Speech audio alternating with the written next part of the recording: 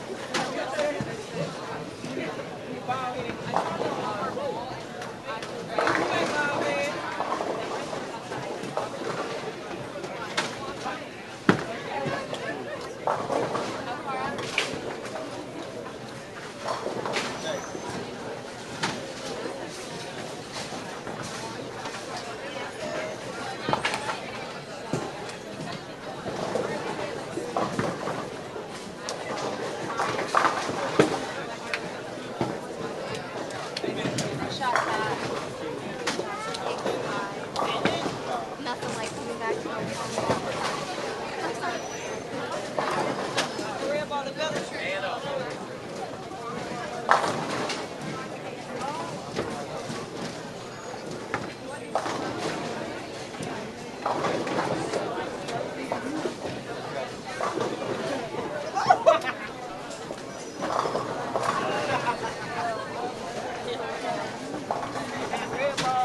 Simple shot.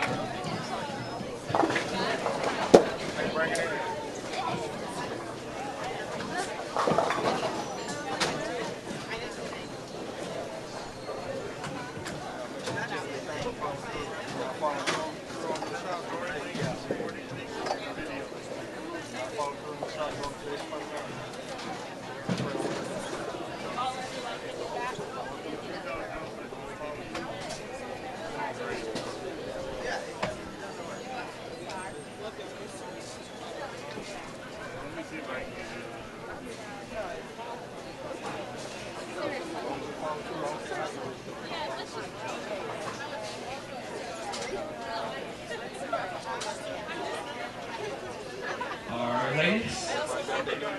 On lanes, left lanes will be the start lanes. Good luck and high scoring.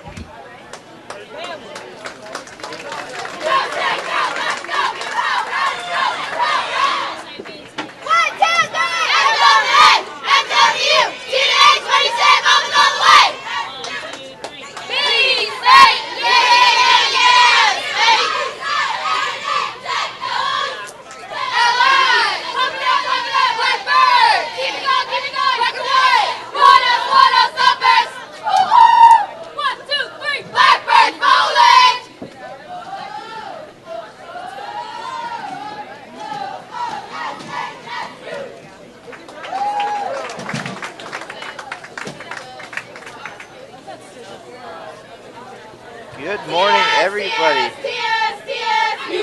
Matt Canizaro and Terry Bigham live from Huntsville, Texas, the Matt and Terry Show on the road. How you doing today, Matt? So far, so good, sir. We are at Huntsville Lanes, watching the inaugural Track Cat Clash. Say that 100 times fast today. Okay, guys, stay hot, athletes. Stay hot, stay hot.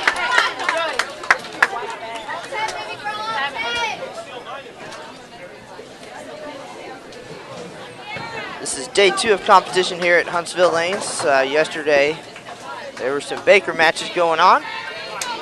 And today, traditional team game. So a lot of different formats used here in this NCAA competition. And as the day progresses, we will keep you posted on the scores and talk about yesterday's action, talk about tomorrow, and of course what's going on today. Right now, On our featured pairs, Matt, we have Long Island University and Mississippi Valley State. And we'll also be taking a look at Texas Southern and Monmouth College, or Monmouth University. Yesterday in the opening rounds of competition, Long Island went 1-4, but they sit in 7th place because everything is based on total pinfall here at the tournament. They do is they bowl the quad Baker matches yesterday, and today they're bowling traditional team matches, and they will take total pinfall from the 2 days to determine the seeding for Sunday's brackets. And if you want to, we'll take a look at what happened in day 1 real quick, kind of recap, let you know where we stand here. Arkansas State went 5-0 yesterday, had a total of 42-04 pinfall. They lead.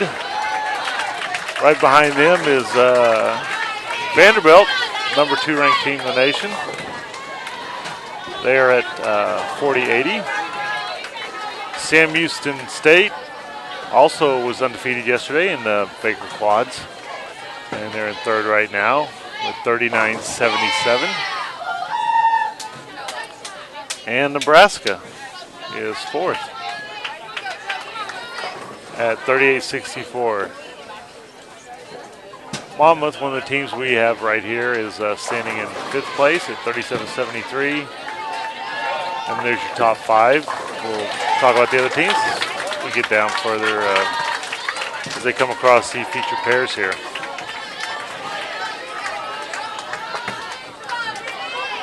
well, I'm glad you got all that. I appreciate you paying attention here, and I try, Matt, I try.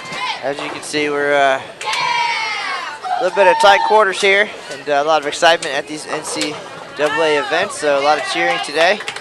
Our featured pairs, lanes 9 and 10, and 11 and 12.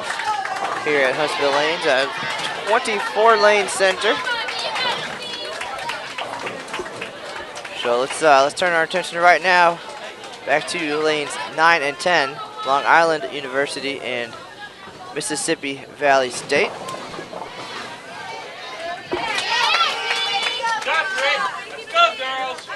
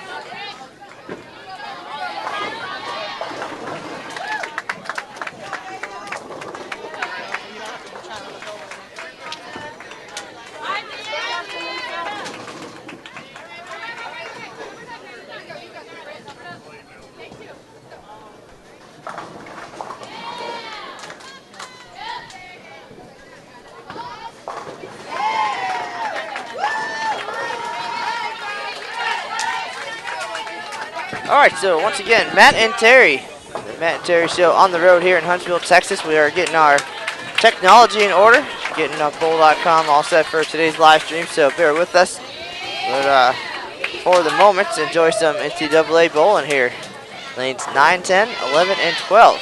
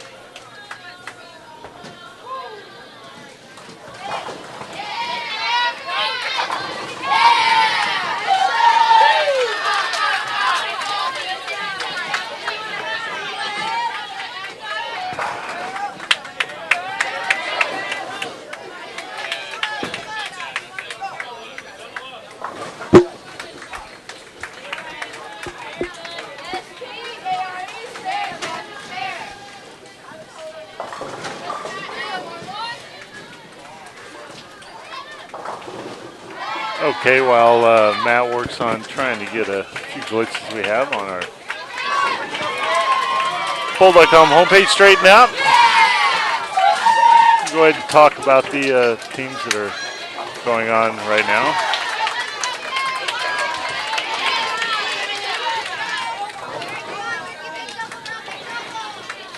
On our pair that we're watching right now, that's Texas Southern University.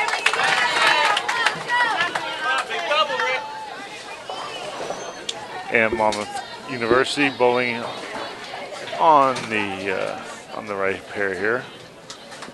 Heading into today,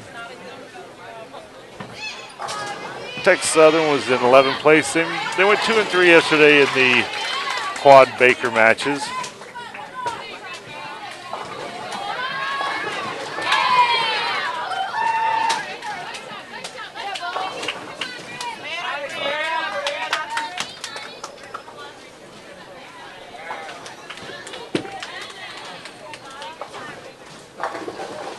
They managed to get victories over Jackson State and Grambling State yesterday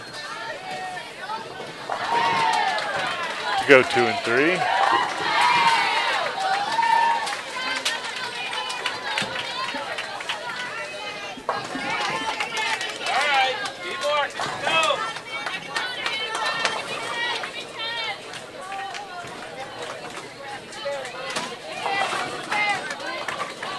And that's Brianna LaForbes picking that up. Here as we're in the second frame of the team games here today.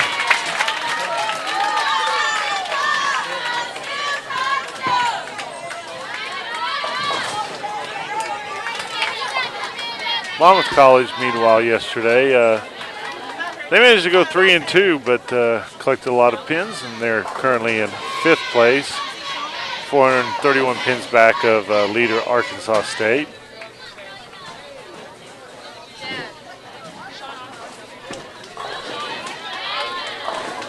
Yesterday, Monmouth posted in the quad Bakers. They posted victories over Louisiana Tech and took a 3-pin victory over Vanderbilt, second-ranked team in the nation.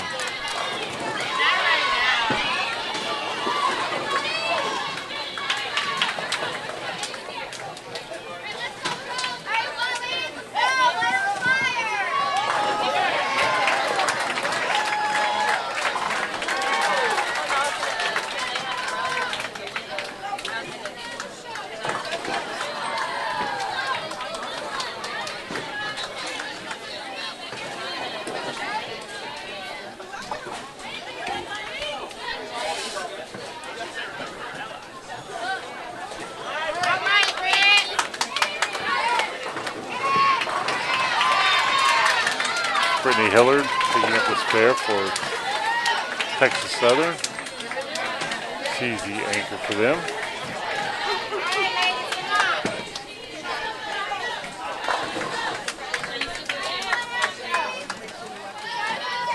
And we'll head to the third frame here.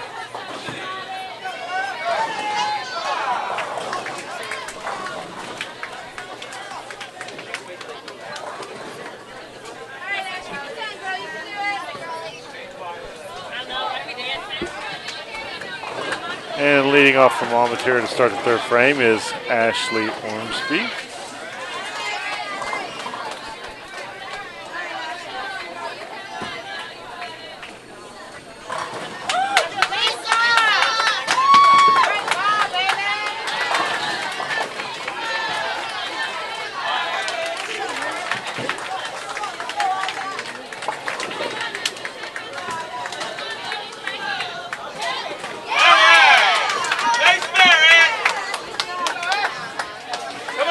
Oh, there's a nice spare by Ashley Ormsby there in the third. Keep her clean.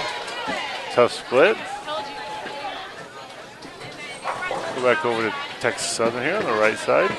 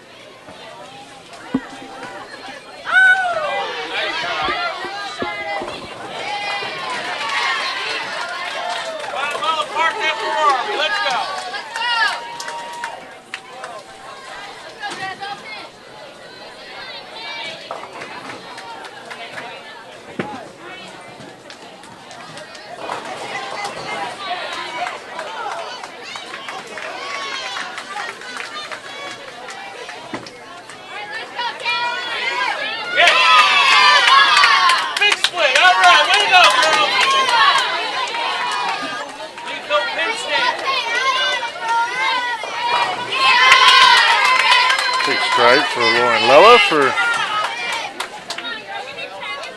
And Texas Southern answers on that one.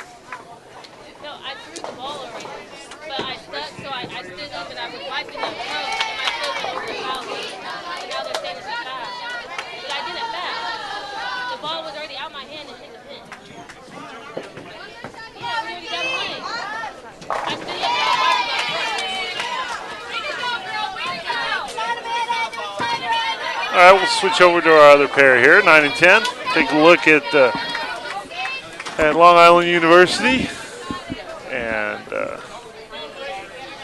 Mississippi Valley State. Long Island only went 1 and 4 yesterday in the Quad Bakers, but they're in 7th place, a little over 500 pins back of our leader. Had a strong pinfall total. Had a couple of tough losses yesterday.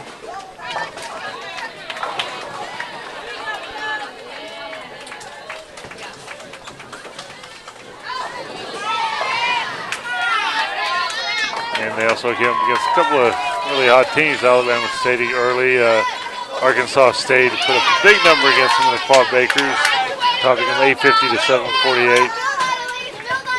And Prairie View edged them by 18 pins,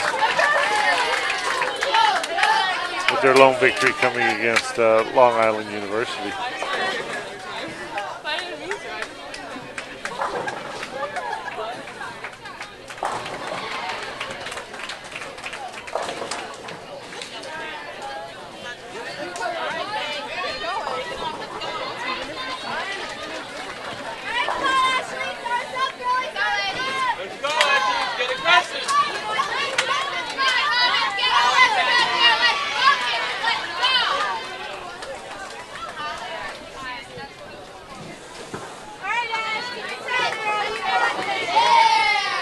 Mariah Hatfield up on the right lane there for Long Island. Shows a solid strike.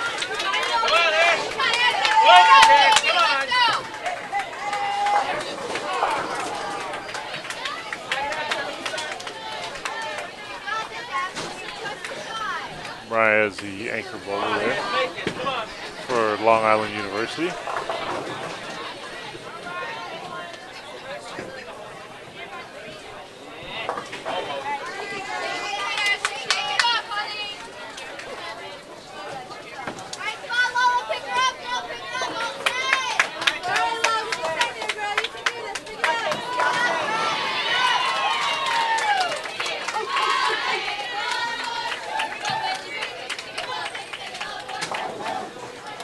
As you can hear in the background, a lot of cheering going on at these NCAA tournaments. These girls teams tend to have a lot of emotion. They have a lot of fire when they're out here on the lanes. They do a good job of supporting each other. And we're moving over, switching lanes here as we head to the 5th frame.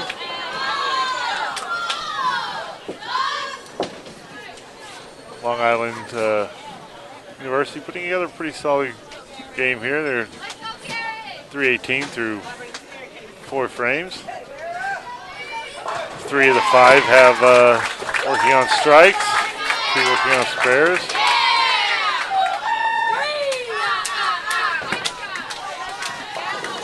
And leadoff bowler gets them started right away. Karen Diosa.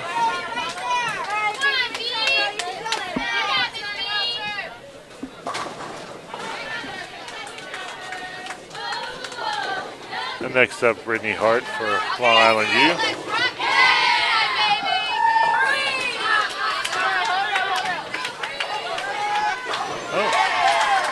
Strikes to start off the 5th. For Long Island, we'll go over to Mississippi Valley.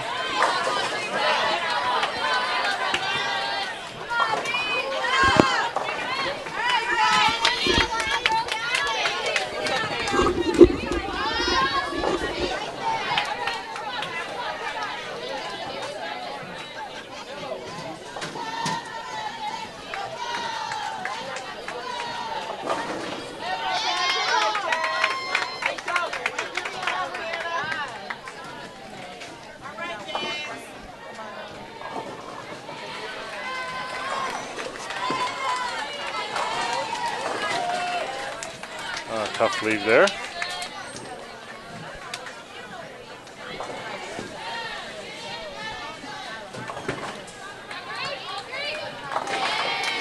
And Brianna Knowles gets up there for Long Island. Picks up clean, gets that for her spare.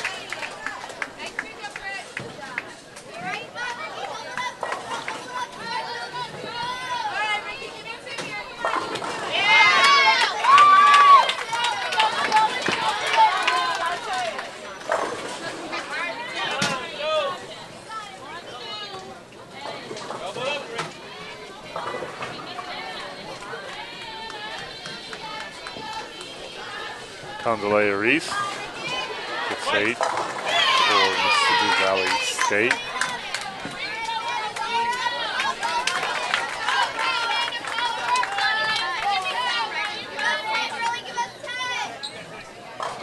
And up on the left lane for Long Island is Joanna Santoromana. Gets 5 to fall.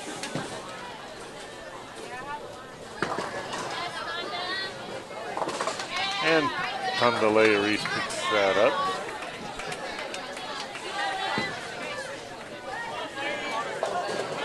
Teams in front of us are a little quiet. So they were really focused this morning. So we're at we're in the 5th frame of the first set of team matches today here at the Track Cat Classic.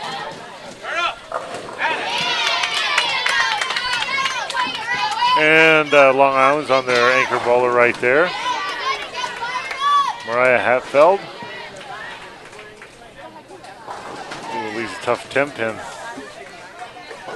This is the first annual Track Cat Classic. It's being held at Huntsville Lanes down in Huntsville, Texas. NCAA Women's Tournament. There are 14 teams here at the event.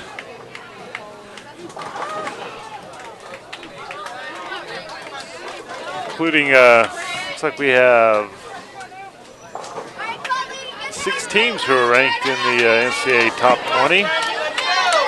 Vanderbilt, which is currently in 2nd, is number 2 in the nation. Nebraska, which sits 5th at the first day of the event, is ranked number 5. Arkansas State, which is leading the event after the first day, is the number 6 ranked team, followed by tournament host Sam Houston State University, 7th in the nation. Stephen F. Austin University is 13th, and Prairie View A&M is number 20. NCAA women's bowling right now rankings. As we said, first day of the format was quad Baker games. They did 4 Baker games and against each team, and the team with the highest pinfall total wasn't based on actual game matches, but it was total pinfall would win the match, and those counted for a victory in the NCAA on your NCAA record. Today we're doing the 5-person team games. We'll do 4 or 5 of those. To set up Sunday's final day of Baker match play.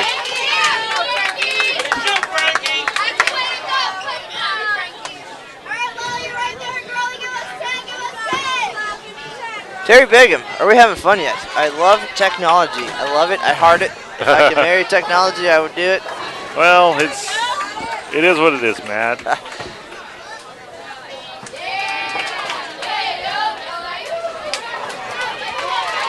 I bet live streaming was a whole lot simpler back in the old days before all this internet stuff caught on. Starting already. That's good. I wasn't insinuating anything with that comment. I'm just saying in general, in the old days. Not that you were there.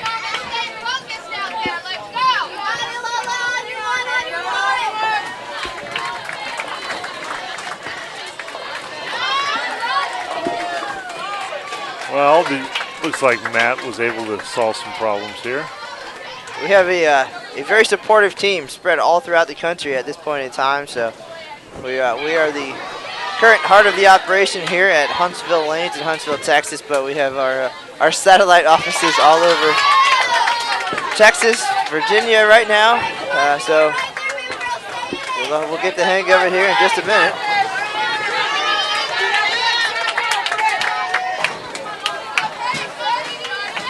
And of course, our good buddy Alfresco helping us out today. So always an adventure. So Al can always be a little troublesome there, Matt.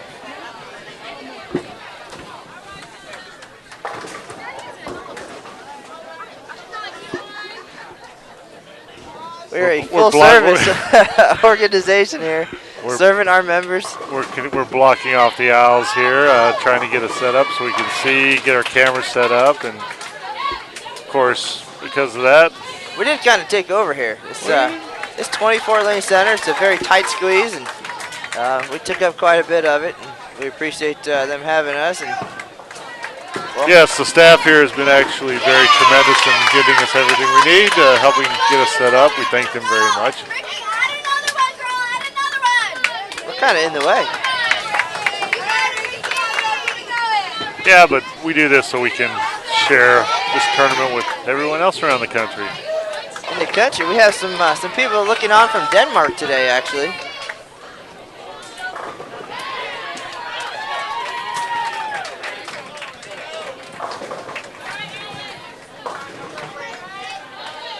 Well, thanks to everybody who's joined us so far.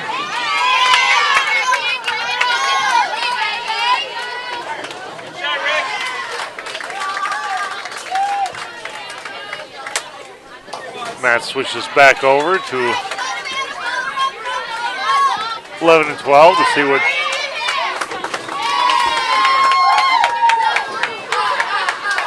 Texas Southern and Monmouth is doing.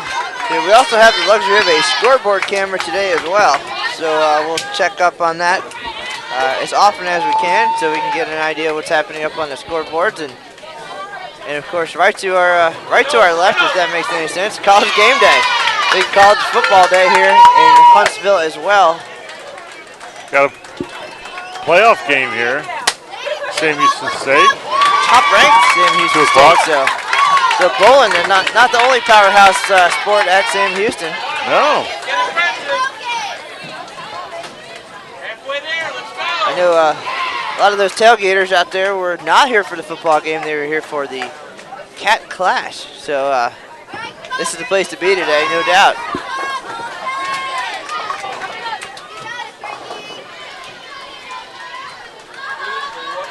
And as we watch Long Island there, Long Island is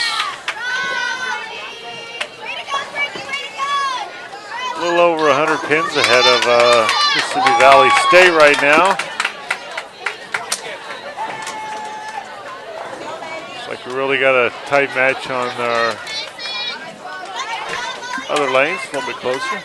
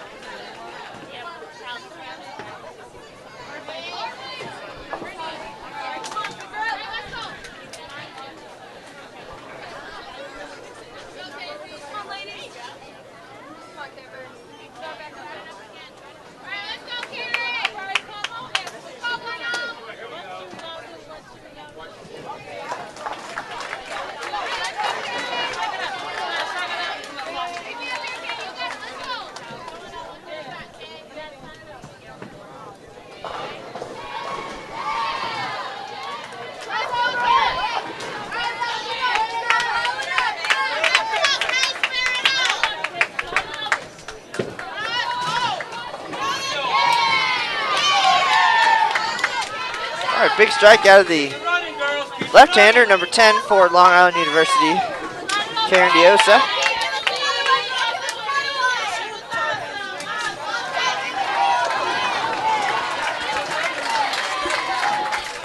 Solid game for her so far. She has 127 in the 6th frame.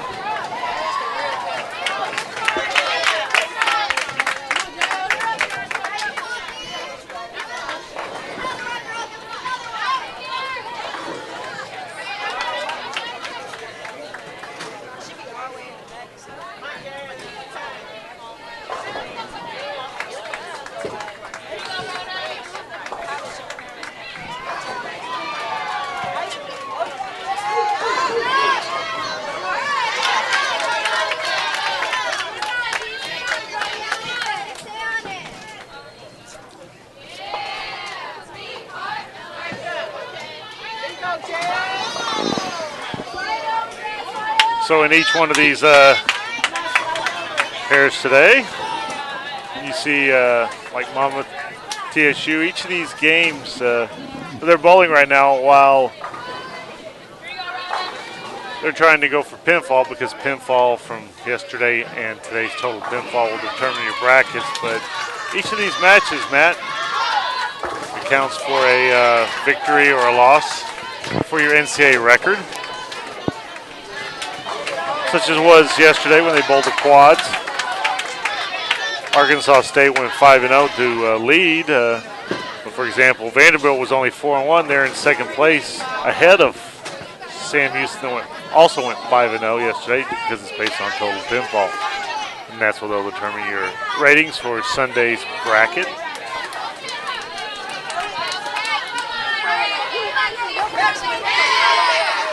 So as we see Long Island University bowling here on the left lane.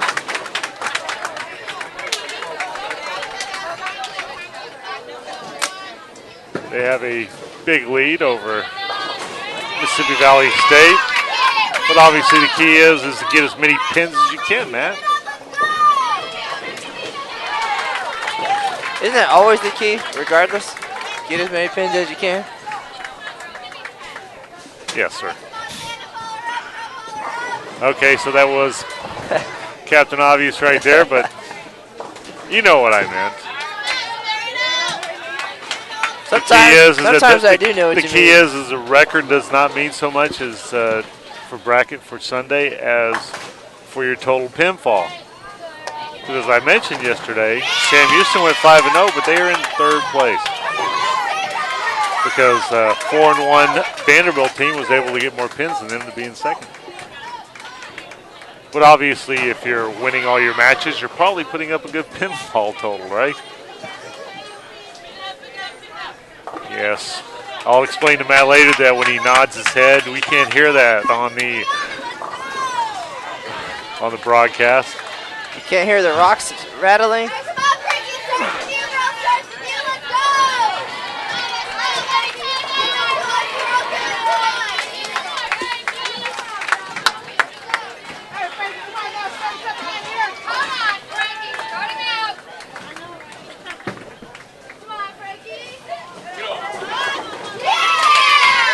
Got Mariah Hatfield stepping up here in a second on the lane number 9. She's the anchor for LIU.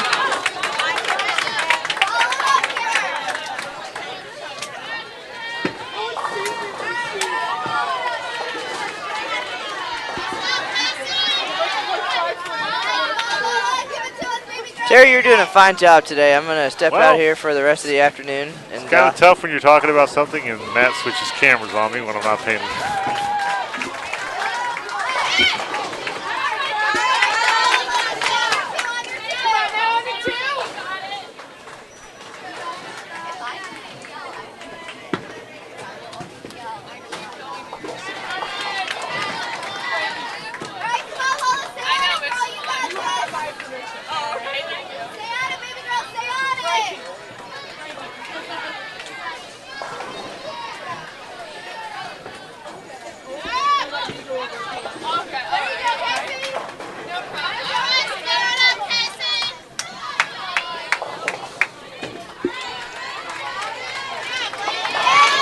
Okay, so Matt's apparently got some things figured out.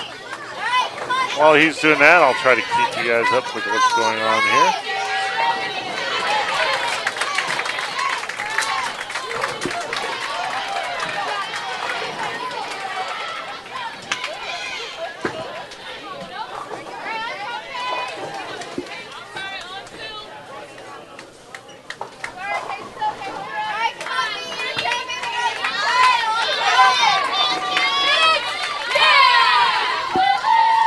I do believe on the ride home Sunday afternoon we should come up with some cheers for our league team on Tuesdays. I think that would be entertaining, and we'll take something away from this event. You know, we'll learn a little bit and bring some of this collegiate atmosphere back into the ITRC. And I think the rest of our team and the league would definitely appreciate a little bit of this excitement.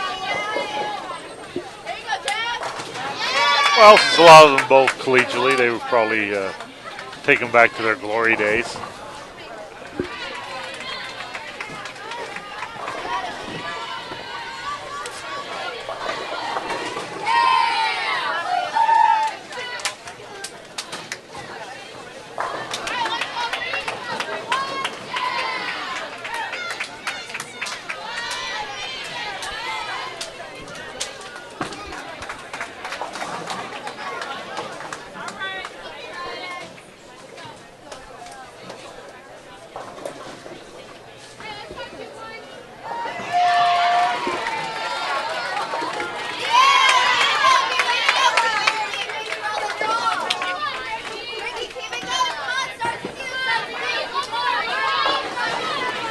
Watching Texas Southern.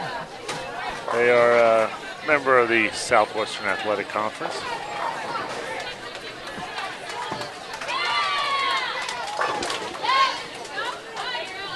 Along with Prairie View A&M, who's also here today.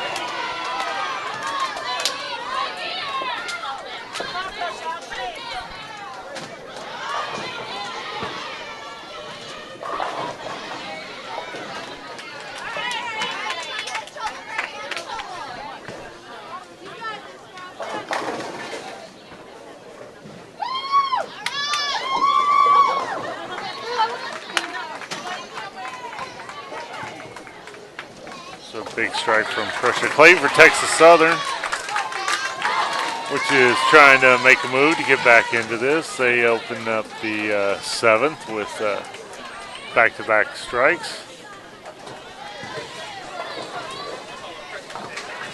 Monmouth holding about a 60-pin lead as they go in the 8th.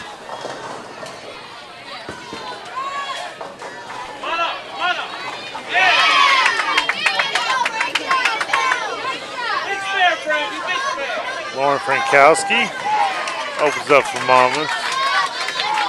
There. Big spare, I'm sorry, for Monmouth.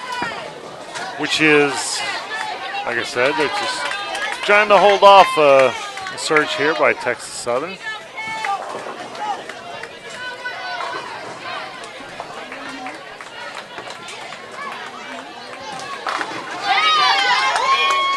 And the 3rd consecutive strike to start this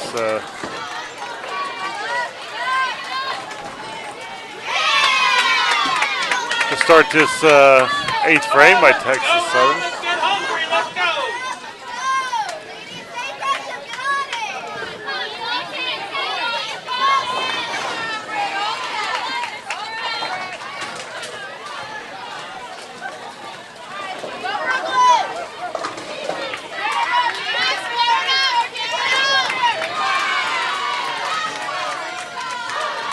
And that's Brianna LaForbes, goes a little high there.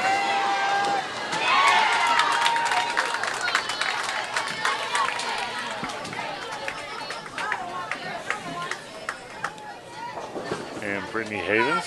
Let's see if she can get something going for Monmouth here on the right lane. And she gets them all to fall.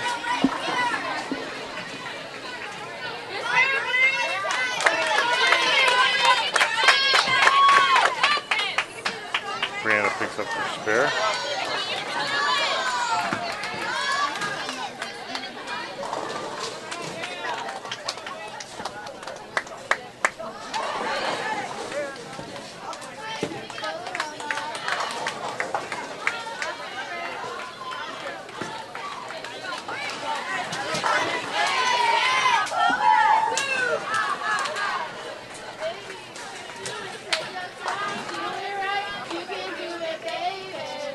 Danielle, number 9, comes up for Monmouth. So I guess crossing over a little bit for an 8 count.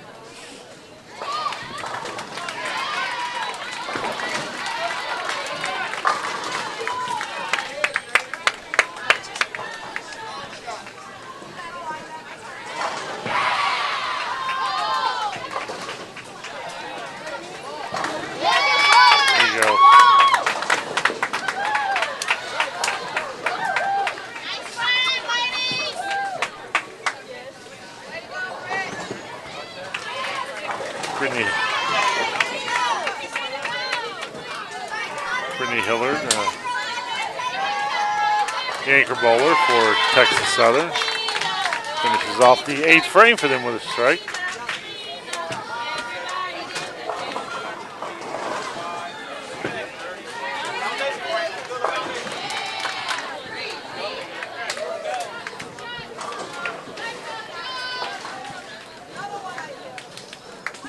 And we'll take a look at the scores over here for Long Island.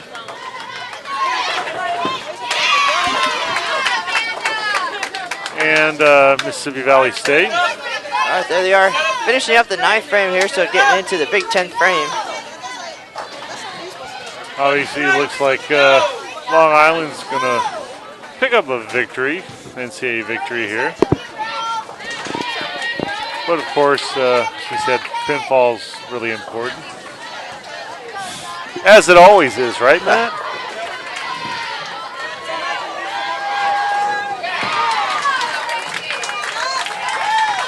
And we're about to start the 9th here from the Texas Southern. So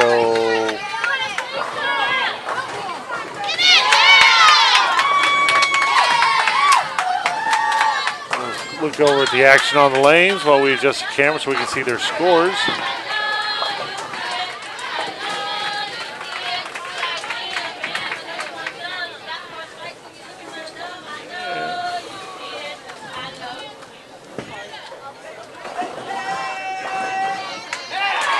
will tell you that our that we are a little bit of a tight space over here. A little bit of a low ceiling, so we'll try to get you these scores. Yeah, don't mind the ceiling fan in the shot. It will not keep you from being able to see the scoreboard, but we're going to see if we can do this without little ceiling fans blowing in. We do have to set the cameras a little higher up here because of the way you're doing it. We're probably all of about 3 feet from the action in front of us, well, with the players standing back here, and looks like that's probably the best shot we're going to get here for the scoreboard. Although I think you can see him pretty well.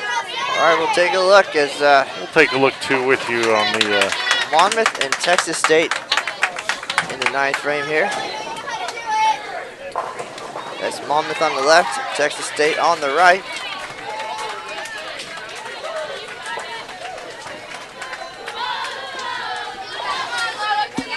Let's see if we can get in a little tighter on those scores, Matt. Try not to make everybody too dizzy out there.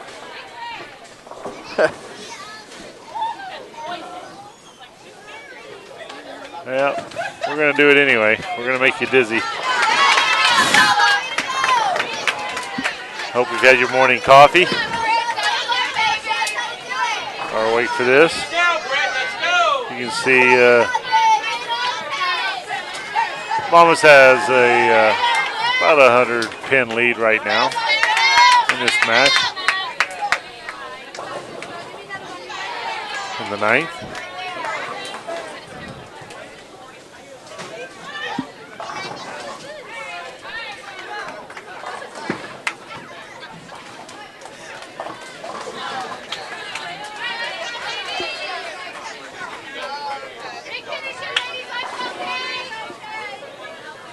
So let's go back over and watch some bowling.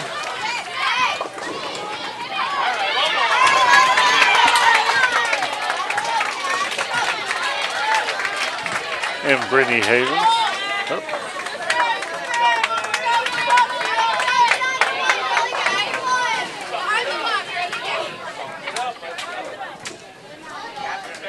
All right, we're back over to the Long Island Mississippi Valley State match. Mississippi Valley State is on the left.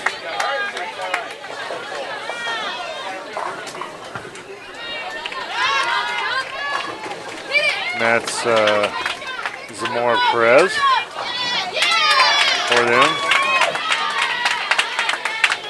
And on the right lane, you just saw Karen Diosa for Long Island with the 9 count. We're in the 10th frame. Of this match.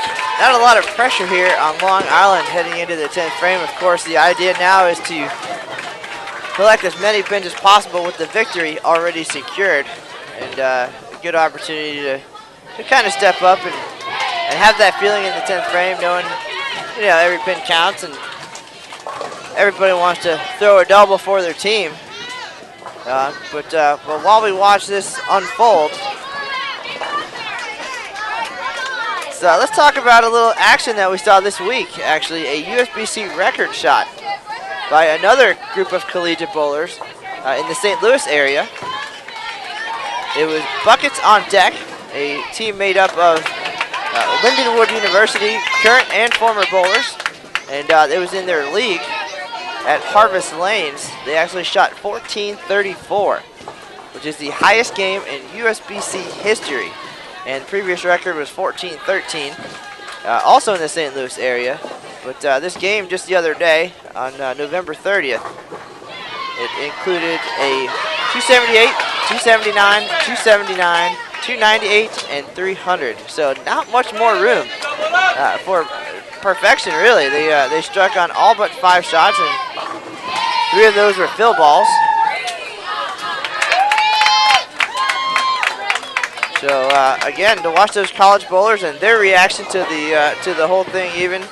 Didn't they break the record of the record that they broke? Wasn't one of their coaches? It did. The record belonged to their coach, Randy Lightfoot. And we'll talk more about that later as the day progresses. We'll pull that up and talk a little bit more. But Randy Lightfoot, all these years later, it's 10 years later now, his own team, his own bowlers broke that record. So he was excited about that. A lot of excitement in St. Louis. That is a huge, huge number. Right. Well, obviously, Randy must be obviously he was a very good bowler to be on the team to set that record, but obviously he must be a better coach. Randy's got these guys. The 1981 Masters champ. Right. And now he's passing on that knowledge to the next generation. So he must be doing a good job of it because they're able to break his record. So far we're not going to see any record scores here at Huntsville Lanes, but still a lot of excitement and energy. And once again, Long Island University coming away with a victory here on lanes 9 and 10. Let's watch them finish up.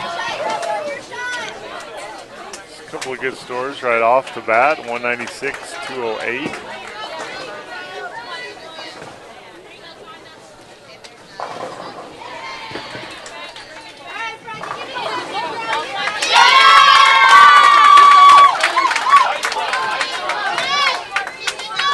See Brandon Knowles comes up on the right lane here for Long Island U. Lefty. Plays it way outside and gets them all to go.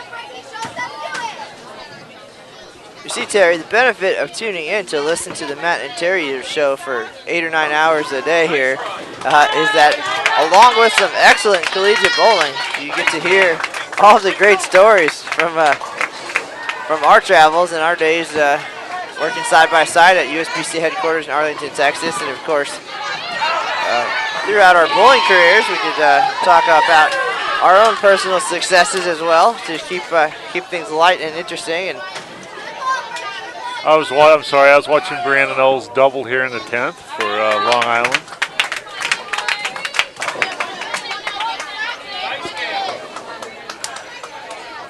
And it's always fun to hear Matt's stories. And let's see if she can finish it off with a 3-bagger.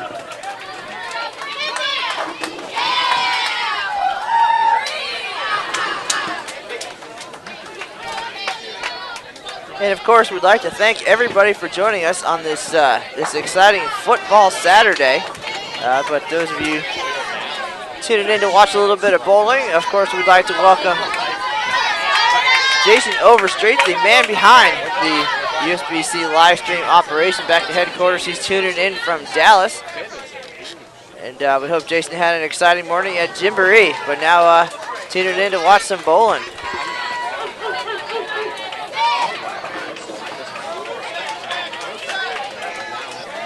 Well, that's good to hear.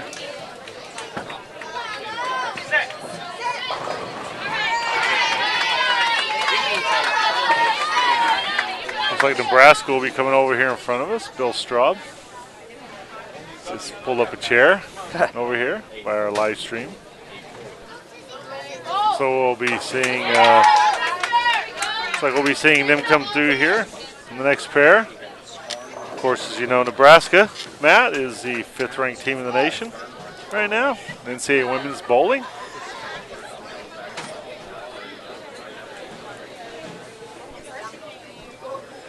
Well, if I didn't know that before, I know it now. Terry Bigham, our stats and information guy, doing a fine job today, keeping us informed about the small details.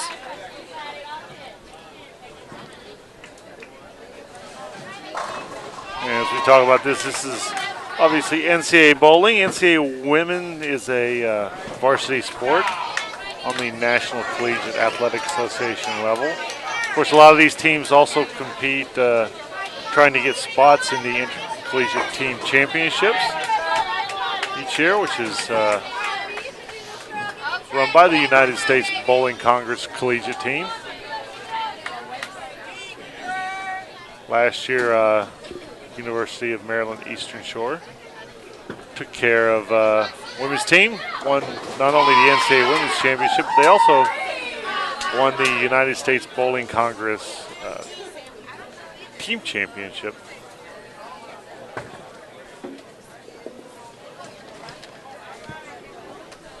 collegiate bowling. Big part of the United States Bowling Congress. So they have sectionals in March,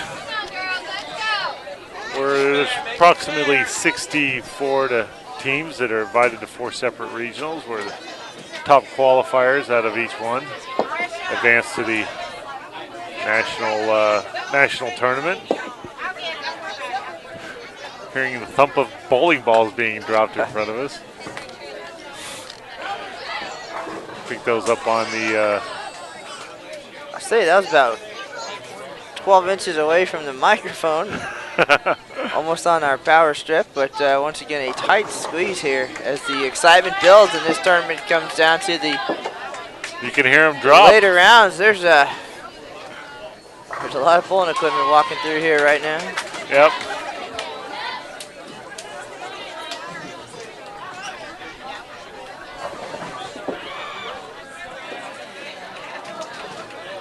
Lady Texters are coming in and dropping down their equipment in front of us.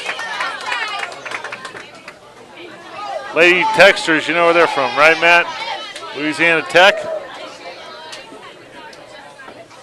Having been in the Southland Conference collegiately, I remember them. Louisiana Tech, when I was in my younger days, when I was in college, they had a basketball player that played against my school, a guy named Carl Malone. You might have heard of him. Yes, Terry went to college. He went to the University of Bedrock, I believe it was. Is that correct? Wow. And we're off. He finished second in his graduating class to Fred Flintstone. Matt will be here all week, ladies and gentlemen. All right. Looks like we're finished with the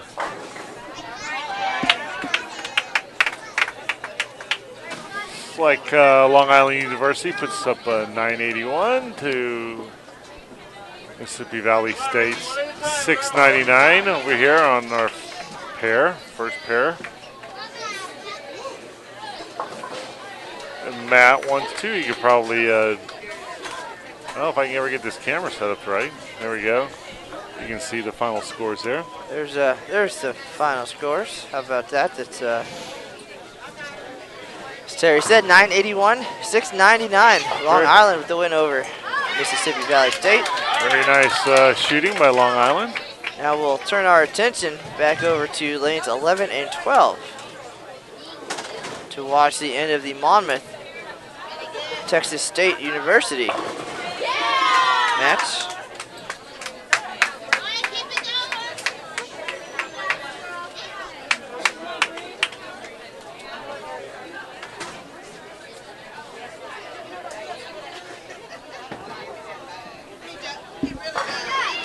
And this is turned into a pretty tight match here, Matt.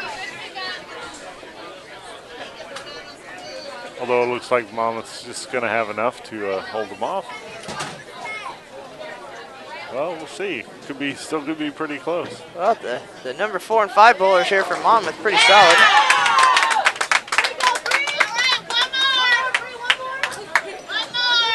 Texas State not going down without a fight. There's a 4-bagger. I'm sorry, a 3-bagger. With Brianna LaForbes. Possible 235, so that's going to catch them up a little bit here.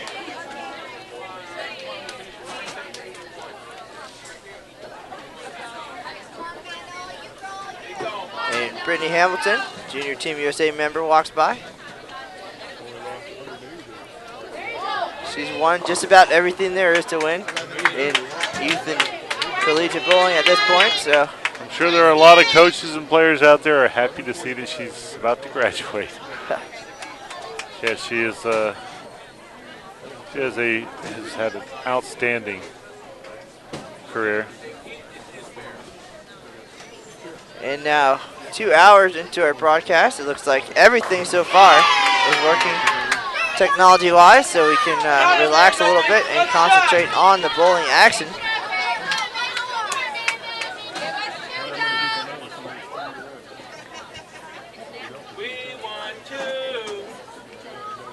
A lot of excited parents. I believe the gentleman to our right woke up at 5:30 this morning to drive up from Houston. That's what we heard. A lot of standing on chairs, trying not to block anybody out, but obviously I need to stand up myself to see what's going on. Luckily, Terry Bigham is a tall gentleman, so he's my eyes right now as I'm sitting behind the computer.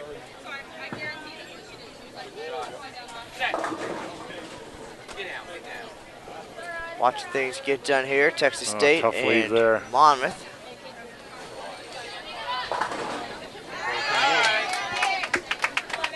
Is that the old 9-10? Don't see that very often. Speak for yourself.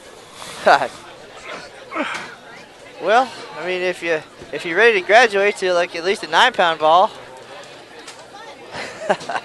all of those crazy leaves and all that deflection will go away. But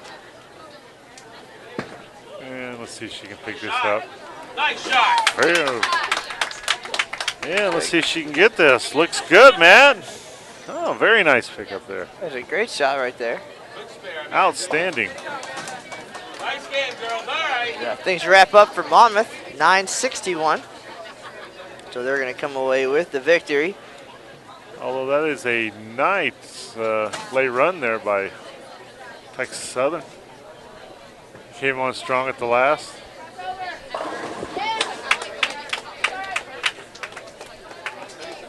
With a 9:43. Yeah, definitely a big finish there from the 4 and 5 bowlers.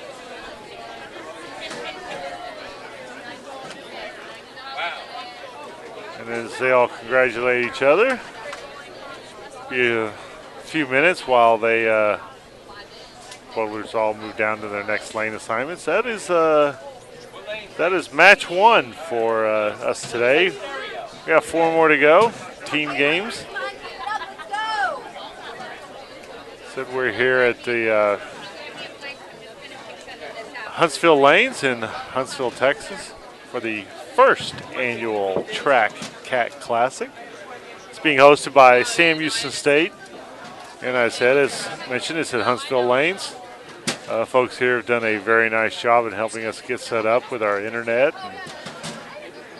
and all of the wiring and power we need to get set up here so we can bring this tournament event to all of you out there. I'm Terry Bigham along with Matt Canizaro from the United States Bowling Congress Public Relations team. Many of you are familiar with Matt from his work at the Open Championships.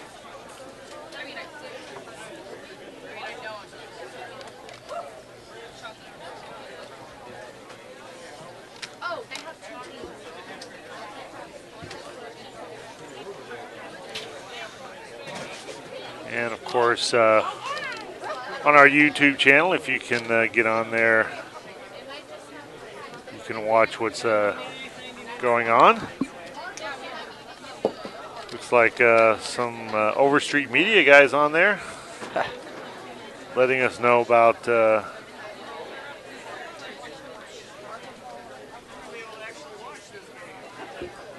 So while we have this opportunity and we're getting ready for game number 2, let's talk about the upcoming live stream schedule. We are back here at the Sam Houston Track Cat Clash tomorrow at 9:30 a.m. I believe is the scheduled time of the start. December 18th and 19th, Lucas Wiseman heads out to the Collegiate Shootout. And then the 20th and 21st, the Glenn Carlson Las Vegas Invitational. So Lucas is going to spend some time out there in Las Vegas again. I had the opportunity to join him at that event a couple of years back. And then January 3rd to the 6th, the USBC Team USA Trials. That, of course, is the event that will help select Team USA for 2012. And the winner at that event now guaranteed a spot at the World Cup. So win that event, go to the Cubica AMF World Cup, and that is where Deandra Asbeidi and Tommy Jones are right now in South Africa. So they are bowling very well out there, both of them in the top 3 through 2 days of competition. They have 2 more days of qualifying before they cut to the top 24. There are more than 80 countries represented, and if you would like an opportunity to represent Team USA at the World Cup, bowl the team trials. Also in Las Vegas, January 3rd to the 6th, and of course, you'll have the chance to be live streamed by the one and only live stream pioneer Lucas Wiseman. And then we take a break until February, where we're back at the collegiate action. A lot of exciting college bowling at that time of the year, February, March, April, as the season winds down. And for that and the rest of the schedule, check bowl.com. The live streaming schedule is there, loud and clear for you to check that out. And we appreciate you joining us today. Once again, we're at the Track Cat Clash, hosted by Sam Houston State University here in Huntsville, Texas. Huntsville Lanes, a 24-lane center, packed, absolutely overflowing with bowlers, coaches, parents, fans. Yes. I was going to go back to, you were talking about the Team USA trials. Remind everybody that if you want to take a chance, take your shot at making Team USA. If you enter by December 5th, entries received on or before December 5th,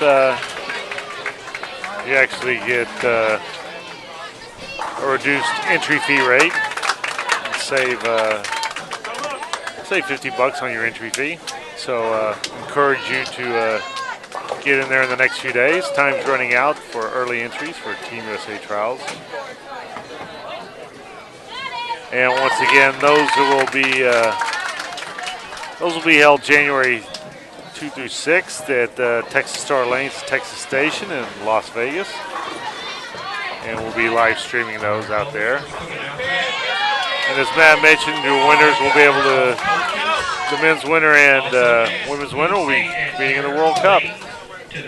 Matt, you've been to the World Cup before, haven't you? That was you got the opportunity of a lifetime. That's right, it was the opportunity of a lifetime. I got to join Derek Oaf and Shannon Pluhowski, and of course both their families at the World Cup in Hermosillo, Mexico. That's where I earned this sweet Team USA track jacket. I was technically part of the team as their PR guy, and it was a very exciting trip. I appreciate that opportunity to go down there and watch Derek Oaf win the World Cup. So that was a big moment for him and his family. I was glad I was there to share it, and the chance to travel internationally, even though it was actually, a very short flight over the border there. But nonetheless, I'm an international traveler, and if I had the opportunity, I would love to bowl in the World Cup as well. Well, looks like January 2nd through 6th, Matt. You need to head out to Las Vegas and bowl in the trials. Again, take your shot. I did bowl last year, finished 31st, I believe, out of however many, 125 people were there. So definitely a fun opportunity, and the chance to represent the United States would be amazing, just as the opportunity to bowl in college was amazing. I would love to have 4 more years of eligibility to go back and experience what these ladies are experiencing right now. The camaraderie and having your team there behind you. Right now we're watching 5 traditional team games. All 5 bowlers bowl the complete game here at Huntsville Lanes. And on our first pair over here on 9 and 10, we have the Lady Texters from Louisiana Tech and Alabama State. And heading into today, the Louisiana Tech Lady Texters, they were sitting in 8th place. They went 3 and 2 yesterday in the quad Baker matches. Alabama State right behind them in 9th place after going 2 and 3 yesterday. They are both right around 700 pins behind the leader, but obviously a lot of ground can be made up today. And in our other pair, on lanes 11 and 12, we have Stephen F. Austin University here in Texas. We did get the opportunity to see them earlier this year bowl against Sam Houston State at the ITRC. Right, they both opened their seasons. Sam Houston State, the host of this tournament, and Stephen F. Austin. we're up in Arlington, the International Training and Research Center, to bowl their opening matches for the season. Sam Houston taking a 2-0 victory there. And said they're playing, Steve F. Austin's playing, they're actually 13th ranked in NCAA women's poll right now. They're taking on the 5th ranked Nebraska team, which is right here in front of us. Led by the tallest man in college bowling, Bill Straub, sitting right there. But breaking news here at Terry Bigham on the Bowl TV YouTube channel. We just reached 700 subscribers. Great. So we're setting a goal for the weekend that so many folks will come and join us on this broadcast that we'll hit 1,000 by the end of the weekend. So everybody, if you're tuning in to check out the action, remember to subscribe. That way you'll be informed when things are coming up, and it's always exciting to catch maybe the team you bowl for, maybe players you know. Check them out here. So we came into today, Nebraska, which is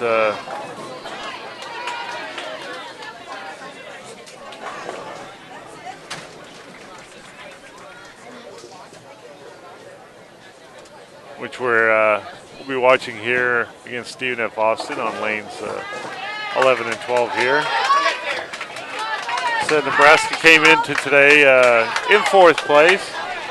They're about 340 pins back of the leader.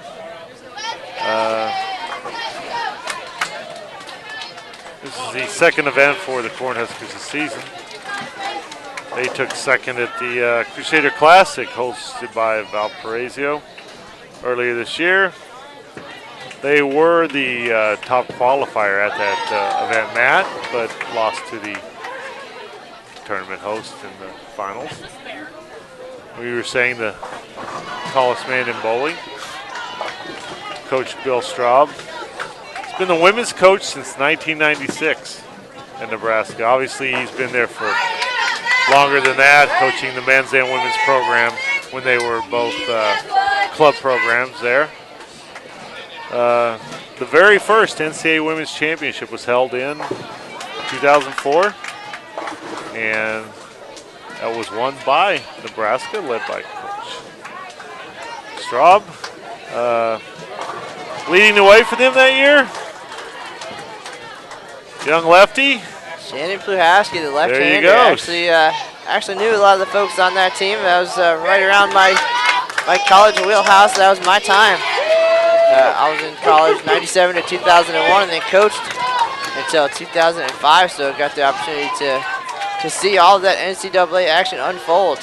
And now it's a huge sport. Right. Well, Shannon, as you said, she was the MVP that year. They came back next year and won. Returned the title again. They also won it. They have 3 NCAA titles. They also won it in 2009. 2005 title. Their MVP was a young lady who now goes by Amanda Vermilia. She works with us there at the United States Bowling Congress. Even better, the first bowler in NCAA history to get a full ride. Jen Doherty, University of Nebraska. She is now Jen Murphy. How about that? We worked with Chad Murphy at USBC. He's heading up the youth efforts there. And I just learned to tell you a little bit about bowling history. Yes, I love to hear the history from Matt. Matt's usually too busy telling me about that I was living history, so when he can share some history with me, that's good. Now, in the chat room, there's a rumor going around that Sam Houston shot 11:45, their first team game of the day. So if that is true, that definitely is going to help them move up in the standings, and hopefully we'll get some updated standings here as the day progresses. Yes, well, Sam Houston came in. They were only about 225 pins back to start today. That would say very big game for them to shoot coming out. As we were saying, they're about 950 on the 4 teams here in front of us. If with them shooting that size, that's a good 200 pins difference. So once again, we'll give a quick rundown on yesterday's action. 14 teams bowled 5 quad Baker matches, which means 4 game matches against a team.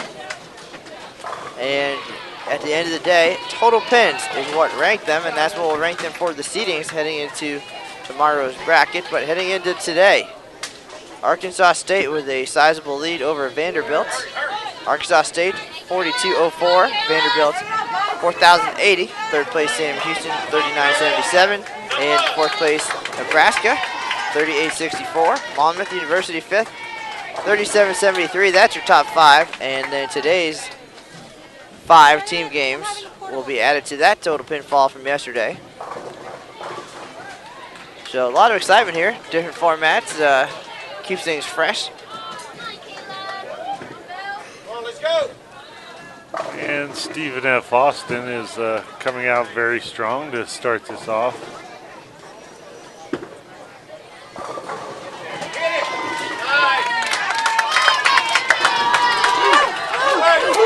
All spares in the first. They open the second with 3 strikes, and they get 4 of the 5 to strike here in the second frame. Nebraska seems to be trying to find their way a little bit here, Matt.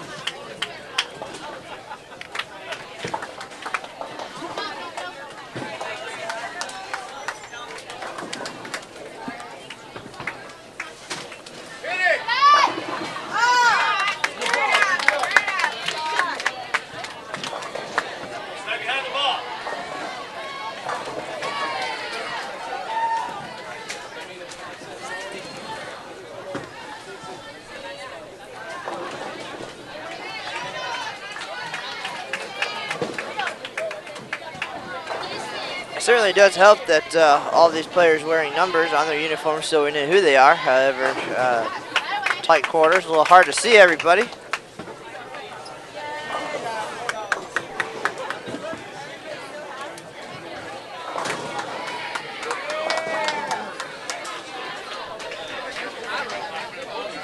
Yeah, I'd like to find out, I don't know if they've done renovations lately in this center, but hope it shows. Very nice little facility they have here in Huntsville. This is the home center for Sam Houston State, which is obviously playing host to this tournament, as we mentioned earlier.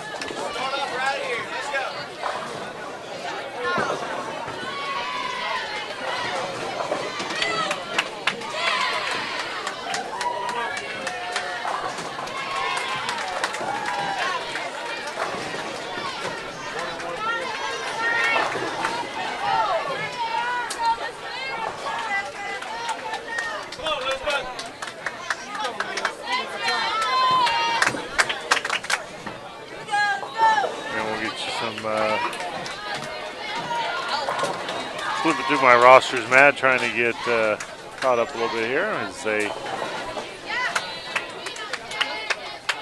like I said, we got some very nice helpers out here today. Help us track down numbers for all the players, so we can hopefully talk about some of these individuals. Well, right now we'll switch back to lanes 9 and 10, where we're going to see Louisiana Tech and Alabama State.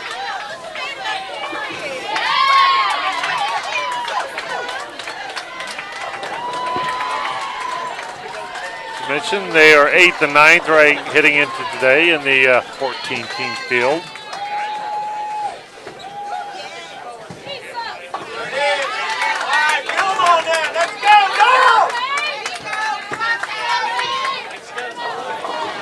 You need better glasses, or they need bigger numbers on here, Matt.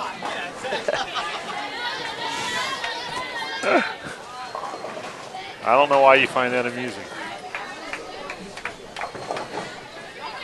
Well, not so much that as the fact that you have more glasses than anybody I know. You got your reading glasses, your seeing glasses, your driving glasses, your Sunglasses. Sunglasses, going to get some coffee I glasses. only wear those at night. Oh, Corey Hart Bigham joining me today on the live stream broadcast.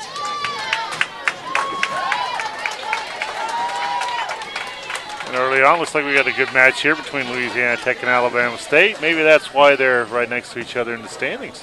Well, we also have a good match here to our right. Stephen F. Austin and Nebraska. The only difference there, Stephen F. Austin is clean now, almost through 3 frames. Nebraska missed 2 single pins so far. As we know, spares make all the difference.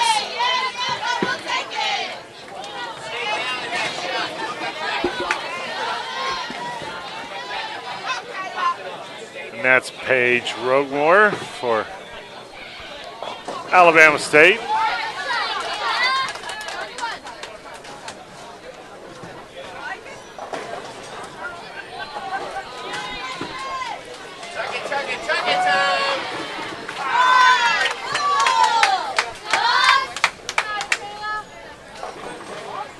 I do believe before long, now that our technology issues are settled, that I will be standing on a chair, no doubt, so I can see what's going on here. I am vertically challenged. Pretty crowded here. Almost like most of you here, we're having to pretty much watch our monitors. I'll tell you that Stephen F. has a couple of tall girls on our bowling team, Matt. That's probably the problem for you.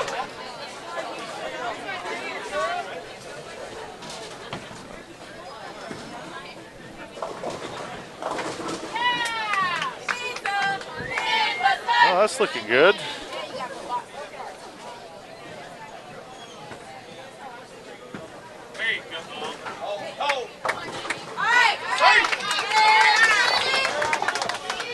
can hear the, I don't know if you can pick that up, Matt. We got some parents coaching behind us. Trying to coach the ball to the right place.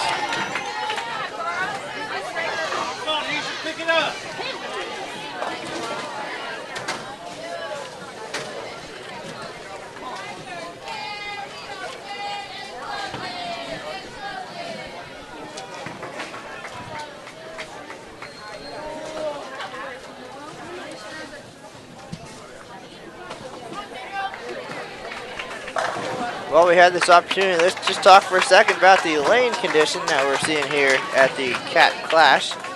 It's called the NCAA 2 Modified.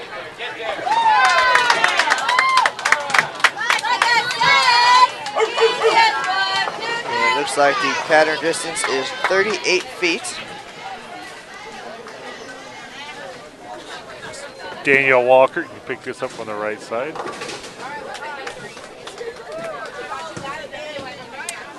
There's a little bit left there, Matt. Maybe we'll get the 10, but you've always told me if you don't get that head pin down, then probably not a good thing. Yeah, we do have a couple of basic strategies on our own personal team. It's, of course, the #1 goal is to hit the head pin on the first shot, and if you don't, hit it on the second shot. Brianna Wells will be leading off here on the left lane here for Alabama State, leading off the 4th frame.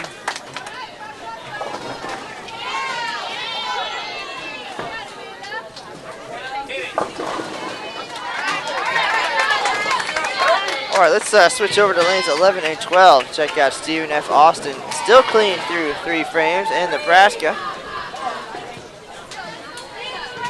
Now up on the right lane, Amanda Bothel or Bethel for Stephen F. Austin.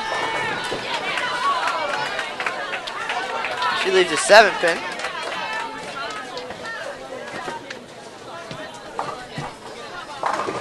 Big strike on the left lane there for Nebraska. That is Yen Ling. I believe she's a freshman for them. Big double for her, looking to get things back on track for Nebraska. Amanda Bethel misses the... This is the 7 pin. She's gonna miss that. Can't say a little that. bit left. Can't say that's an unfamiliar thing for me, but Matt knows all about missing 7 pins, everyone. I would not make reference to that all the time, except for the fact it's so true. It is true. And a big strike there again for Nebraska. Liz Colkin.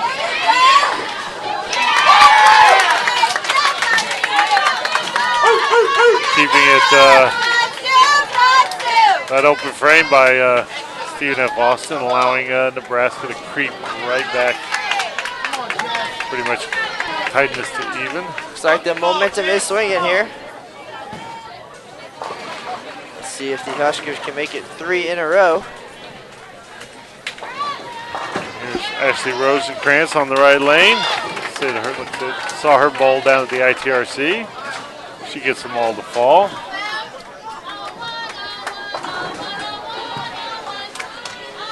And the 4-10 there. So an unfortunate break for Valerie Calberry on the left lane for Nebraska. And that's a momentum stopper, no doubt. Chelsea King on the right lane leaves the 10 for Stephen F. Austin. As Emil would say, Emil Williams Jr., my sidekick the other half of the year at the Open Championships, a flat dime on lane 12 there.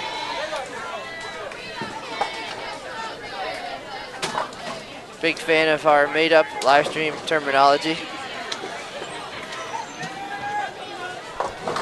Flat dime. Flat dime, the week 10. So I have to keep that in mind. Keep that in mind, and keep that in mind as you're watching us on our live stream broadcast live from the Open Championships. Just take a minute to plug that event. Emil Williams and I will be heading out to Baton Rouge very, very soon for the 2012 USBC Open Championships. More than 60,000 bowlers will head our way from February 11th until July 10th. That event running for a near record 151 consecutive days. Very nice. And last year at the Open Championships, we had 15 live stream broadcasts, hoping to do that many, if not more. And still time to enter for that event. The entry deadline currently December 15th. And construction getting underway at the Baton Rouge River Center around December 13th. So we are on the heels here. We are about to pack things up. That venue is going to take about 45 days to build. So they'll Let's say, aren't your bags packed already to get out there? My bags are packed. I'm ready to go.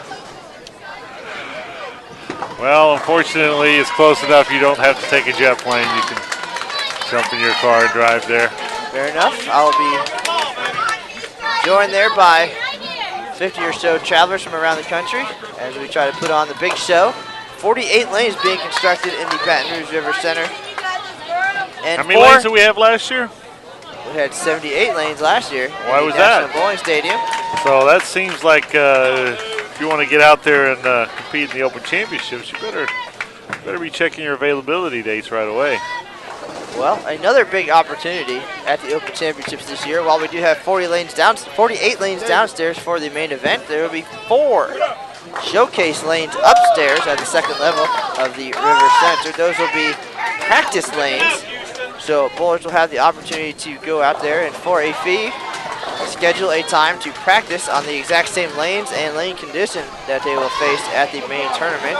And of course, they'll have the opportunity to bowl with international coach Bill Hall, one of the most famous coaches. He's been to many, many countries and coached different teams to international medals and such.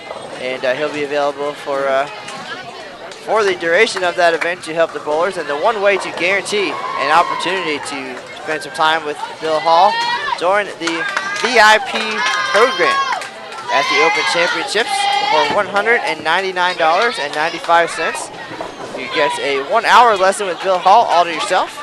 You get a polo shirt, complimentary locker, VIP check-in, and weigh in at the scale room. We'll even carry your equipment to the lanes for you. Yeah, they have a, plus they get shipping of your bowling balls. A discount on Bowling Ball Express definitely makes it convenient, not having to lug your bowling balls through the airport. Right, I mean, for the cost of that, it's pretty much close to what you're going to be renting the lanes anyway, so Absolutely. take full advantage of the VIP program there at the Open Championships. And that can be found on bowl.com. That's bowl.com/VIP for more information and the chance to sign up for that. That's just great that, you know, you got those lanes. They're going to be upstairs. It's going to be so convenient. You can, you know, it's not like you have to travel down the street to another place to get your coaching or to take a look at what you want to do. So it's a pretty cool program. And the Open Championships, of course, contested on a sport pattern. So those lanes are going to be a little bit more challenging than your typical league shot that you've seen. So definitely take advantage of the opportunity to practice on those conditions and be coached by one of the best in the world. And now we'll turn our attention back to Huntsville lanes here in Huntsville, Texas. Got a very tight match going on here.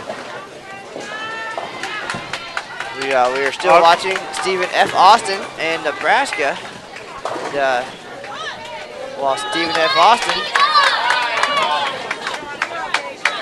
came out strong, a couple of missed bears have tightened this match up, as Terry mentioned. Sitting there looking at my computer to check on something, and helps to plug it in, Matt. Terry's going to go take care of business, get plugged back into the world. And now you guys are stuck with me for just a few minutes here.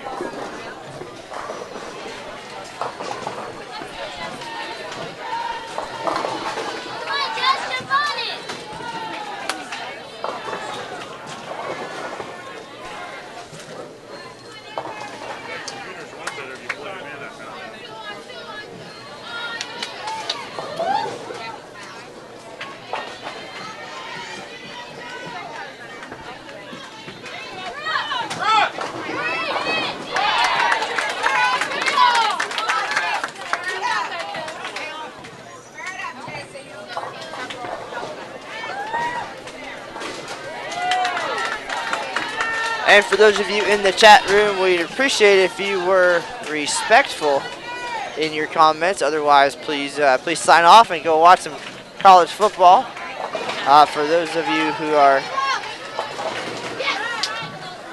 joining us today, we appreciate you taking your Saturday afternoon to spend with us. And it looks like Terry Bigham is back and connected. Yeah, it's not a good thing. Of course, I was looking down where all our strips are and everything. I hope they do not. I hope they don't continue to drop their bowling balls that close to our power strips there, Matt. It's kind of scary. We are right on top of the action here. It's a lot of people here. We have a. Said it's not exactly the biggest walkway through here.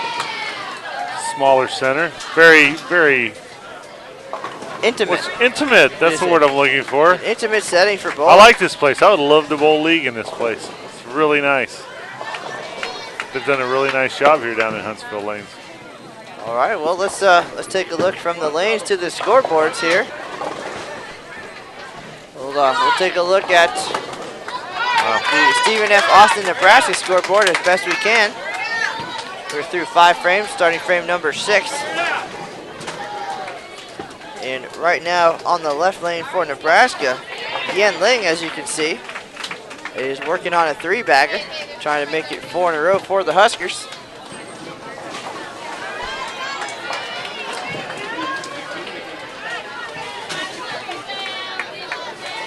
A lot of friends and family from back home checking in the chat room as well. So, all the Huskers, some big program, big following. They were 3rd last year, NCAA Women's Bowling Championships, as you were well aware of. That's because of that, they have finished 1st, 2nd, and 3rd at the NCAAs the last 3 years. And Ling cannot get the 7-pin to go. Goes a little bit light. Mr. Number 7 remains, so she'll try to clean that up after the 3-bagger.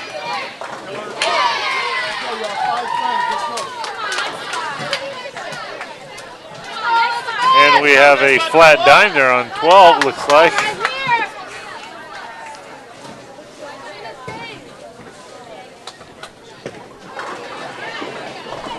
looking at our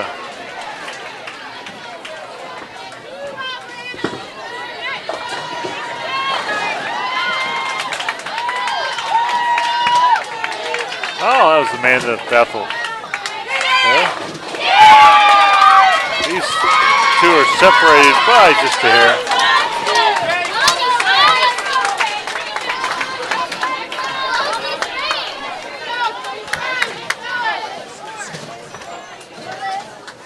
All right, let's turn our attention back to lanes 9 and 10.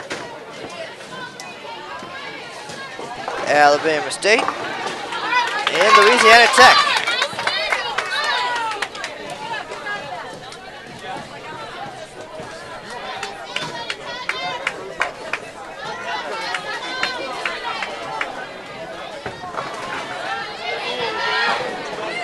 Louisiana Tech with a small lead here. We're in the 6th frame on that pair as well.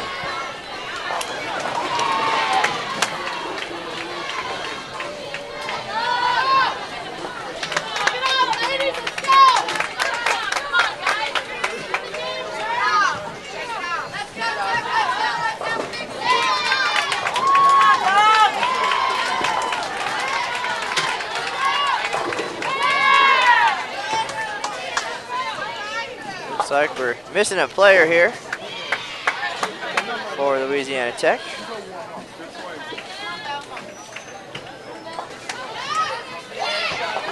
But up on the left lane is Paige Oakmore for Alabama State. Working on a strike, trying to make it 2 in a row here on lane 9. Goes light.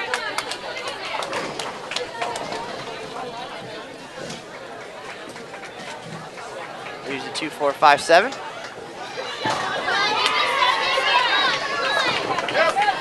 Big football game here in Huntsville today. Sam Houston, I believe they play at 2 p.m. today, #1 seed. So definitely a championship atmosphere here.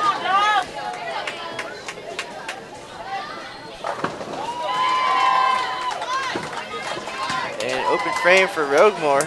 I'm just checking our staff back here. They're finishing processing the scores right now. We should have scores from first match here in a few minutes. So Terry, we were just talking about the championship atmosphere here in Huntsville. A little bit of football, a little bit of bowling.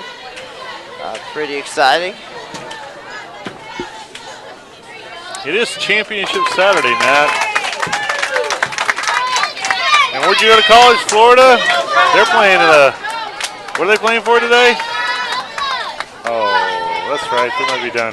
It's all right. You still got Tim Tebow to look forward to.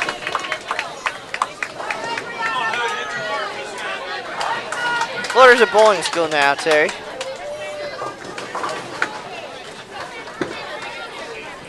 Just as it was from 1997 to 2001.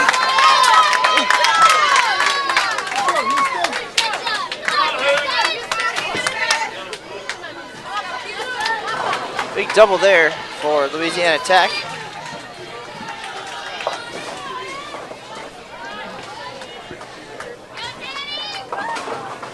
Lucky for us, these players have numbers on their jerseys. No names on the scoreboard, so we're kind of winging it, but doing our best.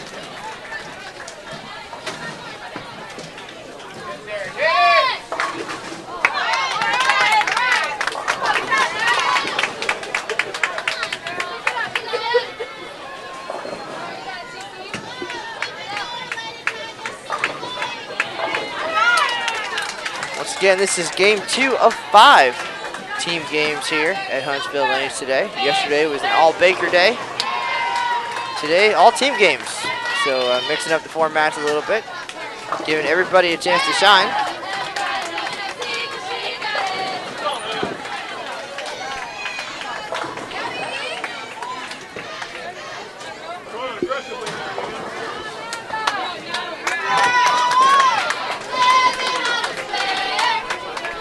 How about that? Living on a spare. I like that little Bon Jovi action. We'll see what Amanda Bethel here can do. See enough Austin. A little bit right here. Thank you. We were just handed scores from that first match here. Yeah, Sam Houston State University put up a big score.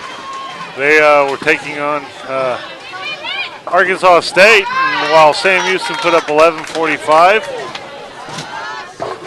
Arkansas State 11:92. Maybe that's why they're leading this tournament, Matt. Wow, that's a couple of big scores right there. That is a number.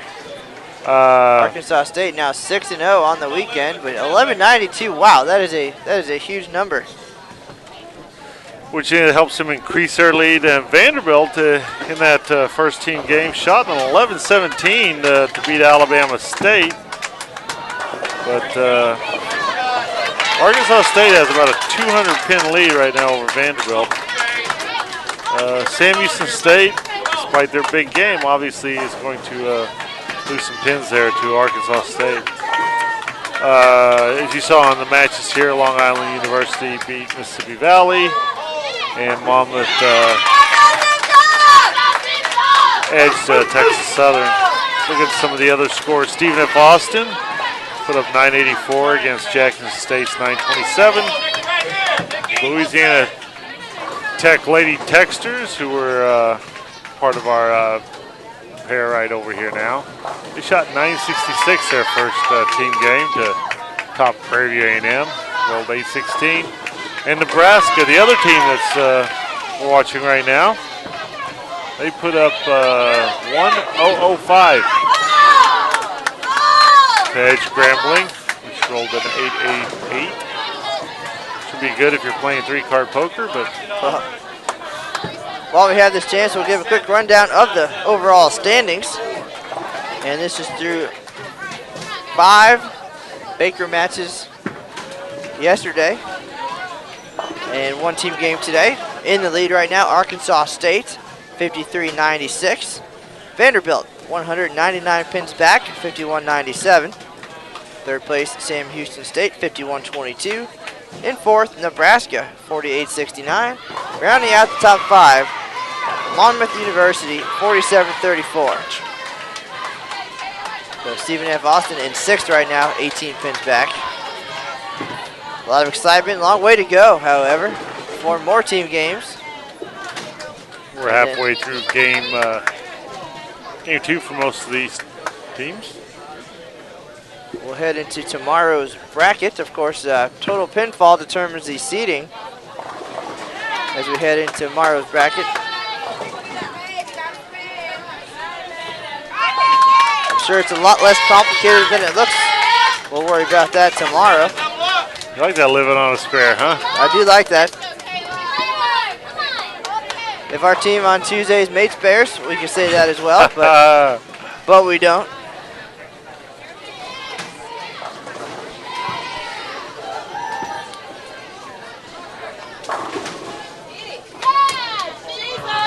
There's a Brooklyn strike for there you go. Jessica Ledbetter. We got Kayla Gersini for Louisiana Tech up there on the left lane. Let's see what Kayla does here. Right there, gets them all to go. Great shot, all 10 back for a 3-bagger.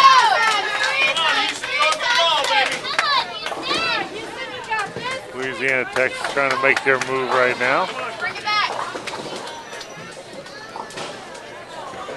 So far, I'm going to say that the Lady Texters perhaps have the best songs of the day. And Danielle Walker there on the right lane for Alabama State.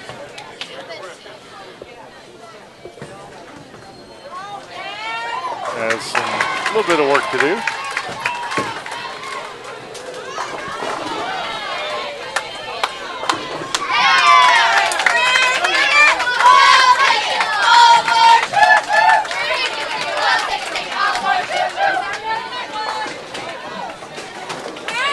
Now it's Houston Granger for Louisiana Tech finishing off the, he's the anchor bowler for Louisiana Tech. Not a bad 7th frame for the Texters. Well, 3 strikes, 2 spares. Keep it clean. That's all you can do. They have a 61-pin lead, looks like, heading into frame number 8. I like the way you do that math. Not my strong suit.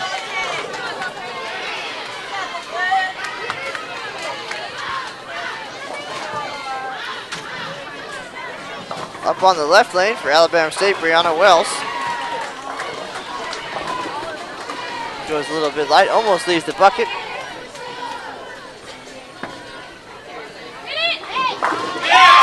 Another big strike for Louisiana State. That'd be Louisiana Tech, sir. Louisiana Tech. Sorry, a little bit of football mode as well, Louisiana State. Yeah? That's where I'm headed soon, Baton Rouge. That was Elizabeth Eldridge, I'm sorry.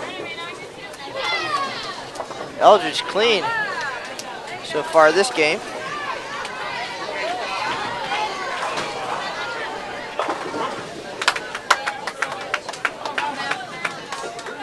Louisiana Tech team has 3 consecutive strikes. Looks like we're a little high on that one. People jump up in my way. It's kind of hard to see.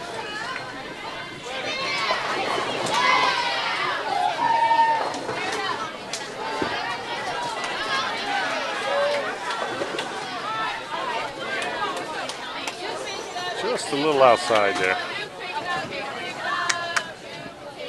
There you go. Who was it that requested that line? There you go. Matt, you big Bon Jovi fan? Is that why you like that, or you just?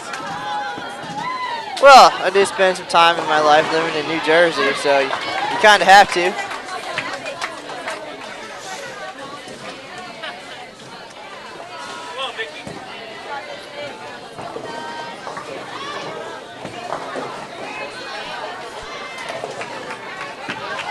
I believe up here for Louisiana Tech for the Lady Texters, Nicole Wilson. Working on a spare. Gets them all the ball. Big strike there. Let's turn our attention back to lanes 11 and 12. Stephen F. Austin and Nebraska. Nebraska starting to strike here late in the game. First 4 bowlers in the 8th frame have struck. Anchor bowler up right now, trying to make it 5 in a row.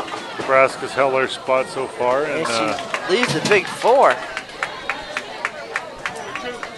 In 4th, like I said, they put up 1,005 their first team game today.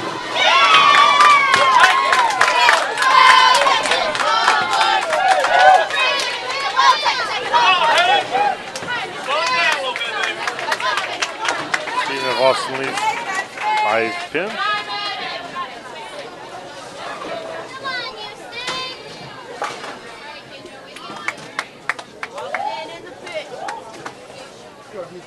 So Nebraska anchor Kayla Johnson off to a strong start here in game number 2. Spare 5-bagger and follows that up with 2 opens. So things not going well for her here late in the game, but the rest of the team is now striking. And they have a commanding lead as they get ready for frame number 9. That will turn our attention back to Louisiana Tech, Alabama State, as they wrap up frame number 8.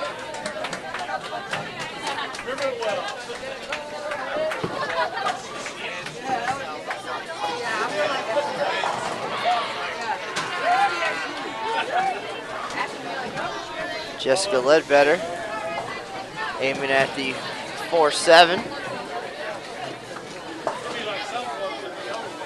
Leaves the 4 only, chops off the 7.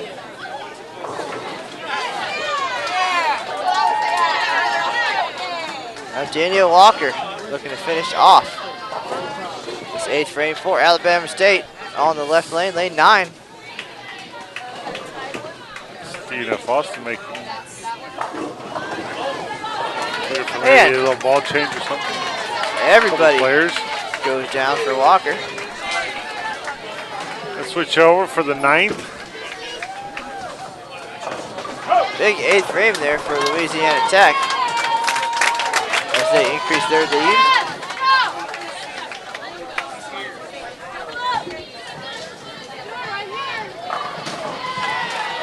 Their leadoff bowler, Elizabeth Eldridge. Stepping up, working on a strike. She's clean through 8.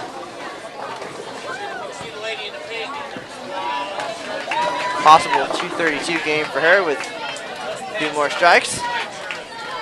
I guess we're standing up here, starting to see people all jumping up on counters and stuff around here. Like I said, it's an intimate setting.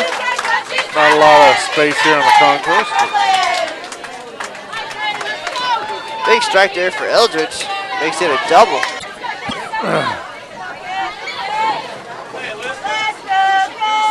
As Kay Rawls now stepping up for the Texters.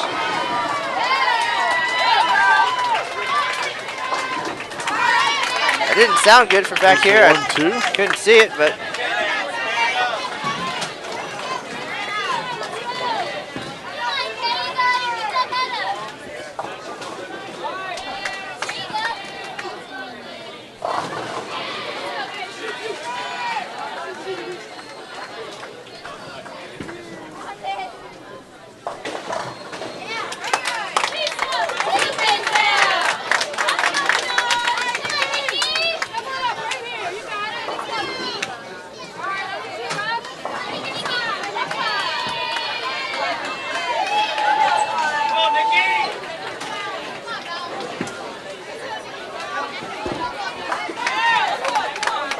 picks up that 1-2.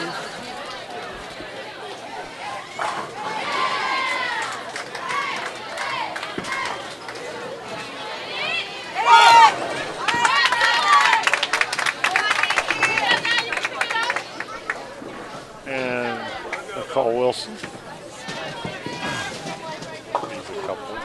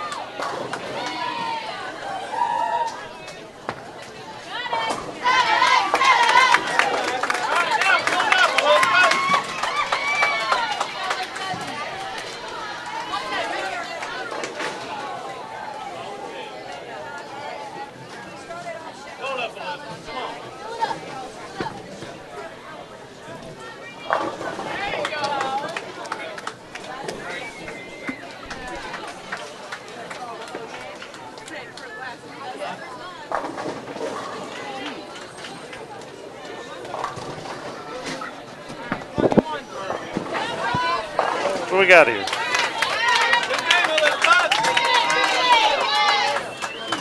Seth Rogan, he must be talking about Matt, obviously.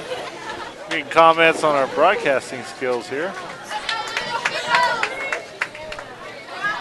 Texas Ranger fan OA. Very nice.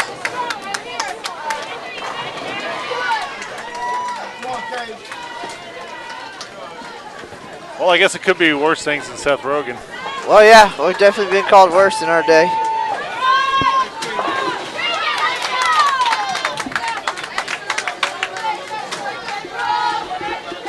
All right, let's get our bearings here. Solid effort here for Nebraska late in the game.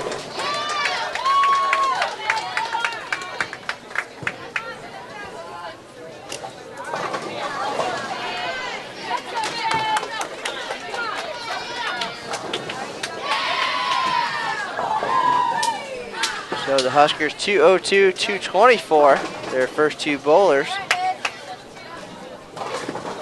And in the 3-hole, Liz Colton. She's working strikes to open the 10th. She's got a 4-bagger going. possible 225 game here for Culkin. A couple of opens there, first half of the game, but on track here in the second half. Looks like Nebraska's going to cruise to the win here. Game number 2. Now it's a matter of how many pins can they get to climb out of 4th place, I believe.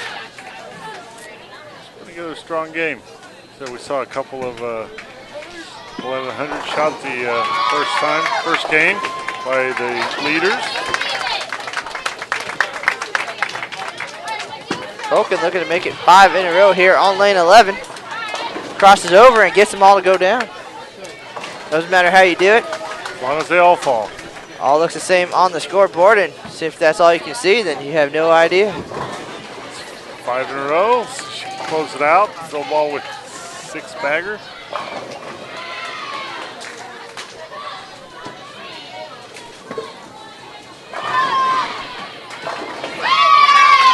Looks like Brooklyn is the way to go today. We've seen a lot of Brooklyn strikes here so far, all around. And still some spare woes for these ladies.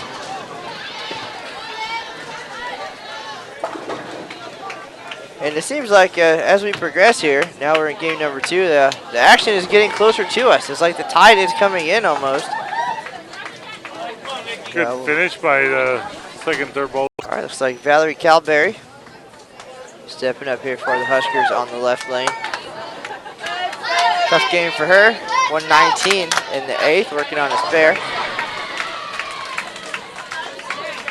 But the Huskers will go over 1,000 here in game number 2.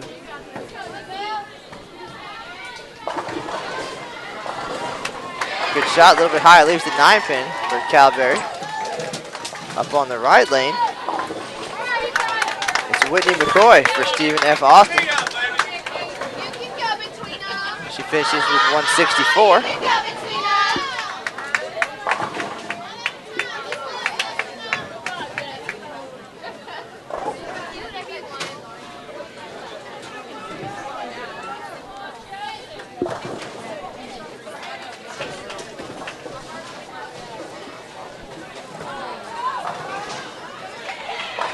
Stephen F. Austin started pretty strong, but looks like they've dropped off a little bit. Had a few open frames. A couple of single pin spares they missed.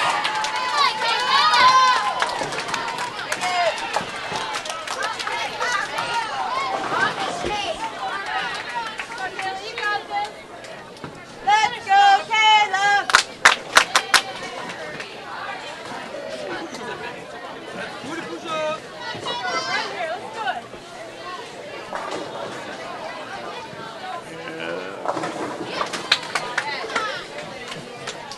Big strike there for Kayla Johnson.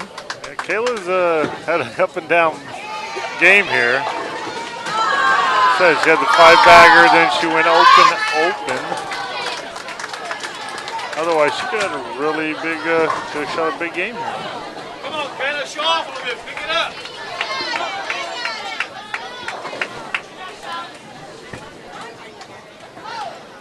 And that gets the Cornhuskers over the 1,000 pins for this. Which apparently, Matt, looks like you're going to have to be right up around there to hang with the top teams today. No doubt, a couple of 1100s, game number 1 right out of the gate. So some big scores here on this NCAA pattern. NCAA 2 modified.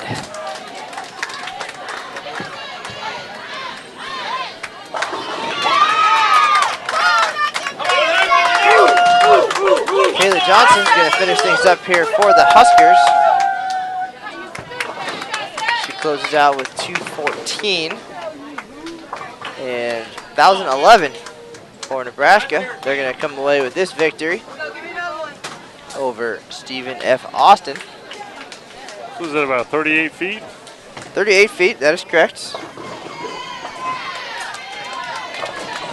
And Nicole Parkhurst closing things out for the Lady Jacks. I was mentioning, like you heard earlier, she's a Dexter All-America. Dexter does good partners with USBC. They have the Dexter All-America program. For you, if you're a high school bowler out there watching, check out bowl.com/high school. All the great programs that are available for high school bowlers. Dexter does a shoe program for high school bowling teams. You get discounts for shoes if you buy, for the whole team or buy 10 pair. Great deal. said, all that information can be found at bowl.com/high school. And of course the Dexter All-American program itself, where they named five boys, 5 girls to the Dexter All-American team each year. They all get a scholarship and are recognized at junior gold. All right, well, as Parkhurst gets up there and finishes things off for Stephen F. Austin, we're going to get ready to take a look at the scoreboard real quick. So Louisiana Tech 930 over Alabama State 800. On lanes 9 and 10.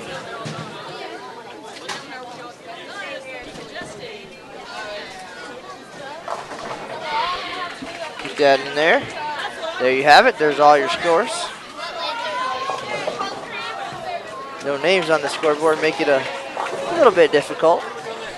Camera's floating on me a little bit there. Try to correct the float here. Try not to make everybody dizzy. All right, that's plenty good right there. We'll turn our attention back to Stephen F. Austin and Nebraska as things get finished off. It's Nebraska 1,011. Stephen F. Austin 894. Terry will check out that scoreboard so you can get a peek at those games. Big 10 frame there for Parkhurst to tighten that up a little bit.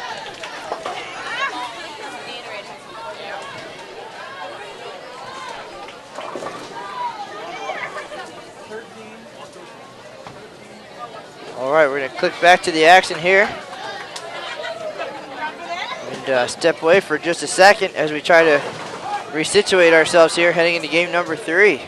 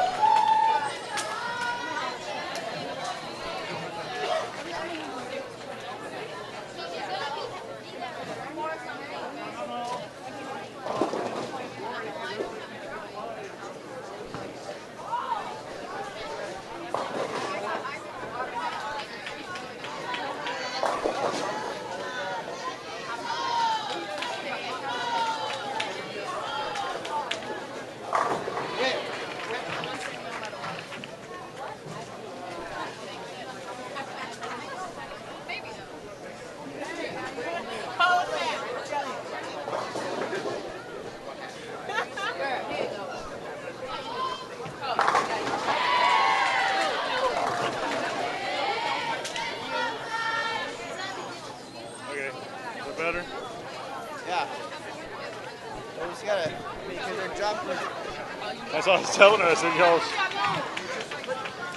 Oh, yes. Okay. Let's go.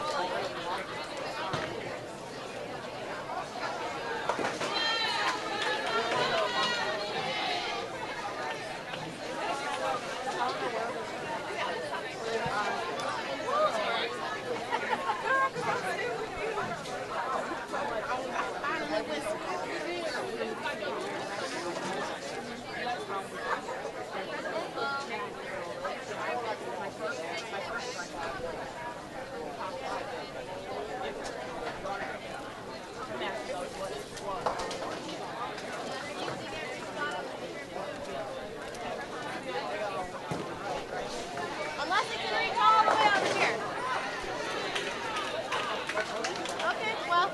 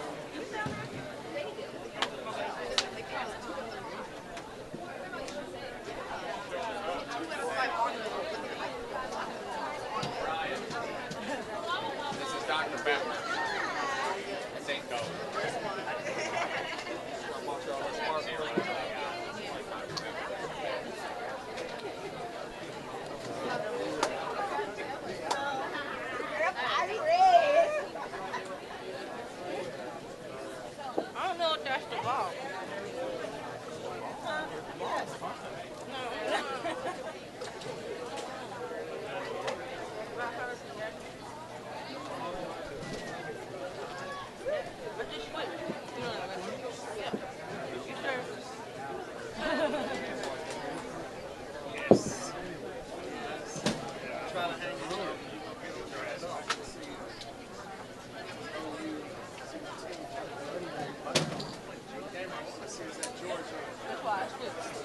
was thinking about it the whole.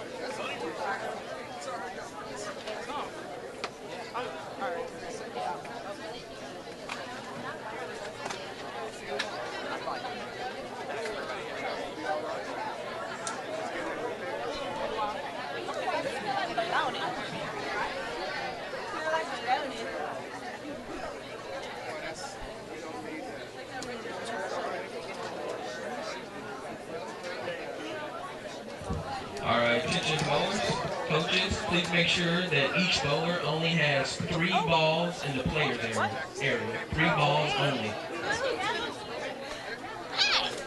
That's our first order. Damn. I'm about to say, not to play.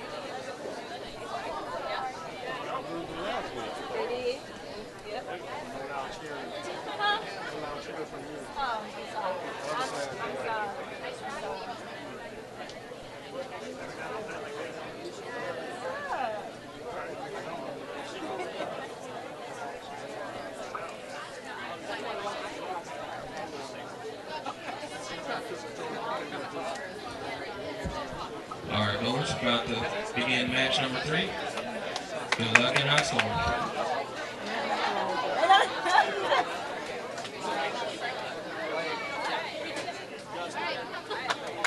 Same lineup?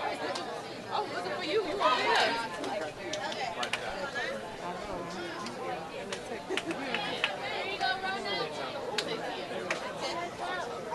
One, two, three. Go, fight, win, Rebels!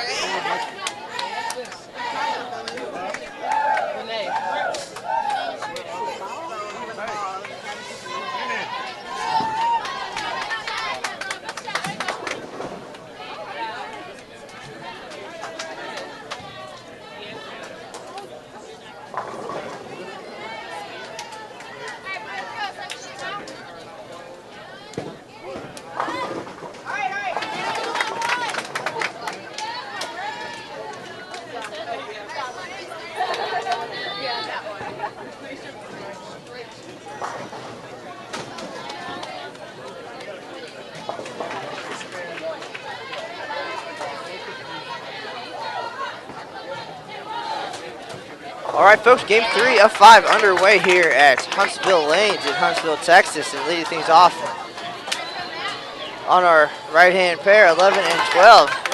We have Vanderbilt and Arkansas State, so top 2 teams here at this event. Brittany Hamilton getting things started off for Vanderbilt with a strike. And on our other featured pair is going to be Mississippi Valley State University again against Prairie View A&M. So a lot of excitement here as things progress. Once again, game 3 of 5 team games today here at the inaugural track Cat Clash, sponsored by Sam Houston State University. Yesterday, all Baker. Today, all team games. So at the end of the day, total pins will help towards the seeding for tomorrow's best of 7 bracket. And of course, each one of these matches will help towards these teams and their NCAA records for the year.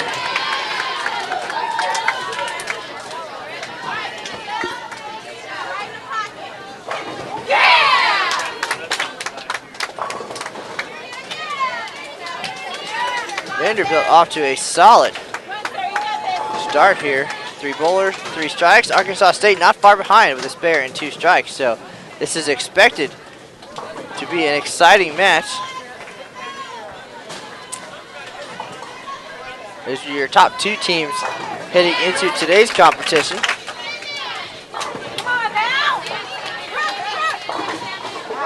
Arkansas State yesterday going 5-0. And it's Baker Matches. Vanderbilt 4-1, not far behind in the overall standings. We'll have a standings here after 2 games shortly.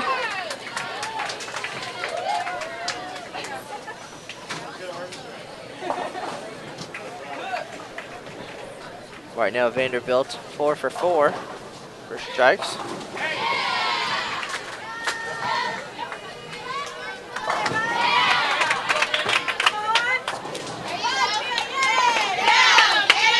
The Commodores, they've played 2 tournaments so far this season. Took second at the Fairleigh Dickinson Invitational. And then they won the Hawk Classic that was hosted by last year's NCAA Women's Champion, University of Maryland Eastern Shore.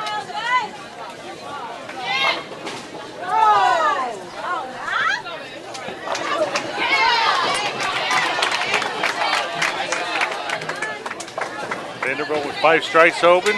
You already mentioned that, Matt?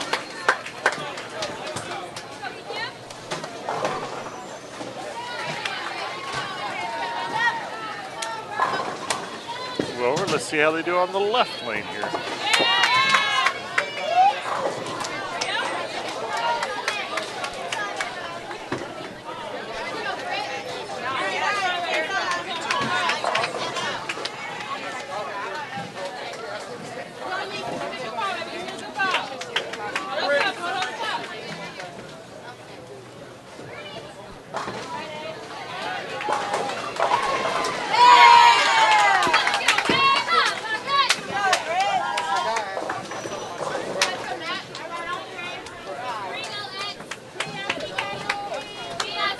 Arkansas State started today off with a huge 11-92 game. Vanderbilt not far behind with 11-17. Those are your 2 top teams after 1 team game today. Still waiting on the standings through 2. But Arkansas State with a almost 200-pin lead over Vanderbilt after 1 today. So we'll see how those teams fared in game number 2.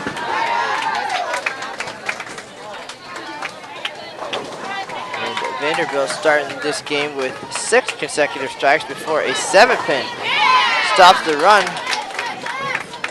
Yeah, Alabama State started off yesterday. Like I said, they went 5-0 yesterday. Arkansas State with a couple of big victories yesterday during the quad Baker matches.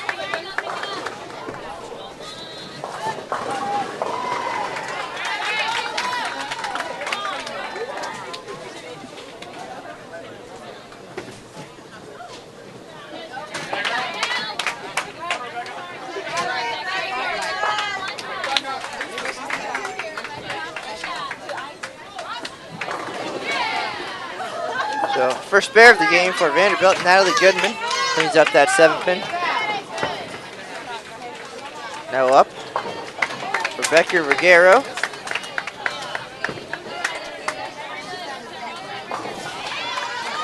They're expecting this to be a high-scoring, exciting match here on lanes 11 and 12.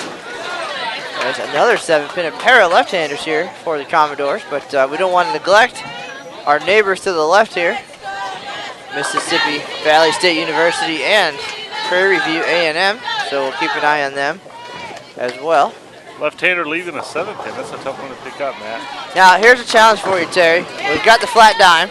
Obviously, it's a weak 10-pin. Yes. But we spent much of the Open Championships trying to find a comparable terminology for the left-hander leaving a flat 7. So if you think of anything during the course of the next 2 days, feel free to share, and I'll run it by my associate, Emil Williams Jr. Well, I know if you converted, you could call it the pick 7. Pick 6, pick 7, whatever. Okay. I'm not helping you out too much here, am I? No, but I'm kind of used to that anyway.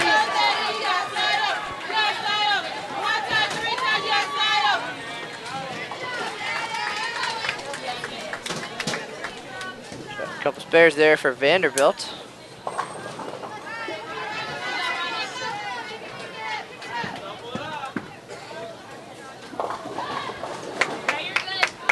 Jessica Ernest stepping up here on the left lane. Like her sister, Josie, assistant coach. Former Junior Team USA member, Josie. And another 7-pin, this time for the right-hander. 7-pin stubborn here on the left lane. I believe I've seen many communications coming out of our department about these Vanderbilt players, so Terry is loaded with information about each of them. Well, loaded with information. I don't know about that. We all know about Jessica Ernest. She was 4th last year at junior gold. Junior. She was also the 2009-2010 Rookie of the Year in NCAA bowling. I mentioned her and her sister both been members of Junior Team USA a couple of times.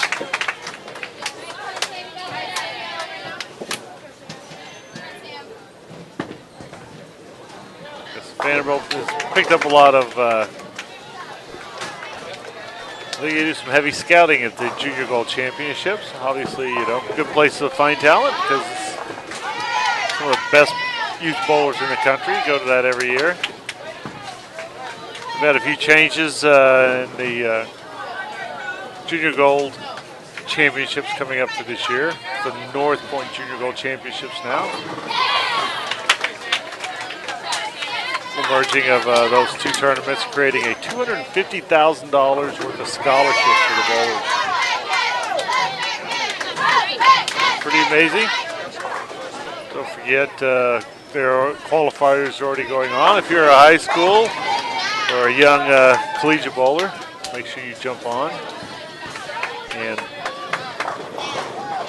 bowl.com/junior gold to find a qualifying tournament near you. There's a whole list in there of states and breakdown by states of people who are holding tournaments. Looking up on the right lane, Brittany Hamilton gets the 10 to tumble. Brittany Hamilton, senior, seems like she's been bowling at Vanderbilt forever.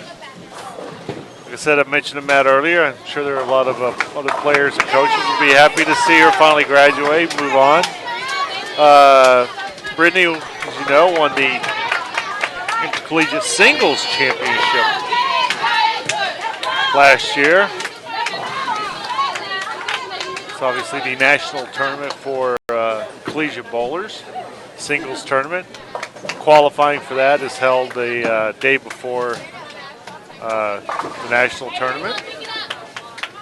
For the qualifying is held before the sectional tournament at the for the team championships. You can go online now to bowl.com and register for that. If you're a collegiate bowler, your team does not have to reach the qualify for sectionals. Any collegiate bowler is eligible, just need to register. And like I said, if you qualify through the sectionals, you'll be headed to the national tournament. Top 16 girls, top 24 guys advance to the national event. It's always a big tournament. And we said Brittany Hamilton won that event last year. She's also a member of 2011 Team USA and Junior Team USA. Qualified for Junior Gold, I believe, or qualified for Junior Team USA at the trials.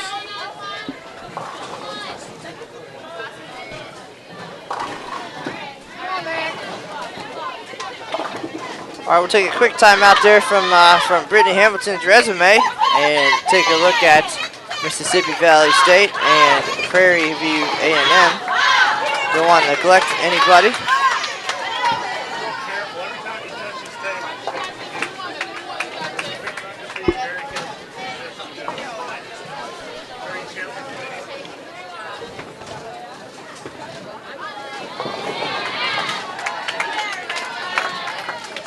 So the jersey numbers a little bit tougher to see on these two teams, but here's your look at the action nonetheless. Yep. Good.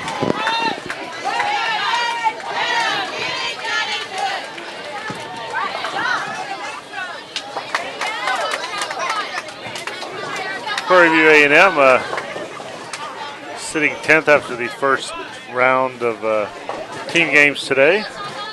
Shot an 8-19. Mississippi Valley State, we saw them earlier, Matt. We did. It's our second look at Mississippi Valley State.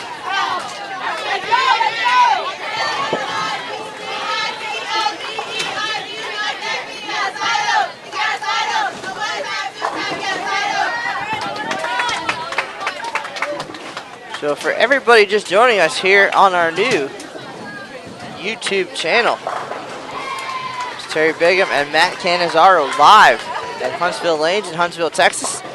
The inaugural Sam Houston Track Cat Clash,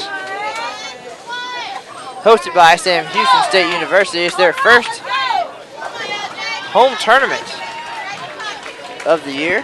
A lot of excitement here. A packed house. All of these folks could be headed over to watch some football, but they're not because the excitement is here at Huntsville Lanes, 24-lane center. It's tight quarters, but definitely a lot of excitement here. Well, I think Brad said he's trying to get, hopefully they can wrap up early. Maybe they can catch the second half of the football game. Currently in front of us, our top two teams here, Arkansas State and Vanderbilt. It's going to be a shootout. It's going to be exciting, but at the moment, we're watching Mississippi Valley State University and Prairie View A&M NCAA bowling growing every year. This is game 3 of 5 team games today. All Baker yesterday. And then tomorrow we'll head into our 14-team bracket. Based on total pinfall is how that seating will go.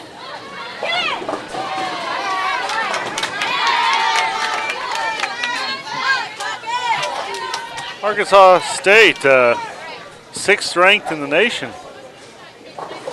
And they're definitely showing it here today, coming out of the gate strong with an 11:92 start. So yesterday, Arkansas State comes in here to play, and they have to face Nebraska. Well, coach of Arkansas State, Justin Kostick. You know anything about Justin? Justin used to be coach of the Nebraska men's team from 2004 through 2006. Well, Justin really, I think, wanted to beat his former school. So he told his team, well, you know what? If you beat Nebraska, you can dye my hair. And so they said, sure. All right, so what'd they do? They went out and beat Nebraska. They beat Nebraska on the way to a 5-0 record on the day. With an 892-744 victory in the doubles, in the quad Baker matches. So then, I guess he gets a little more cocky and says, okay, if you guys go 5-0, you get to choose the color you get to dye my hair. So Arkansas State proceeded to do what yesterday? Go 5-0. So he should be a little worried because, girls get a chance to take care of, dye coach's hair. I'm sure he's going to come out with a nice blue or pink or something.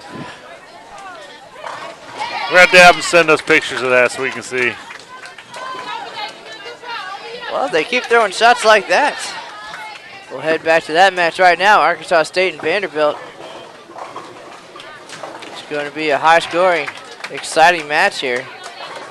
I wonder what's on the line today for the coach and his wardrobe. Terry Bigham doing his homework. Have to.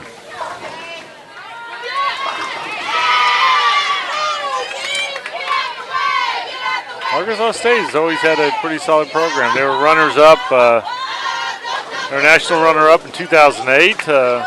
Made the semifinals in 2010.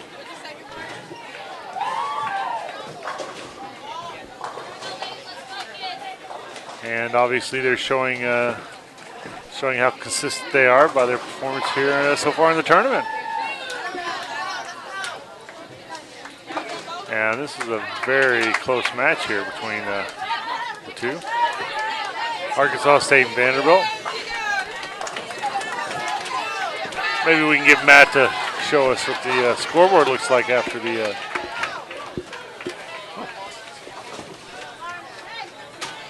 And Matt, well, we just got some updated.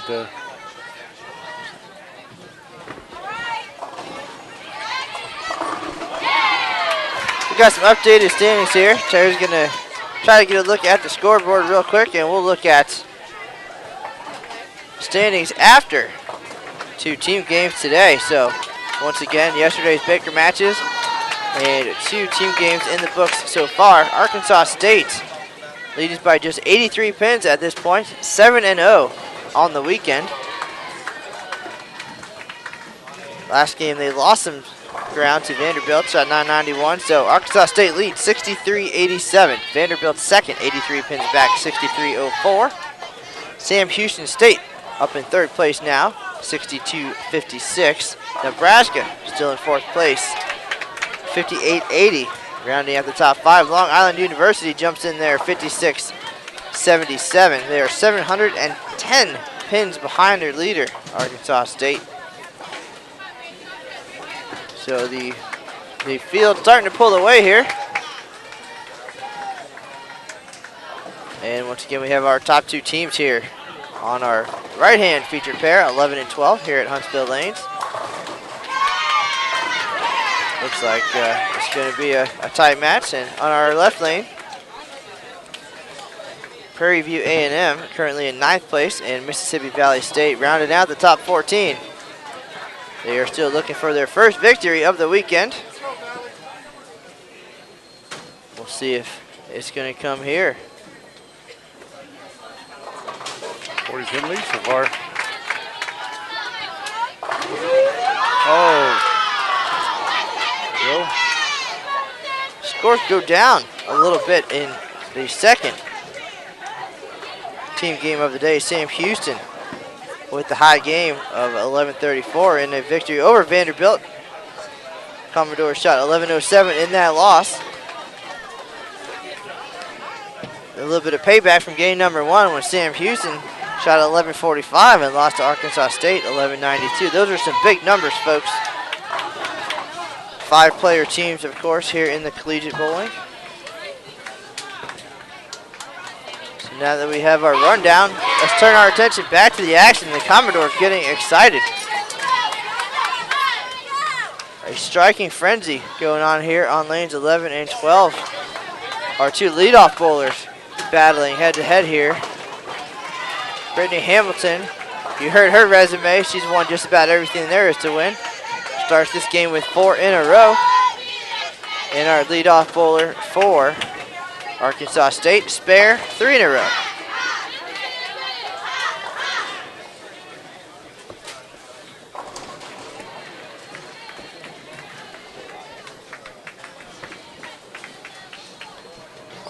Brittany can do here. Right through.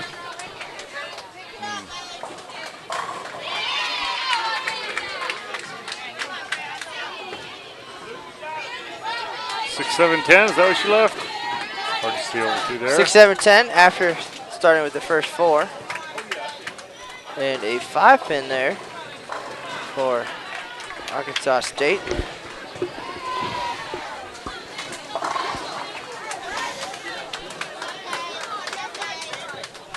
Hard to see their numbers on their jersey. Some of them have them real small on their right-hand sleeve.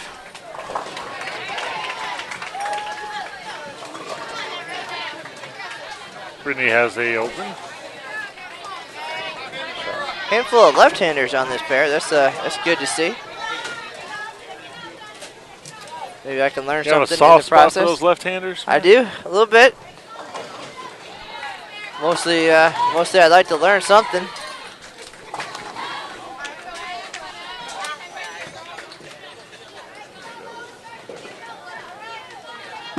Amanda fix up her spare.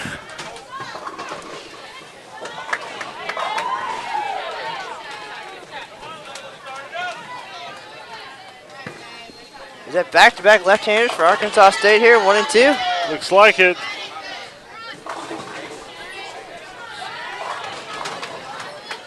Brooklyn leads at 5. It's like Ashley Rucker, I believe. So that's 2 shots in a row. Brooklyn 5 pins, so time to move for the left-handers. And what started off with a lot of strikes, not so much, as we are in frame number 5 here, game 3 of 5. Natalie Goodman, another lefty, showing you how to pick up a 7-pin there as a left-hander.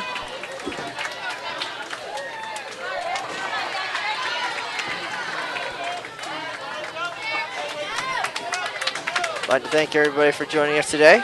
Championship Saturday. Got football on the TV, bowling on the computer.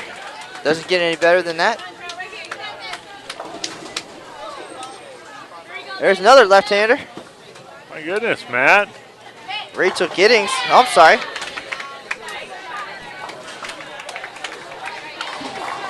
Rebecca Ruggiero for Vanderbilt. And another left-hander for Arkansas State. They're everywhere, Terry. You're surrounded.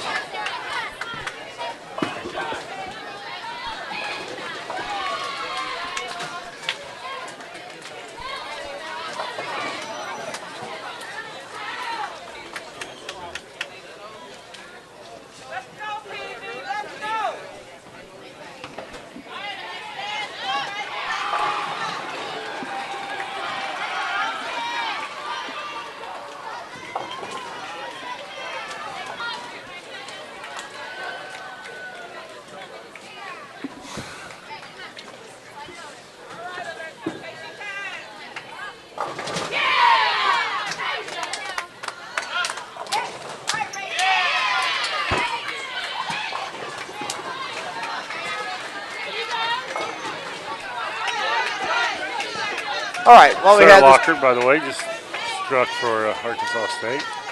Okay, well, while we have Just this while you're not opportunity- paying attention. While I'm Well, not, I know you're working over there. we're gonna switch views here. Go over to lanes 9 and 10 to watch some Mississippi Valley State and Prairie View A&M action. That's what we do.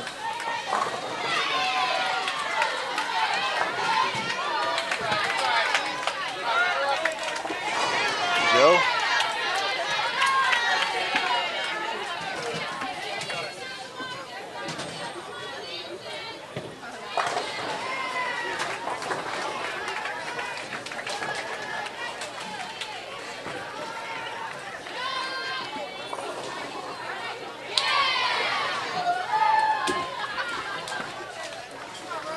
Looks good.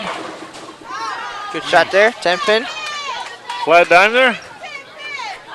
Couldn't quite see the angle from here, but it looked like a great shot. Was a great shot.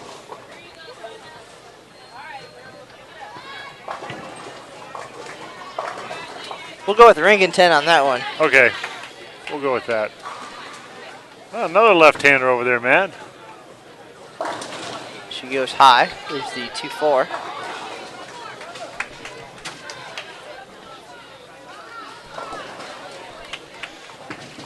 That was Reese, number 99, for Mississippi Valley State. Just a little bit, just misses on that 10 pin.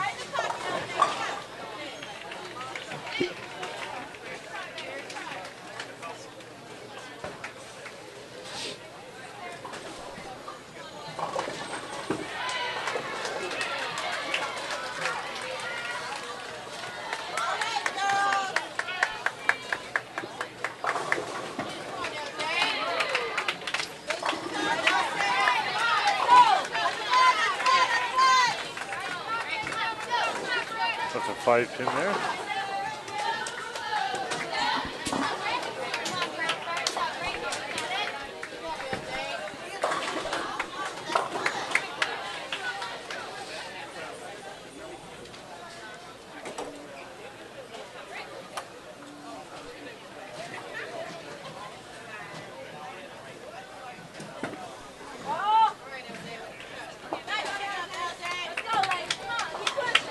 Cleans that up.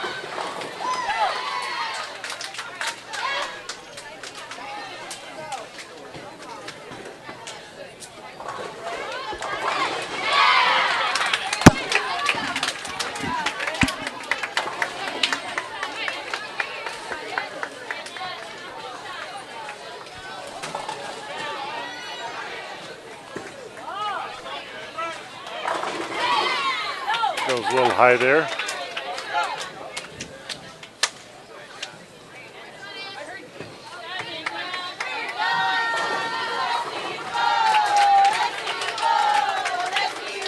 That's Shanice Brown for Prairie View A&M.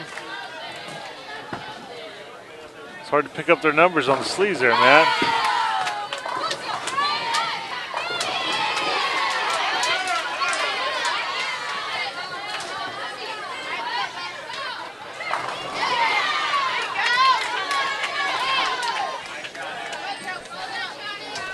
Samara Perez over there on the left side for Mississippi Valley State. And let's see if she picks these up. Chops that.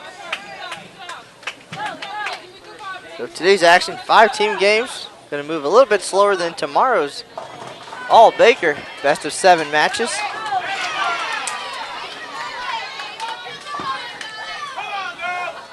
Yeah, I'd like to try a league where you can bowl Baker matches. Maybe 2 team games and a Baker match.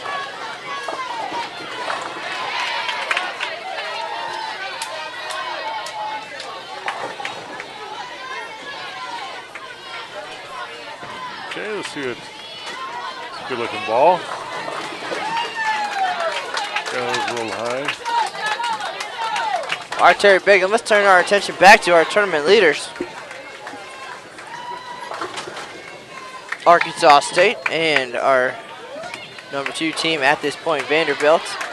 83 pins separate these 2 teams heading into this 3rd game of team competition today.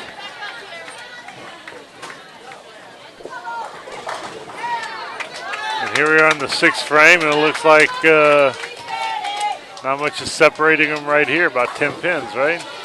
10, 12 pins. Pretty tight match so far, almost through 6.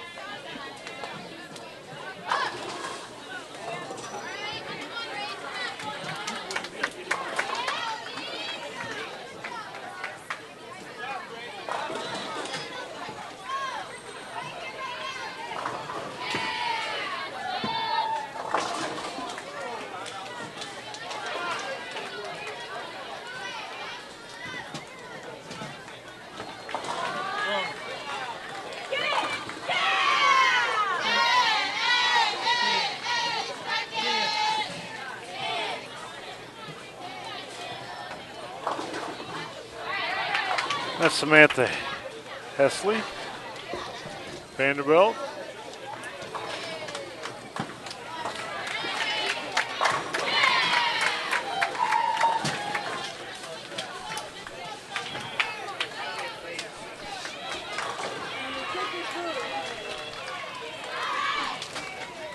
There's a scoring problem they have to fix.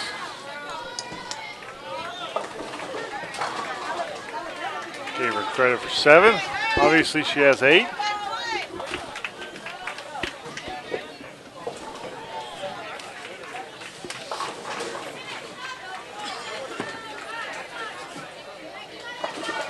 Let's see if she can pick this up.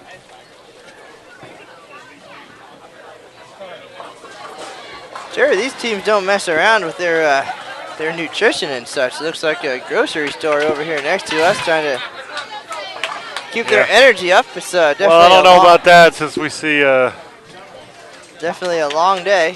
Since we're watching Rachel Giddings dive into a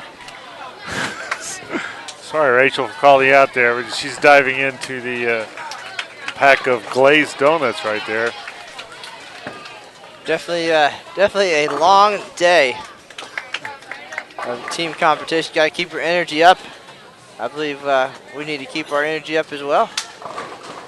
Donuts for everyone? Is that what you're saying, Matt? Donuts for everyone. I don't think I like that sugar high. You come off of that, you crash and burn. Well, bowling a very intense sport. Obviously, the camaraderie and the excitement, they'll take a lot out of you. Started today around 9 a.m. practice.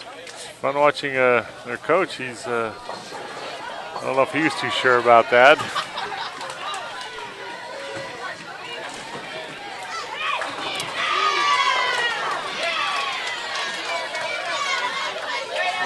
Brittany Hamilton can do here for Vanderbilt. Four-bagger open frame. Got back on the strike, and she's doubled here in the 7th. So Hamilton back on it just after starting with the first 4. She left the 6-7-10, and now a big double. Vanderbilt's 83 pins behind right now. I don't think they're going to, the way this is going, it looks like it's, I don't know if they're going to be cutting into this lead or if maybe even losing a little more ground. Long way to go. You just never know. Obviously, the 8, 9, and 10, your foundation, your final frames, that's where it happens. That's where there's a lot of pins up for grabs. That's what it's all about. You want to be the one who steps up for your team, throws that big double to get it done. No doubt we're going to see an exciting finish here, but still a long way to go. 2 more games after this to determine tomorrow's bracket seating.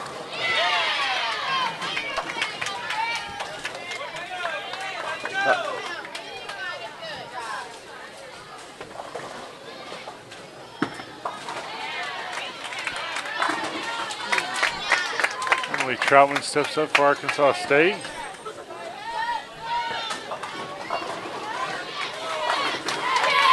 Big strike there. We've actually got to hang out with her a little bit. She was an intern at USBC over the summer. We had lunch one day before she headed back to Arkansas. Yes, they kept us hidden from her for most of the time she was here. She was down in the... They do that with most people when they bring in. She was down in the ITRC equipment specs area doing some research over the summer. And all those folks escaped one day to have a big group lunch one afternoon. And now Emily providing some excitement here for the tournament leading Arkansas State squad. Another big strike there. A little hesitation there.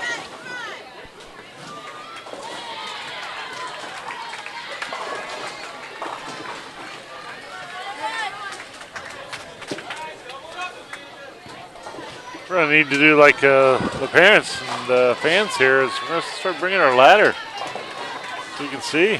Yeah, some of these parents don't mess around. They've been down this road enough times they know everything they need. Step stools, cameras, laptops, iPads, you name it.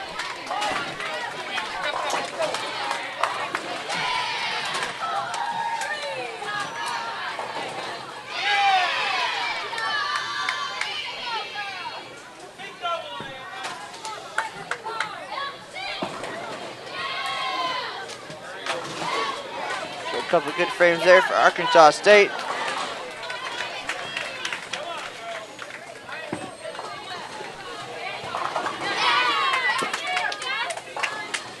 Big strike there for Ernest. Keep Vanderbilt close heading into the 8th frame.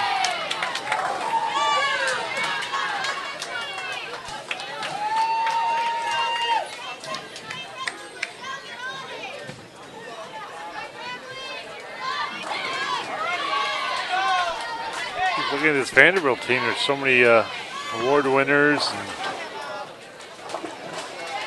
just young ladies that you've seen bowling in junior gold and doing well in junior gold for the last several years. Stars are tomorrow as well. Yes. Nicole Ncesso is everything there is to know about junior and junior team USA bowling. Terry Begum is your guy. Like I said, junior gold this year should be really exciting. They have created 2 divisions, or they have 4 divisions now. They got the under 15 boys and girls, and then the under 20 boys and girls, which creates a little more, I guess, for the really younger bowlers, an opportunity to actually win a national title. And the good thing is that you know, junior gold this year, you used to have a qualifying average. No longer have to have a qualifying average. You can go online to bowl.com.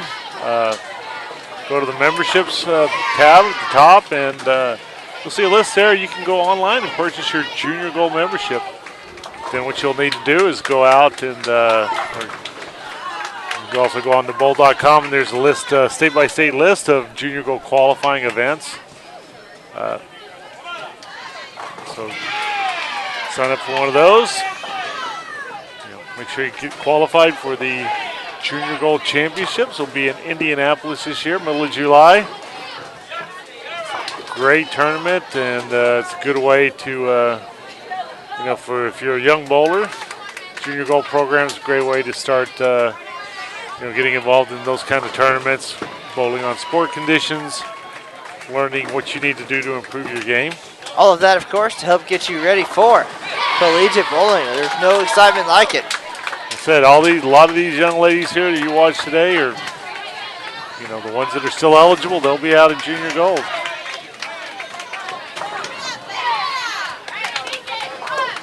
All right, so we're in the 8th frame. Things moving along quickly here of game number 3. 5-team game today. Right now, you're looking at your top 2 teams in this event. Arkansas State and Vanderbilt in that order. 83 pins separate these 2 teams through 2 team games today, and there goes our camera almost. Yeah. But looks like we're safe.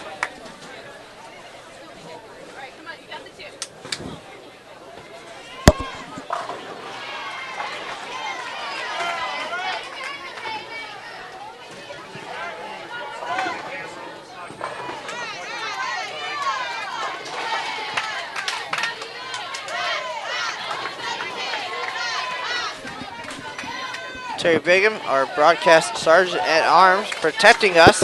Apparently, yes, we got to be careful. So people crowding in. Big crowd here to watch some women's bowling today. Maybe we ought to use barbed wire instead of just ribbon. People would think twice about leaning up into the area. Well, but plus all the fans trying to get at us for autographs while we're here. I know. We got to beat them off. I know everybody just wants to get in and see the action. We joke. We just need to be sure. Watch out for that.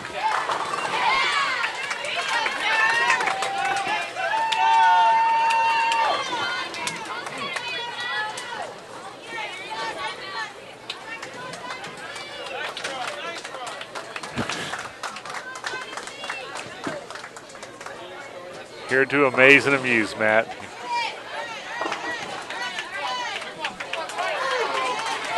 Well, they do sound like Seth Rogen, apparently, so.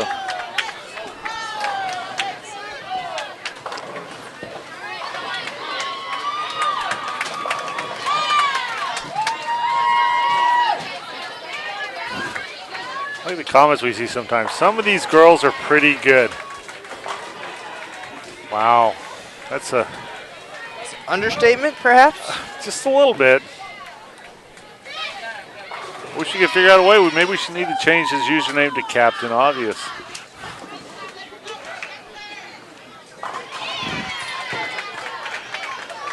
Once again, Matt, people can't hear you on the air when you shake your head. I didn't say they'd all be winners.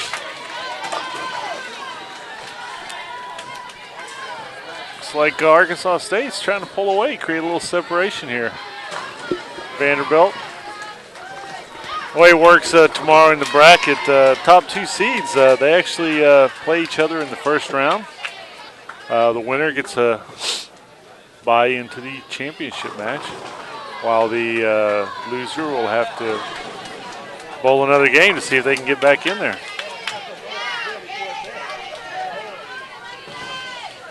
That almost doesn't seem fair. But that bracket just... Well, I mean, the thing, you bowl all these games in qualifying, and, so they want to make the path a little bit more. Why should you have to go all the way through everybody? You've probably already beaten pretty well, Matt.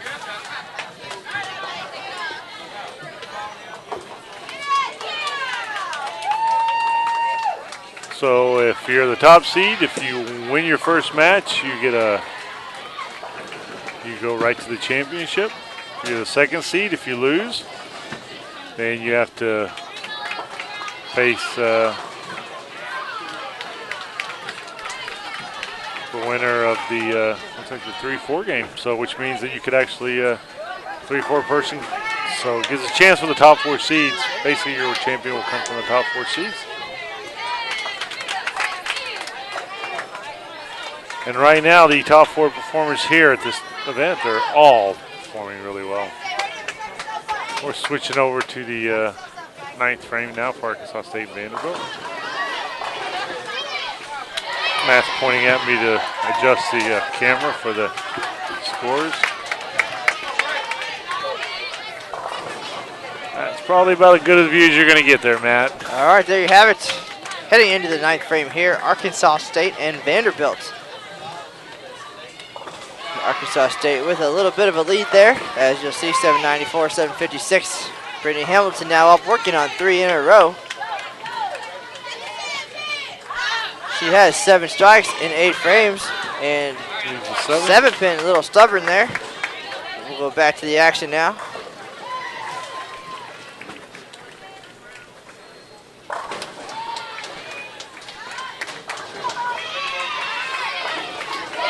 Big shot for the left-hander there, Arkansas State.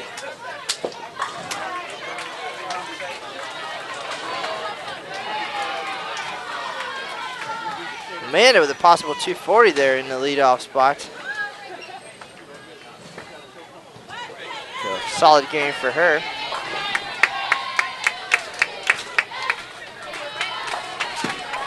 I couldn't see. Yeah, I figured Hamilton picked that up. Yeah, great bowlers don't miss spares. Or 7 pins. Or 7 pins, and those who do. Put on the headset and watch the good bowlers. Another big strike for Arkansas State.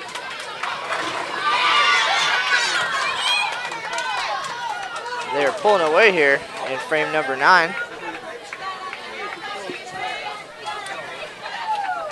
Not if Natalie Goodman has anything to say about that for Vanderbilt. 6-pin wiggles, but won't go down.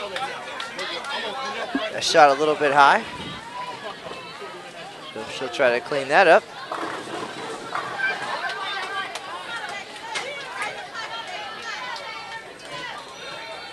And Emily Troutman goes high, looks like, leaves a 4-pin.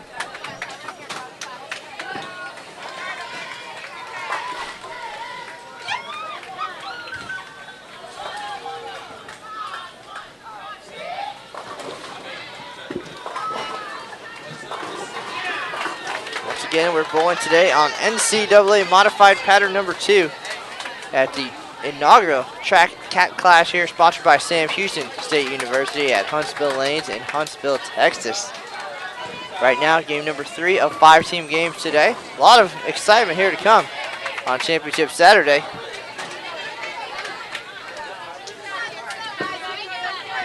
I believe there's a young lady behind us live streaming us, live streaming them. I think she's just taking pictures back there, Matt. Hey, look, Vanderbilt's going to have a left-hander coming up. Rebecca Ruggiero.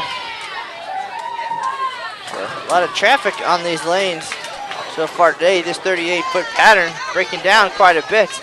And with all these left-handers, I can't imagine what the left side's looking like right now.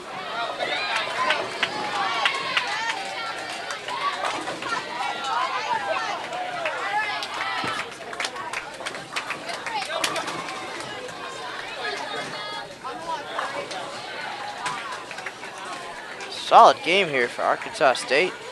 Vanderbilt not far behind, but not catching up either.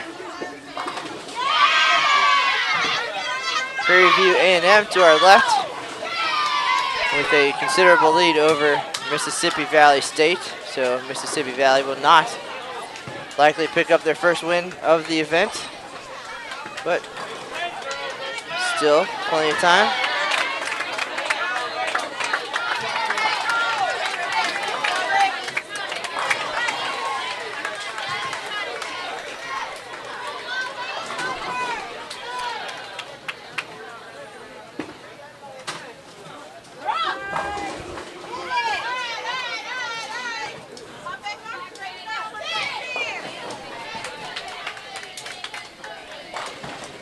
Jessica Ernest up for Vanderbilt, working on a spare.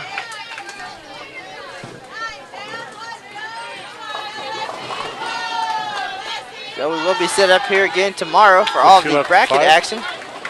Right here, championship match will be on lanes 9 and 10 right in front of us.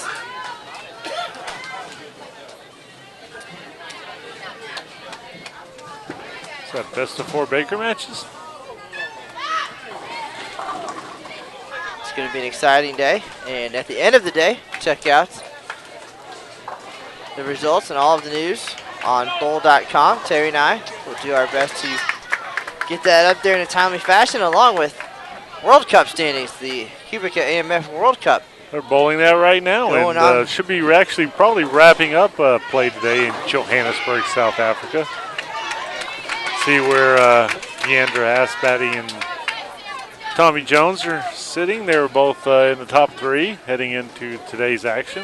Deandra looking for her second World Cup title. She won that event in 2006. Tommy Jones, 13-time PBA champ, has never been to the World Cup, so that'd be pretty awesome to take home that title in his first time out there. But if he's going to get there, he's got to overtake Australian two-hander Jason Belmonte. I don't want to ruin it for you. Check out those standings and all that news on bowl.com. Now our attention back to the action here. Arkansas State and Vanderbilt fighting for the top spot in this event, the Cat Clash. That would be Cat with a K, right? The Bearcats, which you found out today as you're looking through there. Or maybe it's just early in the morning for you.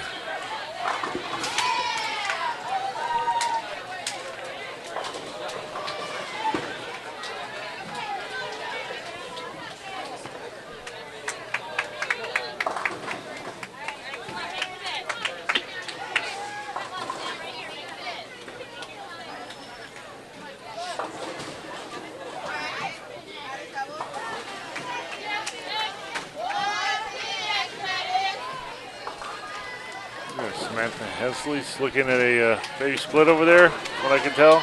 Things not looking good for Vanderbilt this game. They're not going to pick up any ground on Arkansas State.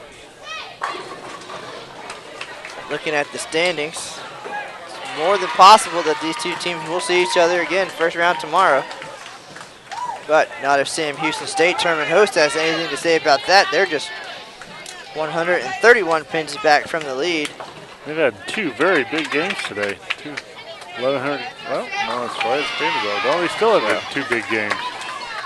It's like there's 3 teams pulling away 11:45, 11:34. And we'll move here to the 10th. 3 teams pulling away. Nebraska in 4th place, falling behind a little bit. Big 10th frame coming up here for Arkansas State and Vanderbilt. Brittany Hamilton is going to step up on the left lane for the Commodores. She's looking at a possible 244 game with 3 strikes here in the 10th frame.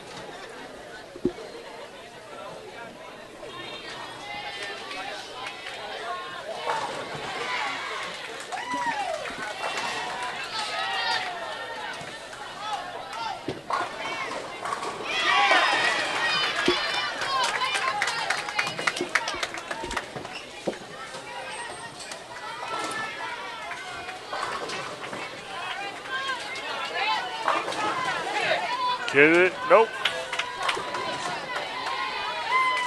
Can get it to come across.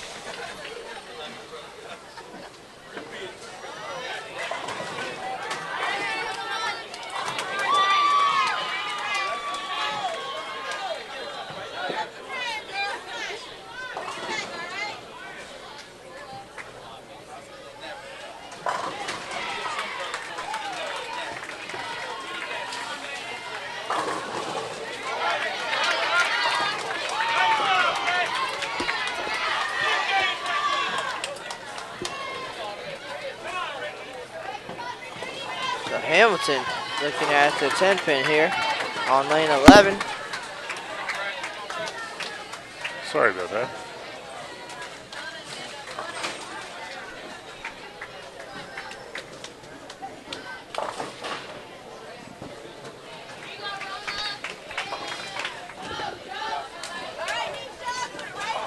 I see a rare single pin Fair miss by Brittany.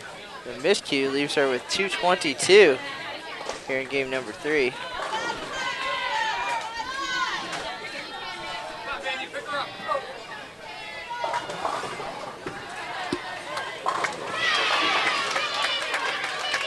.226 in the top spot for Arkansas State.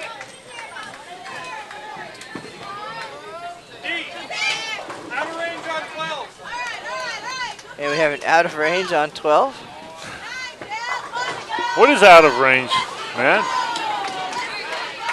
Here's the pin slid over, and the table came down onto the pin. However, all they have to do is reset this, as her game is now done. And Arkansas State's second left-hander will step up with a possible 239.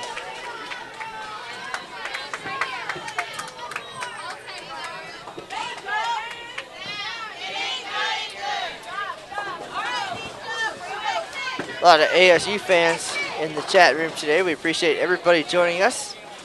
Matt Canizaro and Terry Bigham live from Huntsville Lanes in Huntsville, Texas. Part of USBC's ongoing live stream coverage. Looks like we're having a little problem with our scoring here. While we wait for that to be correct, let's take a quick look at the upcoming live streaming schedule. Once again, we are back here tomorrow, bright and early, for the final day of the Cat Clash. And then December 18th, 19th, 20th, and 21st, our associate Lucas Wiseman heads to Las Vegas for the Collegiate Shootout and the Glenn Carlson Las Vegas Invitational. So a lot of exciting collegiate bowling action there around the holidays. And then right in the beginning of the new year, the Team USA Trials, also in Las Vegas, January 3rd to the 6th. So check out that action, and if you don't feel like watching, you want to bowl, take that opportunity to come out, try out for a spot on Team USA. A very exciting format at that event, and the winner in each division will head to the 2012 World Cup. So a lot on the line there, not just a spot on Team USA, but a spot in the World Cup as well.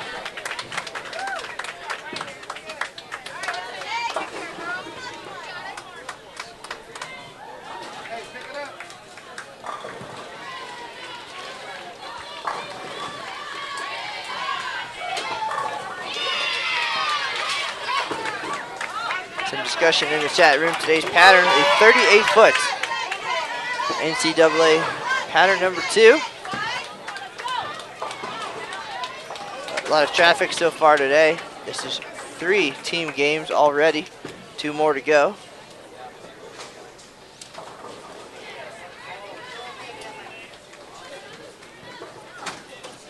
Arkansas State looks like they got about a 20-pin lead right now. So in this match against Vanderbilt, they had an 83-pin lead going into this match. So it looks like they're trying to extend it a little more.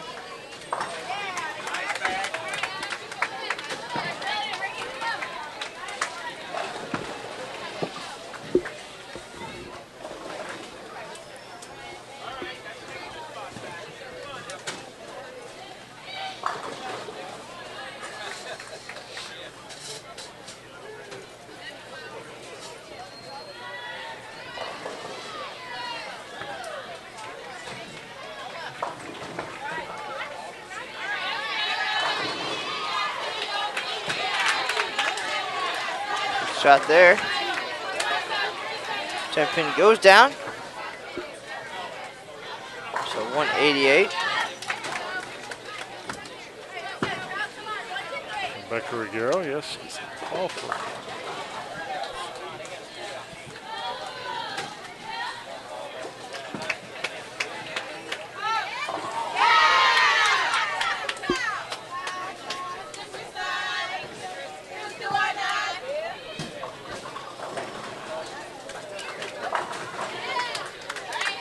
First 3 bowlers for Vanderbilt, 222, 182, and 188. Top 2 for Arkansas State, 226, 216. A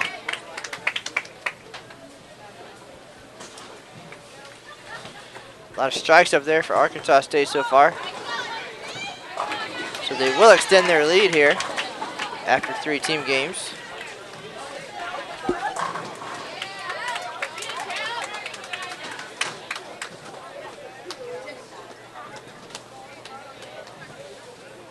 Jessica playing a little too far outside, dropped it in the ditch just then.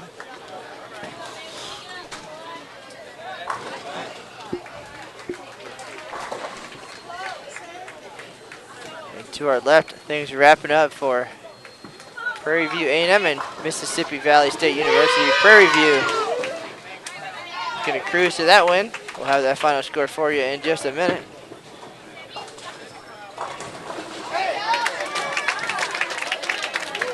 Shot there for Emily.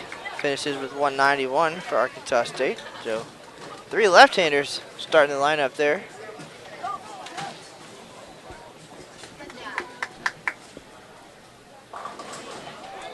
It's their 4th bowler, however, working on a 5-bagger here.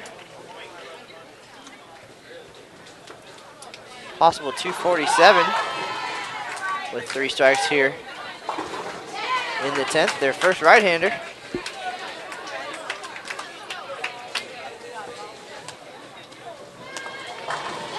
Six in a row. It's a 6-bagger for Sarah Loker.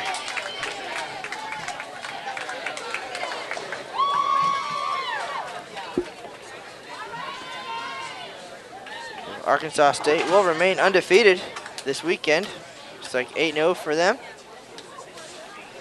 But the important thing, they are maintaining their lead here at this event. Hoping for that #1 seed heading into tomorrow's bracket action. They're putting a very nice game here, it looks like. And the run ends at 6 in a row. She leads to 3-9-10. To our left, Prairie View A&M 9-10 over Mississippi Valley State University 686. So Prairie View improves to 4-4. Mississippi Valley State still winless on the weekend.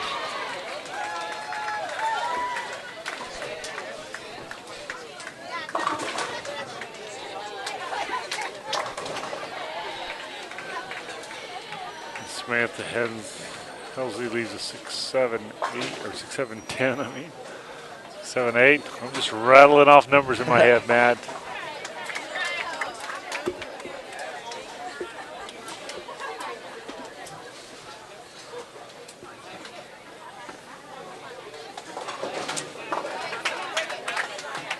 All right, Vanderbilt wraps up game #3 with 960. They're going to lose the pins to tournament leader Arkansas State. Arkansas State not done yet, already up 100 plus this game. Still 2 more team games left before the seeding is finalized for tomorrow. Depending on what Sam Houston State did this last game, that could looks like Arkansas State could have about at least a 200 pin lead going into the final 2 games. Well, Sam Houston State not far behind Vanderbilt at all heading into this game. They could easily go around the Commodores with a solid game in game 3. Nebraska, however, about 400 behind them. So it's like a 3-team race at this point for those very important top 2 seeds. A good chance. Like I say, you get in the top 4, you got a shot still. So, well, obviously bracket Nebraska style wants to play. do that. Yeah, in the bracket. Bracket style, everybody's got a shot, but definitely like your chances in the top 4 seeds as Arkansas State finishes with 1082. Nebraska 960. So Arkansas State will pick up 122 pins on the Commodores. With 2 games to go, we'll be right back with a scoreboard shot. Terry Bigham. There it is. 1082, 960.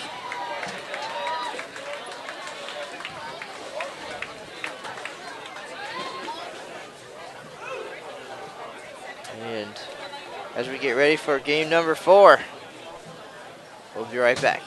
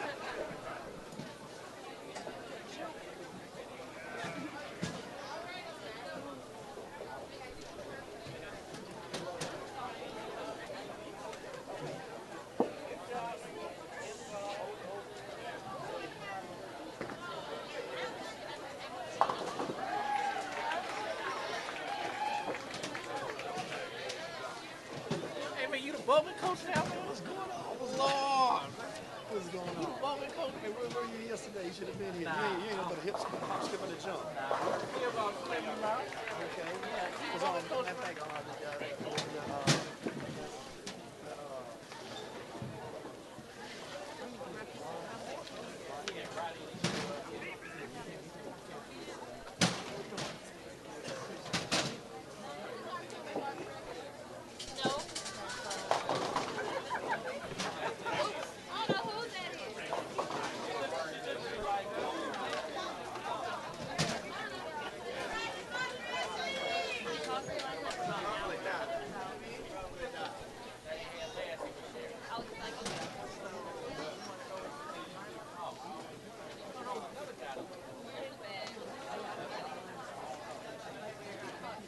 Well, how are you guys?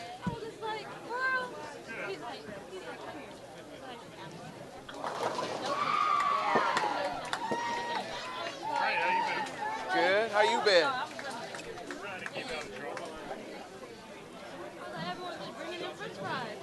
Give us a plug, you know, and I'll tell you everything you want.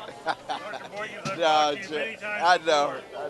I'm Terry Big. I know, Terry. I was trying to let it ride for a little while. How you been? Glad you're here. Yeah, this is really serious. This is good stuff. I used to be sitting on my couch watching football. Well, it's not like this is a big week. No. Big game down the street today. Yeah, I know. What are you doing down here? Well, my wife coaches Jackson State, Oh, okay. and whenever I can get a free bus trip, 12-hour bus trip, I'm like you know, it beats sitting on the couch, right? That far, I guess it is in a bus. No, it's not 12, but yeah. Will you be you'll be in California? Or no, Vegas, I should say. You'll be in Vegas. Somebody else will be doing this in Vegas. Okay. We're Well, just doing this while Lucas usually does most of it. okay, yeah, okay. You down there, Matt. Matt. Yeah. Matt, Yeah. He's about ready to You did Matt, you did a piece for us once, I think, with the Classic. Was it the Reed Hawthorne you helped us out with? Yeah. I think Eric jumped in on that. Yeah. We really appreciate it. You know that. For sure. What's the score of that game? You know? Houston game? Yeah. We won 14 the last time I saw. Oh, it's up here? Okay. All right, well, I won't bug you guys. Good seeing you, sir. You too. See you around real soon. Matt, thanks for everything.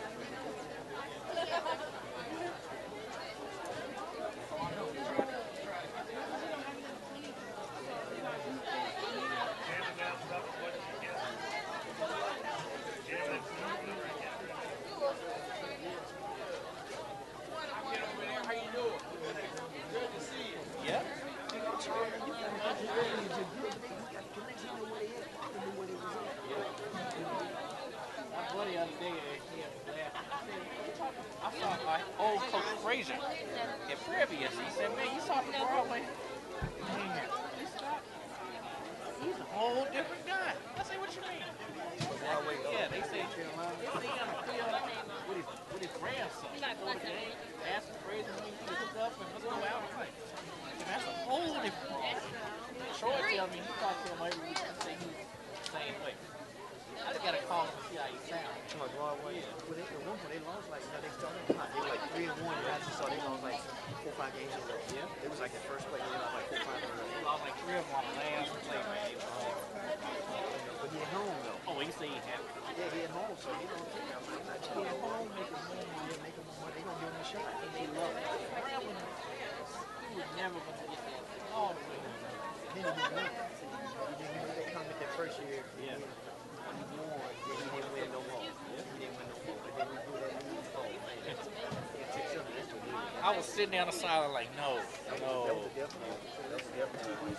Let me get our lane. Who y'all got, Jackson? All right, man. Then we finish up with y'all. Okay, I'm gonna tell Troy, man. I say I'm gonna mind. I'm gonna say what's up. All right, man.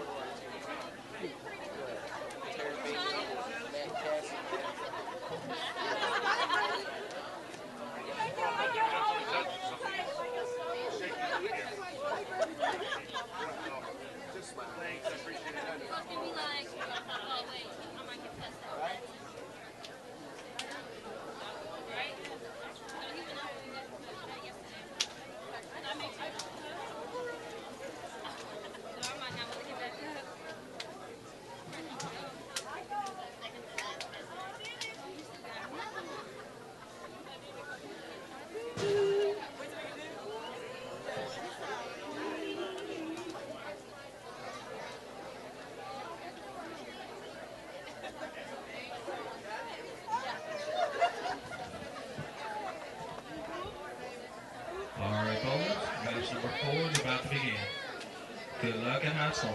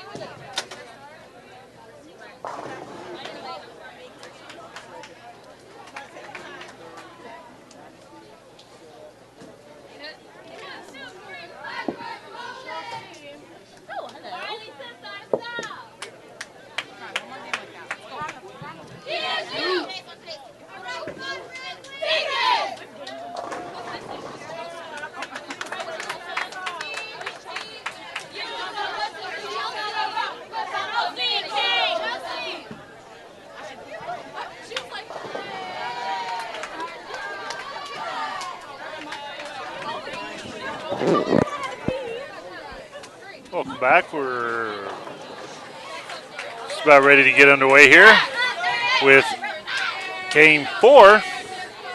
4 or 5. 4 or 5. They're moving along pretty quick today, Matt. Time is flying. On our featured pairs here today, we're going to have Texas State University against Stephen F. Austin. A couple of Texas schools battling it out. While on lanes 11 and 12, we will have Jackson State versus Grambling State.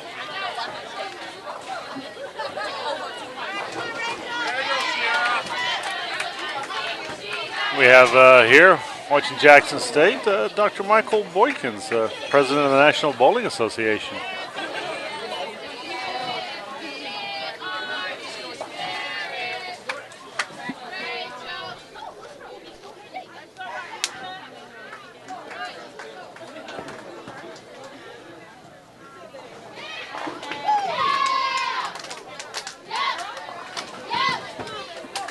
For those of you out there who don't know,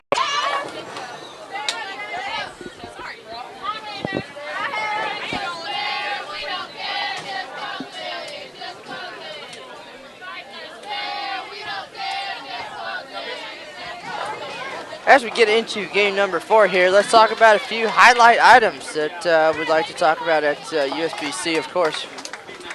We recently switched over to YouTube for our live streaming efforts, so we appreciate everybody joining us today. And if you'd like to check out our YouTube page, subscribe to our new Bowl TV channel. And you'll get alerts for all of our live stream broadcasts, whether they come from international events, collegiate events, or the Open Championships with Matt Canizaro and Emil Williams Jr. yeah, Matt tries to replace me. Half the year, it's the Matt and Emil show. Half the year, it's Matt and Terry. Matt and Terry live. This weekend, we've taken our show on the road to Huntsville, Texas. The inaugural Cat Clash, Sam Houston State University. Also, remember to like us on Facebook and follow us on Twitter so you are in tune with all the latest news and videos from USBC. A lot of great information out there for you. Even Terry Bigham's on Facebook. And all of the news from Pete Treadwell, Managing Director of Media at USBC, can be found on Twitter. So don't miss out on those opportunities.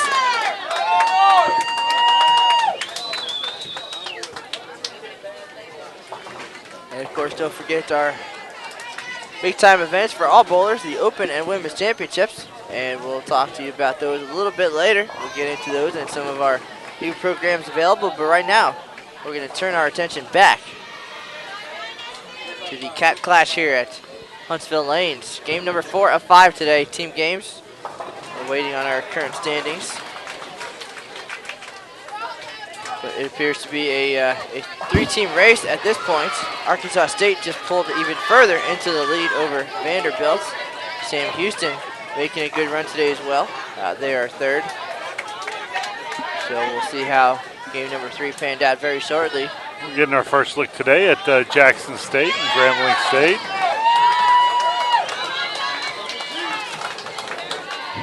Maybe struggled a little bit. Jackson State still looking, well, through the first 7 games, was still looking for their first victory, but scoring well enough to be in 12th, just ahead of Grambling.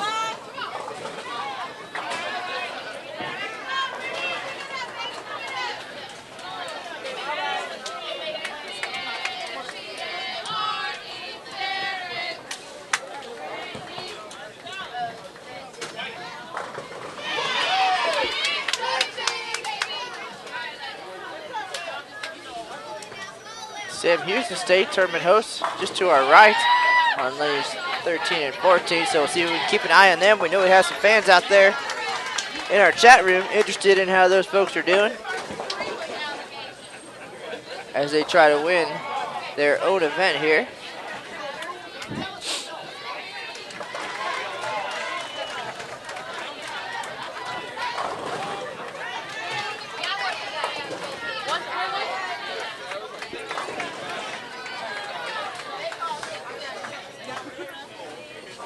Whitney Harris leaves 1-2-8-10 for Jackson State. We'll see how she can pick that up. The Grambling State, a couple opens in the first frame. Jackson State's trying to stay clean here.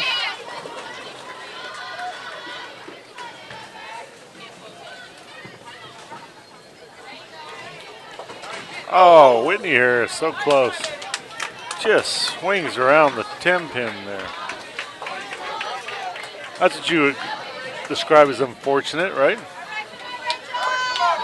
Bowling all about the luck, no doubt. Of course, skill only takes you so far. You got to have a little bit of luck.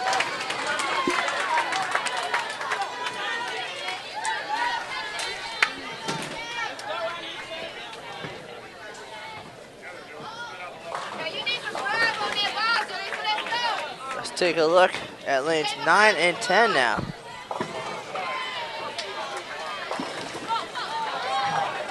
A couple of teams we've seen today already.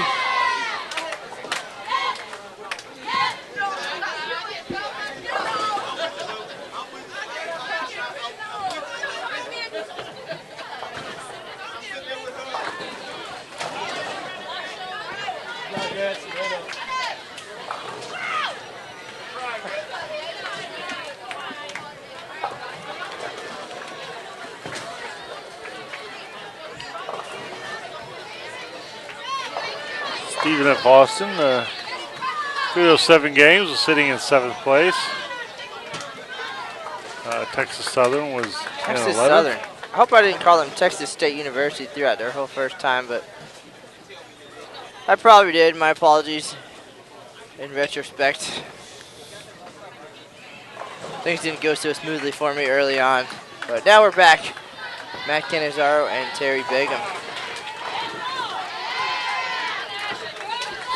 Ashley Rosenkrantz leaving the 5 pin. Well, you're very familiar with Stephen F. Austin from their opening match of the season was rolled at the International Training and Research Center in Arlington, Texas. Obviously, great training facility that's part of the International Bowling Campus. It's also become a favorite place for college teams, national teams to come to train. And earlier this year, to open the season, Sam Houston State and Stephen F. Austin came down, trained with the coaches at the International Training and Research Center. And then they had a match, which Sam Houston State won both of them to go take a 2-0 lead to start the season. Not a bad way to start the year. Not a bad place to start the year. No doubt, I'm a big personal fan of the ITRC and the coaching staff there. Rod Ross, Brian O'Keefe, Kim Terrell Kearney, Best in the Business, Stephen Padilla, Carolyn Doran Ballard. Some very talented coaches there that can work with you. We've had as you know, the USBC coaching is recently went through recertification of coaches. Trying to get all our active coaches up to date with the latest coaching philosophies, training methods. So reached out to all the coaches who have certifications to make sure that they were staying current. So they had recertification tests if you hadn't been, tested in I think it was more than 5 years, which is really good because we want to make sure that all the coaches out there are up to speed on what's new, what's relevant. Because the sport of bowling has changed dramatically in the last couple of decades. I can say that from when I used to throw the rock with Fred Flintstone at Bedrock Waves. That's right, absolutely. Yes. Terry's first bowling ball was made out of stone. He's come a long way, partially thanks to the help of our new USBC Gold coaches, the highest level you can achieve. Hank Boomershine and Joe Slawinski were at the ITRC finishing up their gold testing, and Terry was their test subject. Yes, part of their final testing, they had to coach a beginner, a mid-level, and of course the high-end bowler. Well, I won't tell you which one, but Hank Boomershine came in to work with me. I appreciate his words of wisdom. He helped me out, helped me straighten out a few things. He did. Terry got straightened out. Pulled back-to-back 204 games in league this week. So not a bad improvement at all. So Terry's coming a long way. Yes, you can read about our two new gold coaches on bowl.com. The story up there. It's also a list of all the current coaches who have been in their certification level, with the addition of Hank Boomershine and Joe Slawinski. We now have 16 gold coaches worldwide. It shows you just how elite level that is to reach that.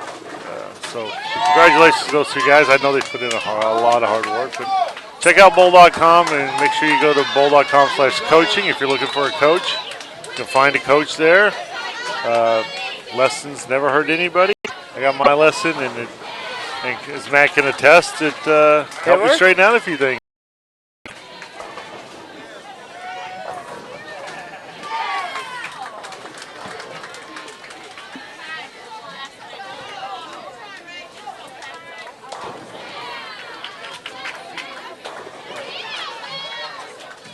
See that Ryan Wright on our message board said he's turning in for the first time to a live stream.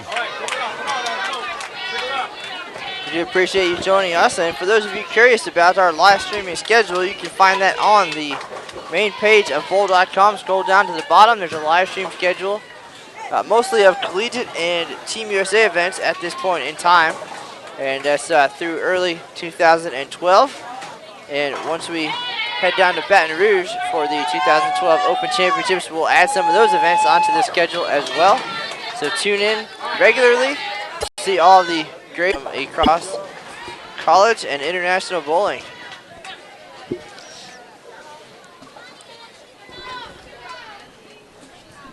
And had we brought our equipment, Terry, we could have left the live streaming gear up when we were done here today and had the first annual, the inaugural Matt and Terry grudge match of some sort, while everybody else heads out to the football game. Well, that's pretty good, but I remember in league on Tuesday, I got out and was bowling there with Matt. I had a pretty good game. I rolled a 204. I was pretty proud of myself. Unfortunately, I lost to Matt by 96 pins that game. That's Mr. Canizaro for the second time this season. Rolled a 300 game. Obviously, Matt's a little bit more talented than I am. I'll give him that when it comes to bowling.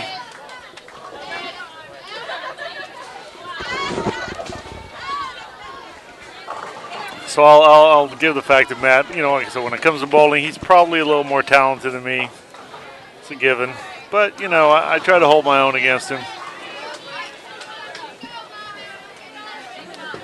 Say if you get within 100, that's pretty good.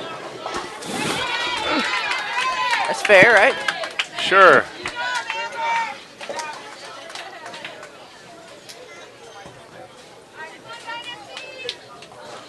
Of course, Matt bowls, I edit Matt, so we got a way to.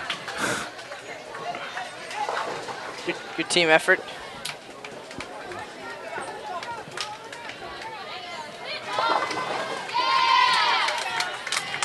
All right, turn our attention back to lanes 11 and 12. Jackson State and Grambling State. Jackson State pulling away a little bit here.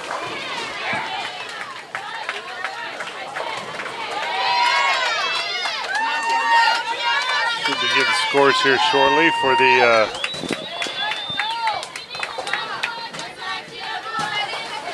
I like that cheer. We want another one just like the other one. Always, it's a long-time favorite from back in my collegiate days.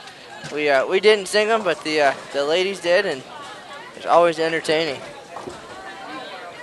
Do the guys do that, Matt? The guys don't. We didn't really do that very much. They're just more of grunts and yeahs and high fives.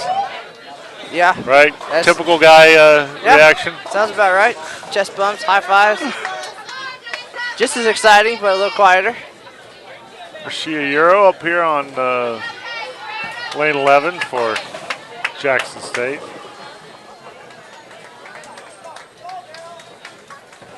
Got a split last frame. Goes a little high again. Leaves a 6-10.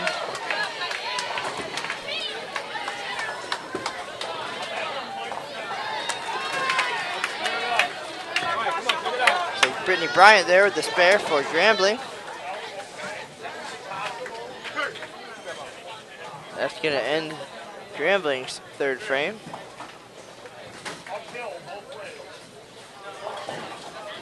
Jackson State with an early lead here in the fourth team game of the day. There you go. Euro picks that up. I don't want to see. She already had her open frame, so she's trying to keep it clean from here.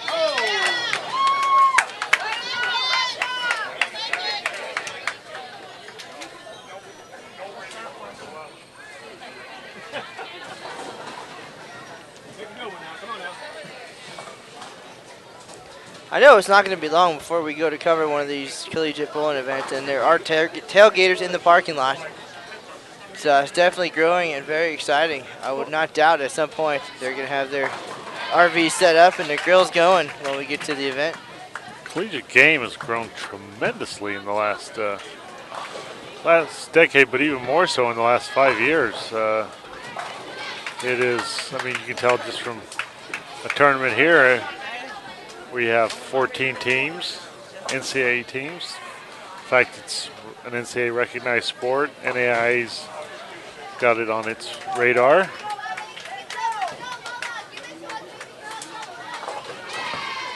See what Whitney Harris can do to close out the second frame for Jackson State. It's a good looking ball. Oh.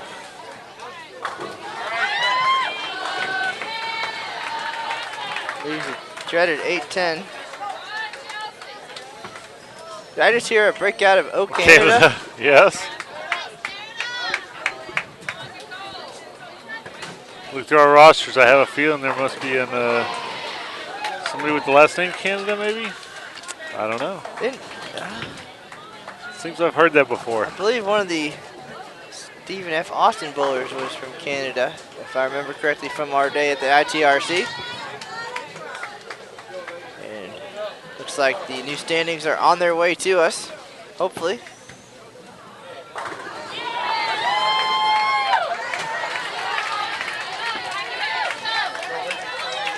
Or maybe not. Trusty staff here at Huntsville Lanes, they would not forget us. I trust they would not. They've been very helpful from the very beginning of our visit here, starting yesterday afternoon.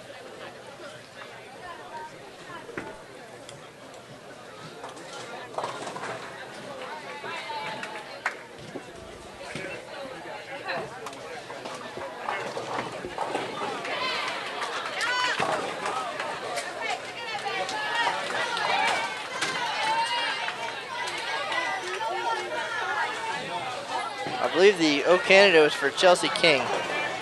I believe you're correct. That's what I was thinking it was, but you know, it's been a while. Then, and you know, as you always remind me, I've slept since then, and I don't remember things anyway. So You remember the important stuff, of course. I remember to set my alarm last night so I could be here this morning. Victory. Good shot there. Stephen F. Austin. We could switch over there. They just the team, they have 6 in a row right there. Double up.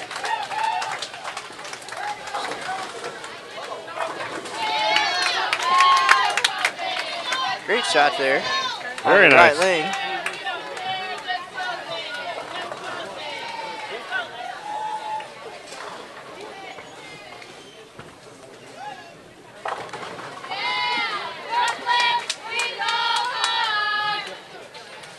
That was Brianna LaForbes for Texas Southern delivering that huge strike. Bring it back. They're going to wrap things up here in the 4th frame.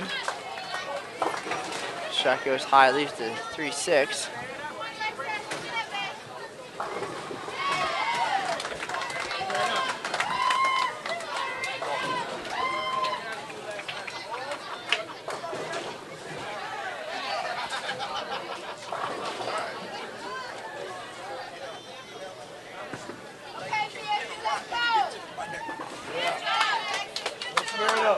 It's like Matt was just handed hot off the presses.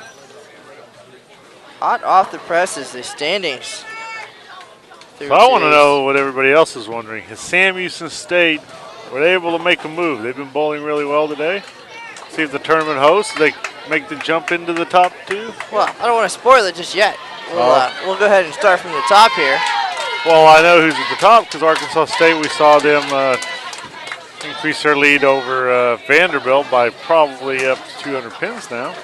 We did get to see Arkansas State extend its lead with a 10-82 game. They are in the top spot with 74-69. But as you alluded to, Sam Houston continues his tear today on this 38-foot pattern.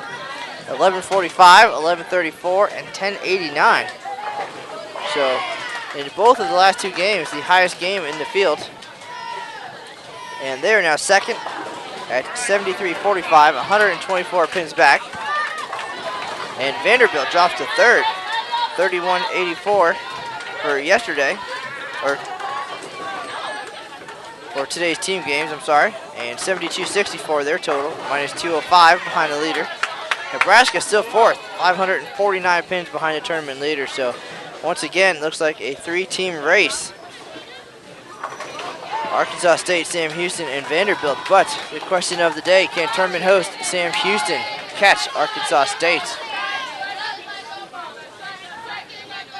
If you'd like to know. I like your questions, Matt. If you'd like to know, Terry Baker. I like your questions. I guess you're going to have to stay tuned.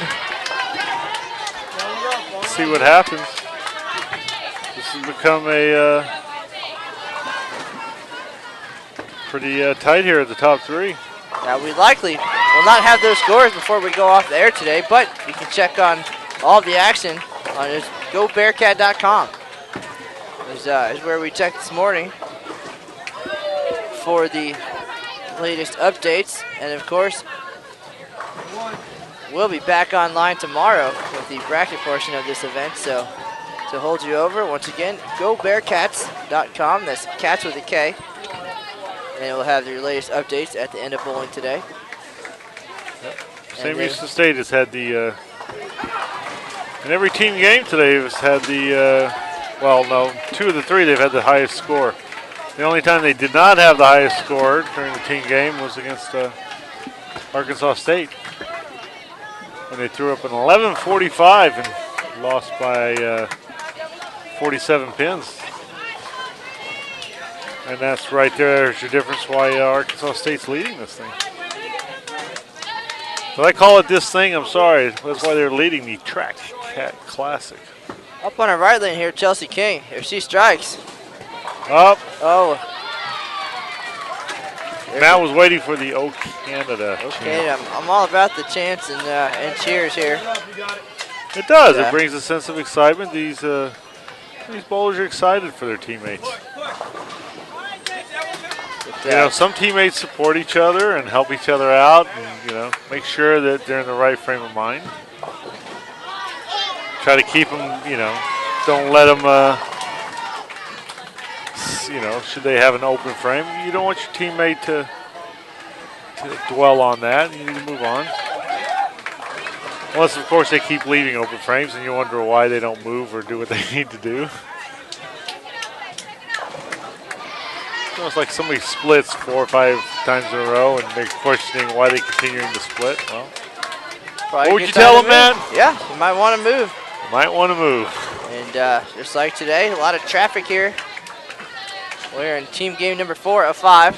38-foot NCAA pattern number 2 has been modified. That's the official name there, modified NCAA number 2. Cole Parkhurst, Stephen F. Austin is open with the front. I don't know if I can count that high. I've never seen that many X's on my score line before.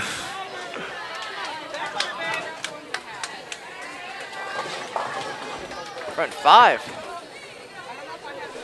for Parkhurst. So things coming along here for Stephen F. Austin.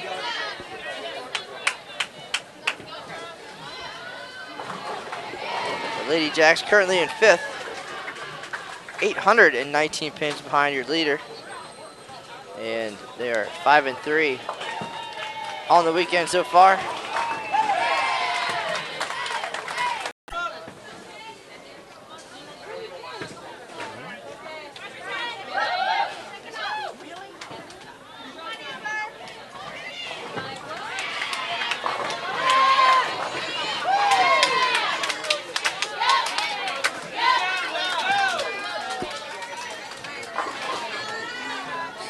In our chat, Mr. Sports Freak wants to know, does Bowl.com have a list of requirements for each level of coaching? Head over to USBC, or I'm sorry, go to bowl.com/coaching, and you should find everything you need right there. There are certain requirements, tests you have to do.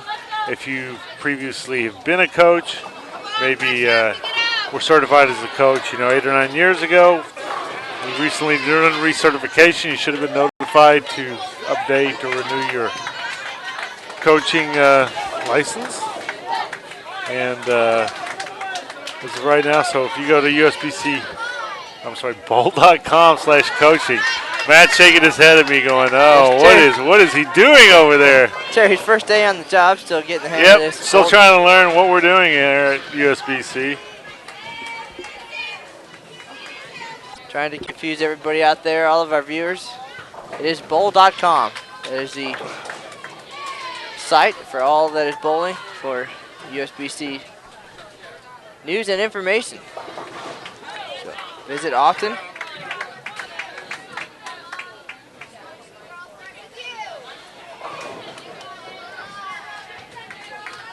And actually, the first level of coaching is the I believe can be done online. So you can get your level 1 coaching certification online.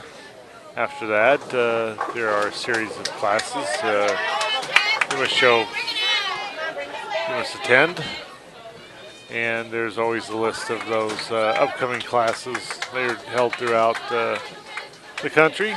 So you can find out all about coaching. Like I said, at bowl.com/coaching. I get a 2 thumbs up for that one. I know I've recently talked to a couple of people who've had some coaching awards, and most of them always said, they started when they were actually pretty young. So we encourage, if you're in college and you're a big fan of the sport, take a shot at, make sure you get your level 1 certification. Volunteer for your youth leagues. Kids look up, 7, 8-year-old kids. They look up to those collegiate bowlers and would be willing to listen to them and learn from them. So don't be scared. Very fun thing to do. Go out there and give back to the sport by coaching. Like I said, check out bowl.com/coaching for all the information and to learn about the different levels of certification and how to go about that. All right, and while we were catching up on all the coaching news, Nicole Parkhurst delivered her 6th consecutive strike for Stephen F. Austin, so we'll keep our eyes on that game as long as she's striking, and we'll just keep you caught up on the action next door here. Jackson State and Grambling State, tight match through 5 frames. Jackson with a small lead at this point.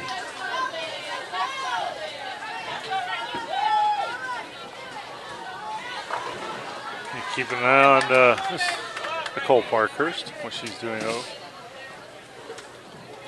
Putting together a nice game over here.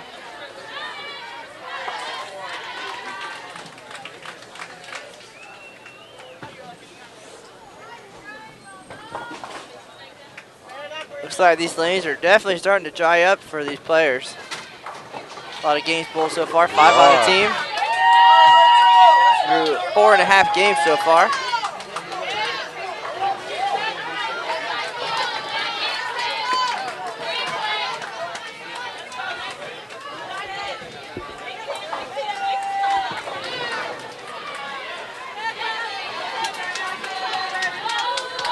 Time is flying. Got here about 7:30 this morning. Practice started about 9. And now we're halfway through game number 4.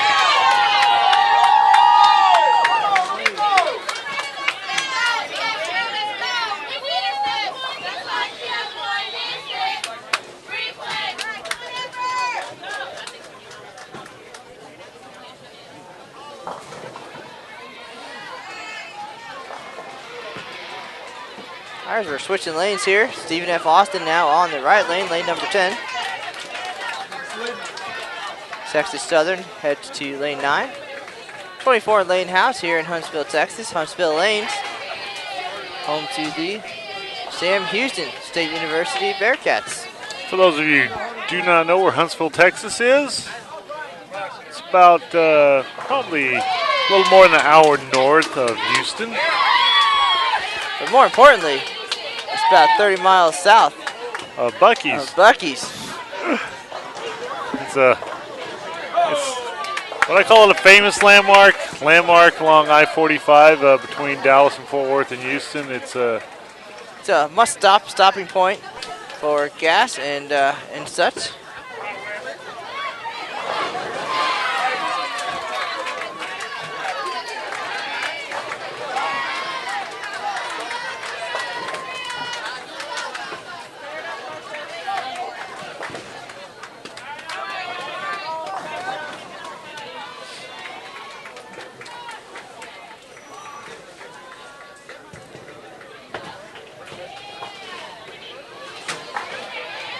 Well, Terry, it looks like we just lost one of our viewers. Why is that? He stepped out. He left us behind to go watch some football. Well, with this championship Saturday, although we're trying to get we're looking at naming a champion here tomorrow. So. Yeah, this is definitely the place to be. And if Nicole Parkhurst has anything to say about it, that gentleman's going to miss some excitement. She of course has the front 6 here in game number 4. She'll be up here on lane 10 in just a minute.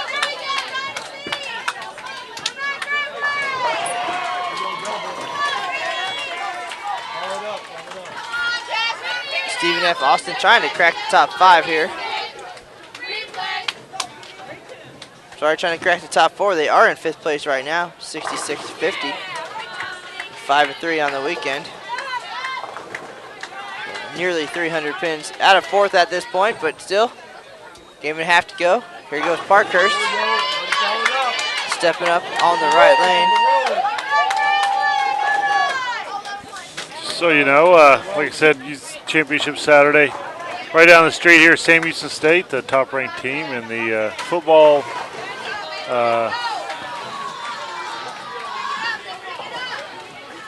One more time. What's the conference called? Division I AA for me. That's tells you how old school I am. But anyway, they'll be playing Stony Brook today. Front seven. Front Go seven. Parkhurst.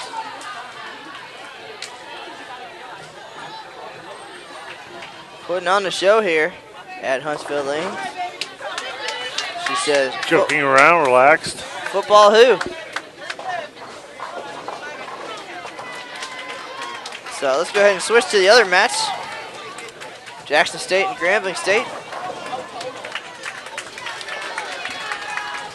Jackson pulling away here. Got a 60-pin lead through 6 frames.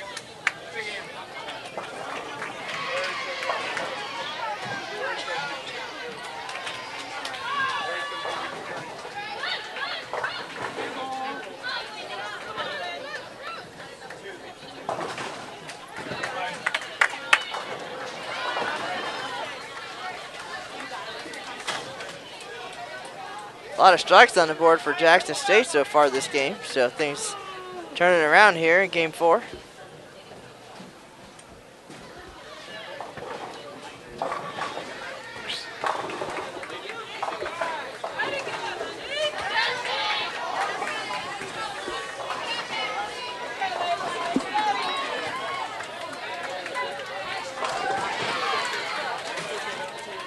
Well, Jackson State up 70 through 6 frames. A lot of strikes up there on the board, as we mentioned.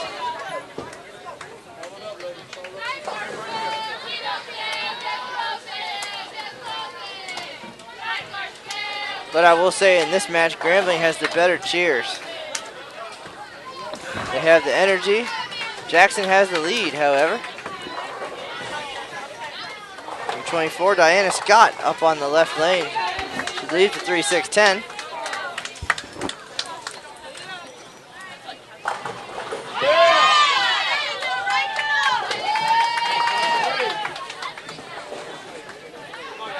Great shot there by Rachel Wise for Grambling State.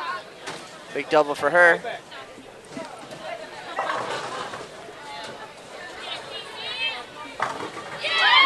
Looks like Alexis Johnson about to step up for Grambling State. Trying to make it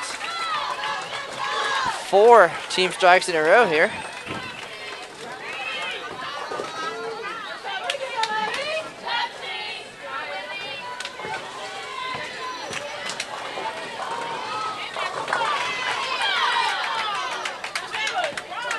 And she leaves the 9-pin.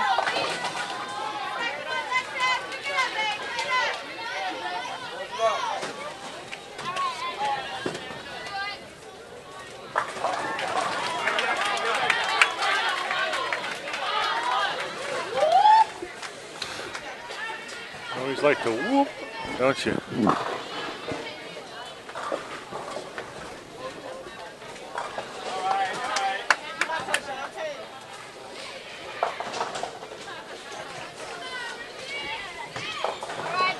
Ashley Ingram up on the left lane for Jackson State.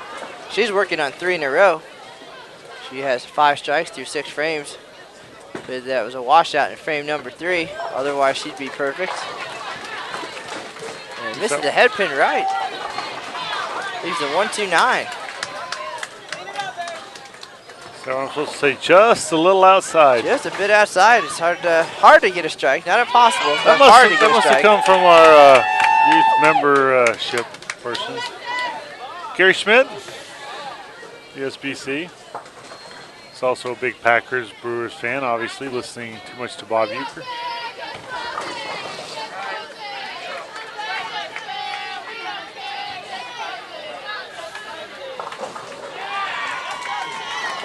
You're liking the Grambling cheers, huh? I am. I think when I go back to college and try to bowl again, going to Grambling State. First of all, you'd have to tell me where Grambling State is. Well, Matt tries to figure that one out. That's why you have smartphones, right?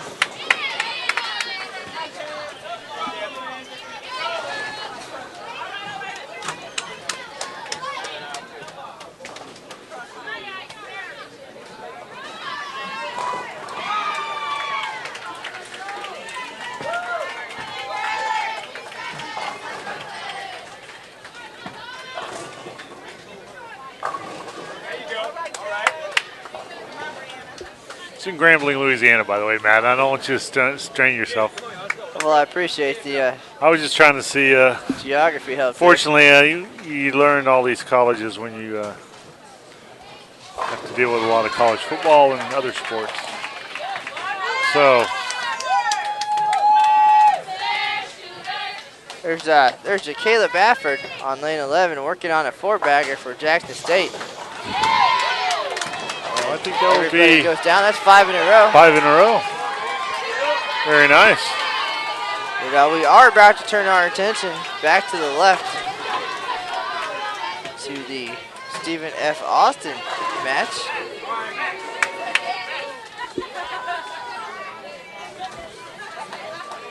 As Nicole Parkhurst, a Dexter All-American. Two-time Dexter All-American. Steps up on the left lane, looking to make it 8 in a row to start game number 4 here. Trying to lead her team, the Lady Jacks, into the top 4 here. You know, if you could get a couple of your team members to bowl, like 300 games, that'd really help your total score, wouldn't it, Matt? I'm just trying to do anything to keep Matt laughing today. Throw some stuff out there at him. Parkhurst throwing the Storm Frantic.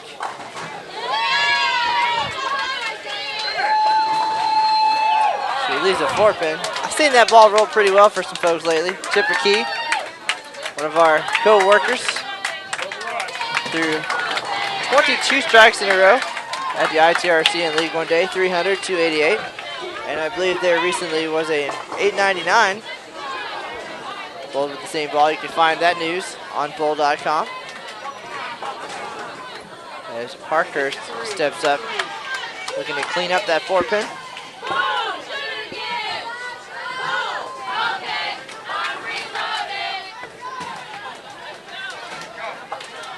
Pin, no problem.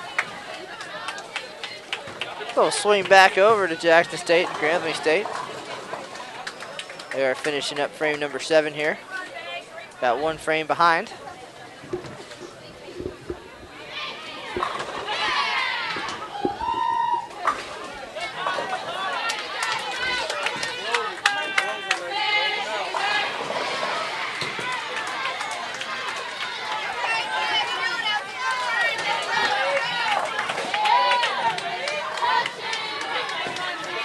Yes, Whitney Harris with the spare for Jackson State. They're going to switch lanes.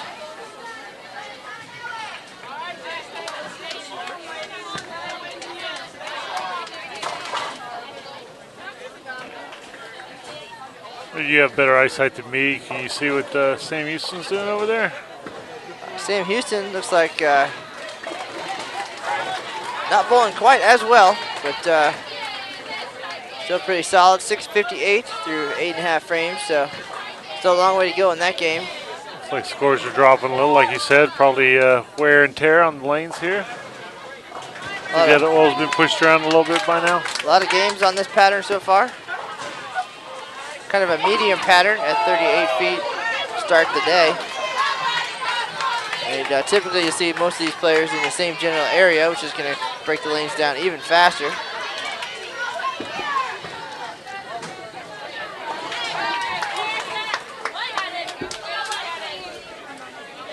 A lot of lefties out here too.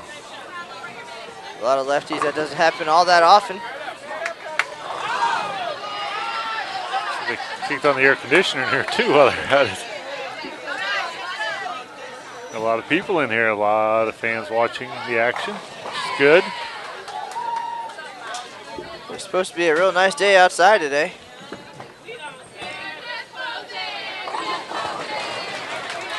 Currently 60 and cloudy outside, high of 74 today.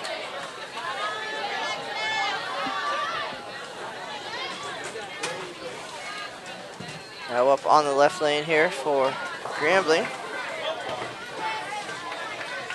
Alexis Johnson gets it wide again. He's a 1-2-8.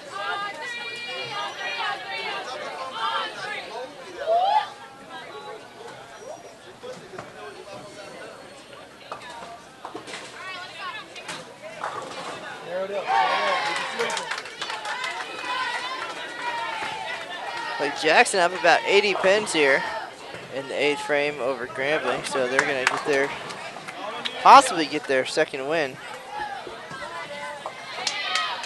of the weekend.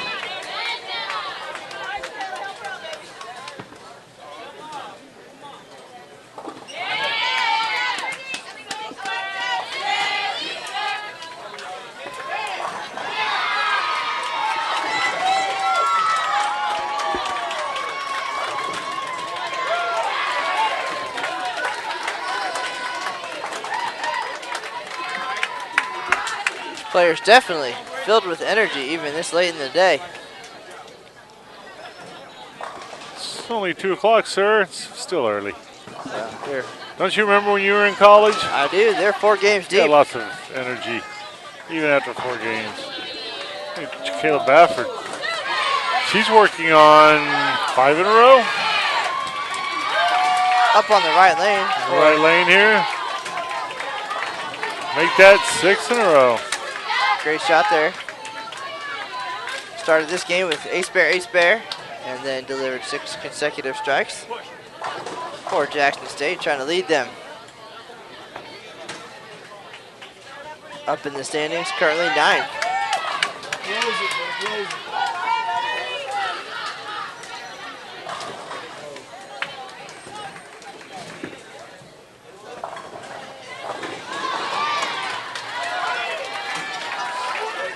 Look back over at Stephen F. Austin. Let's see if Nicole can get back on the strike train.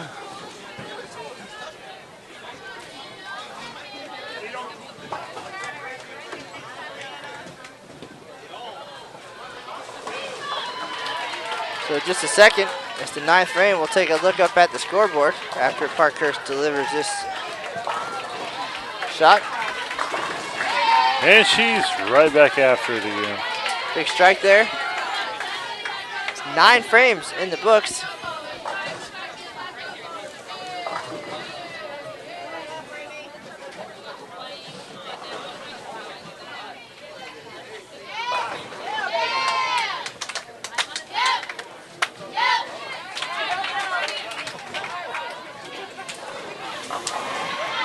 And there it is.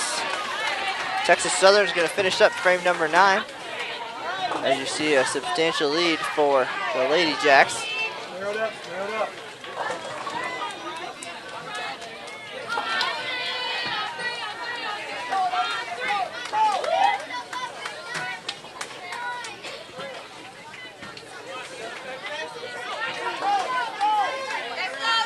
Stephen F. Austin led by Nicole Parker there. She got the front 7. Left 4 pin. Came back to strike. All right, let's get back to the action. 10th frame. Stephen F. Austin, Texas Southern.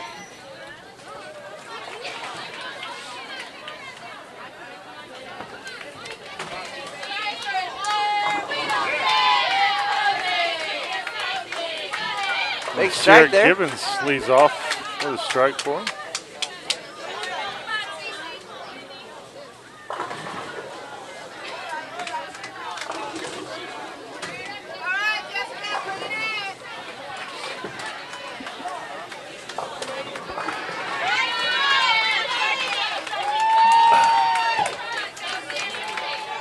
Jessica Cantu on the right lane there for Texas Southern.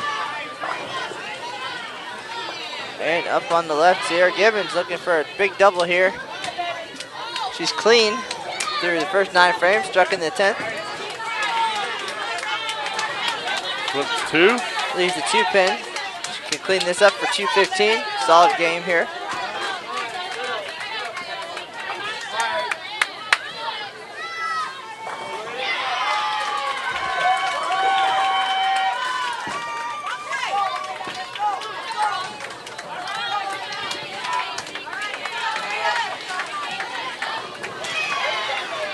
Sierra does clean it up for 215.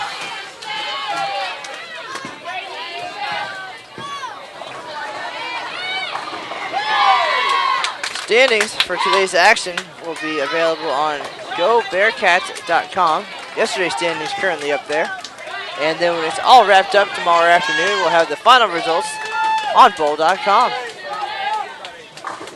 Remember, that's Bearcats with a K. Go Bearcats. Go Bearcats.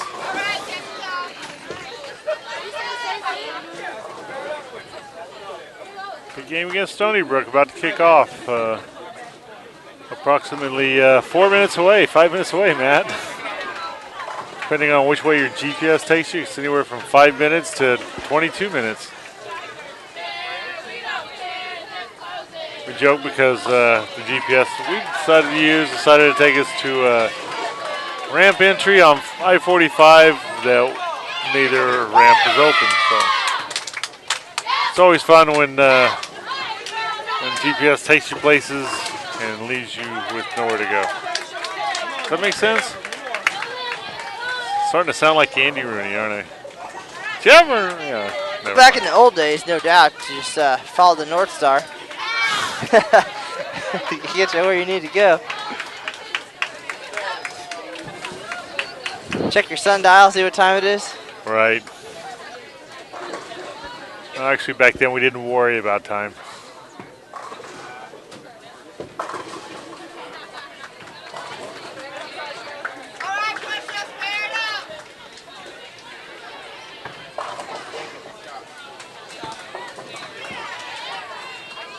Harsha Clayton up on the right lane for Texas Southern.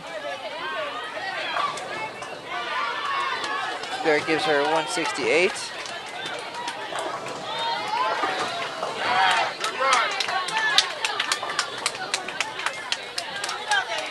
All right, run it down.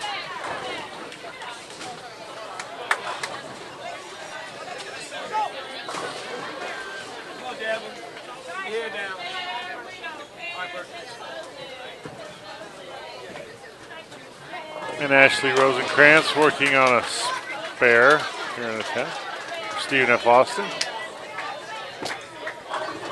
Goes wide, leaves the 5-10.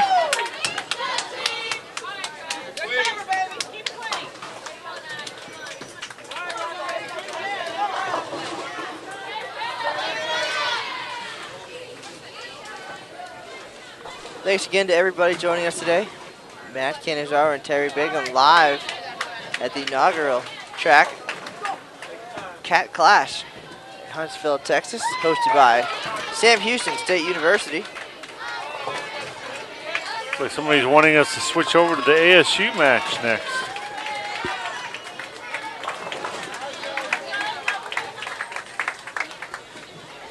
Let's see who's coming down here for the next set of matches. We're able to follow 4 teams here on 2 pair. We're set up camera-wise. We don't have the luxury of having a extravagant media budget where we could put cameras on rails and roll up and down the center or wherever we need to. I'm sure in the future we may get to that point. Of course, we also don't want to also set up in our area, trying not to inconvenience too many fans who are out here to watch.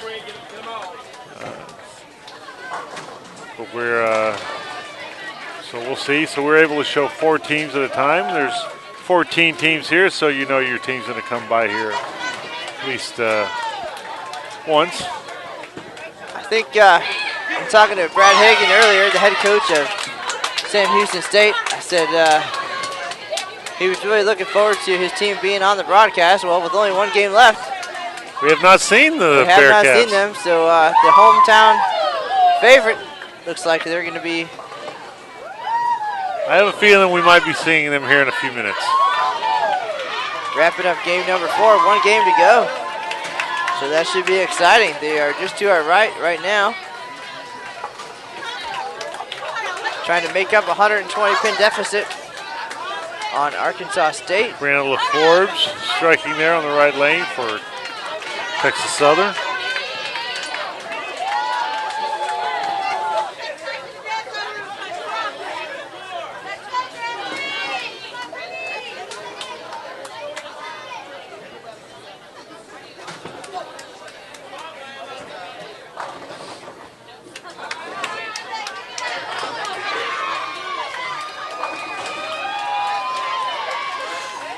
Goes Brooklyn, gets a 5-pin to wobble quite a bit, but Just doesn't come down.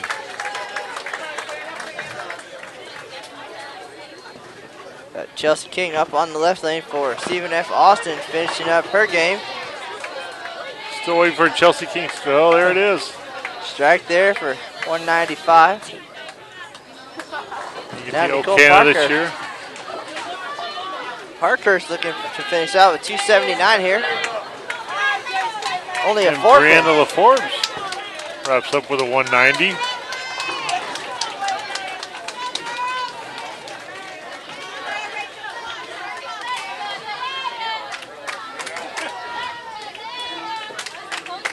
Parkhurst, perfect through 7. Up to 4 pin in the 8 frame and then struck in the 9. Possible 279 here to lead her team to this victory and hopefully up in the standings. They entered this game in 5th place. Yeah, last shot, Nicole Parkhurst was happy when she got out of it. She was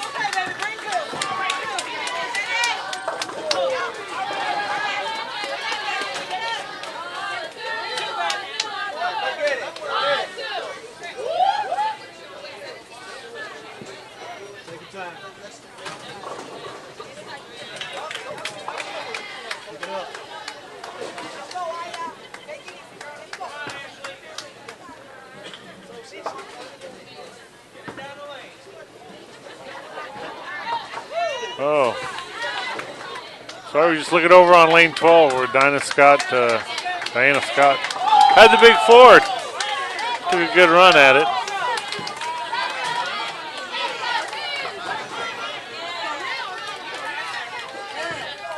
All right, looks like Brittany Hilliard's going to close things out for Texas Southern up on the right lane.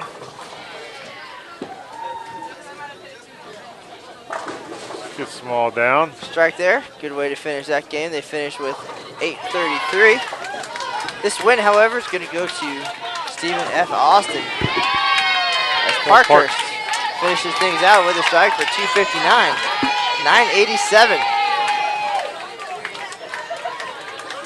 Take a quick look at that scoreboard before we head back over to lanes 11 and 12 to watch the end of the Jackson State-Grambling State match. Stephen F. Austin trying to make a move, hopefully, to get up, catch Nebraska. They needed a big game. Good sized game there. Said scores seem to be dropping a little bit. Looks like lanes may be breaking down a little bit, Matt. A lot of oil being pushed around. And there you have it, 987, 833.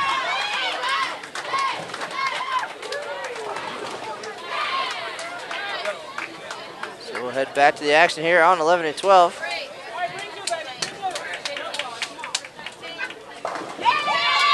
Jackson State leads by 110.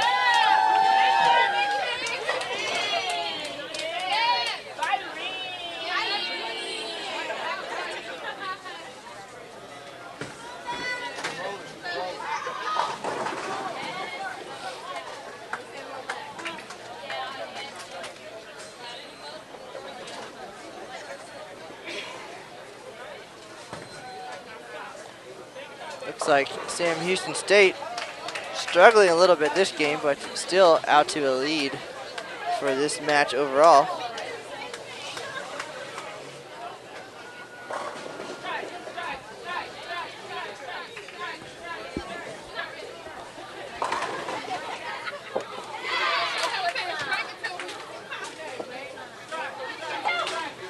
Great shot right there. Ashley Ingram. Way to get the team excited, isn't it? 4-7-10. Slides it over. Very nice. Wakes up the Jackson State team a little bit, doesn't it? Jackson State gonna cruise to this win, but that definitely helps liven things up a little bit for them and for us.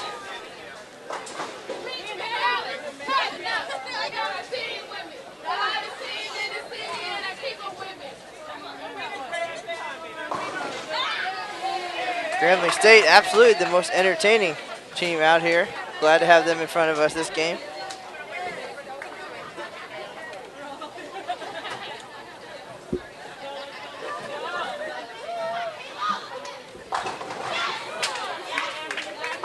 Some Nebraska excitement happening to our left. Can't see what's going on, but there's a lot of high fives happening over there.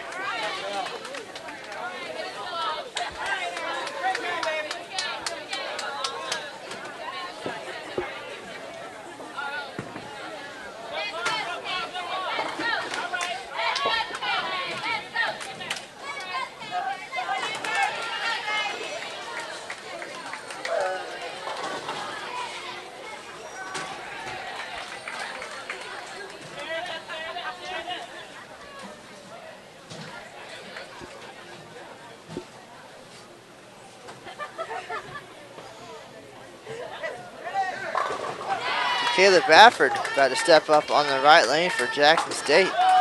She's having a great game here. Possible 256 if she can strike out here in the 10th frame.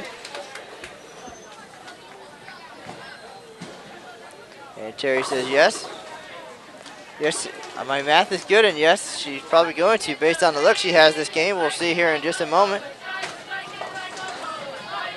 And she goes high. That shot looked awfully slow. She leaves the 4.67. It's a very tough pickup. She's going to have to bounce it out most likely. Or finesse it, slide it over.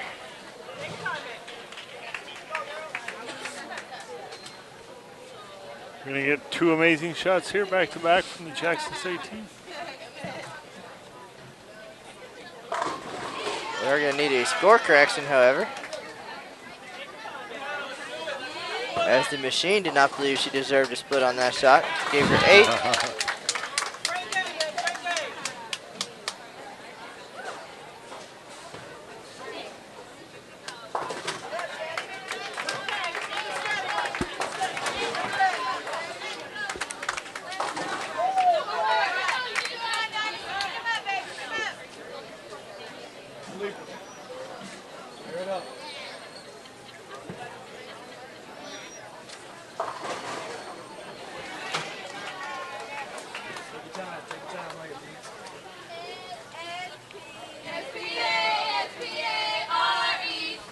Marcia Euro now up on the right lane for Jackson, working on 3 in a row, trying to make it 4.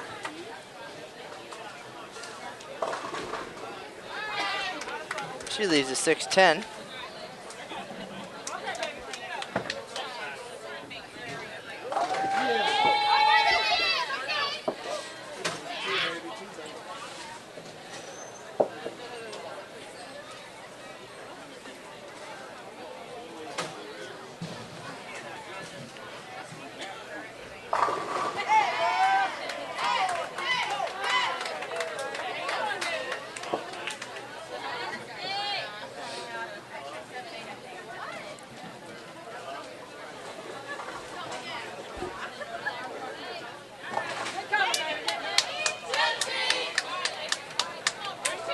Spare there for Euro. Strike here gives her 192.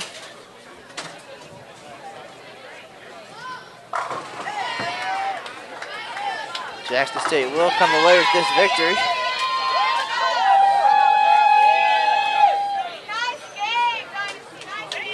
.207 by Dynasty Williams for Grambling.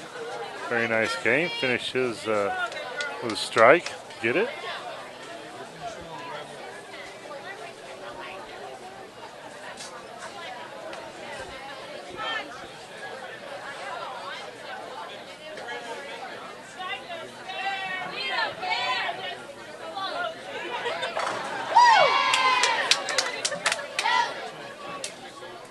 Big shot there, 192 game for Euro. I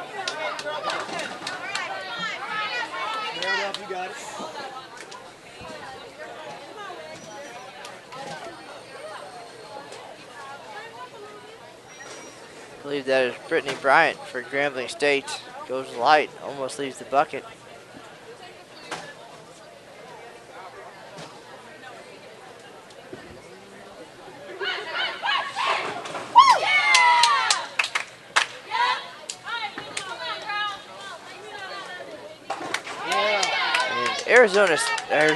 Arkansas State right in front of us.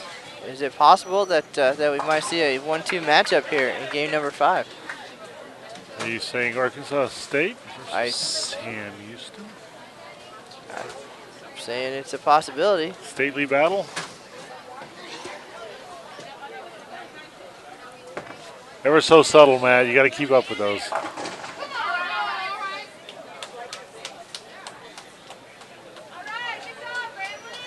And that's 8:25 effort for Grambling State. Sam Houston, one pair over, shot 941. They got the victory, but likely did not pick up many pins, if any. Good, good finish here for Jackson State.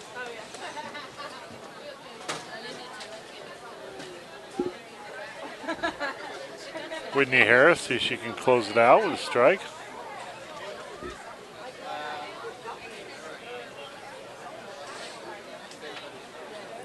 And it looks like Arkansas State's going to the right of our featured pair. And she does. Strikes out. Closes with 4 strikes for a 180. Big 982 game from Jackson State. It's pretty good the way the conditions are going. It doesn't look like we're getting a lot of big scores right now, Matt. While all the players move. There's your final score, 982, 825, Jackson State over Grambling State. And as Terry said, we're now heading into game number 5. We're going to step away for a minute while everybody gets situated, and we'll be right back in just a few moments.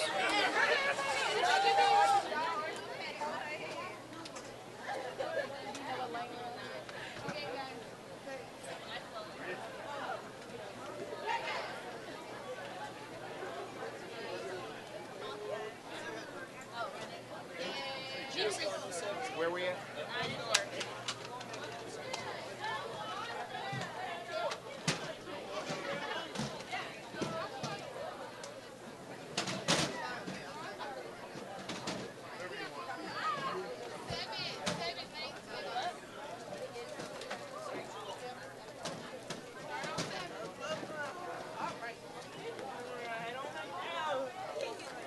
Yeah, for real.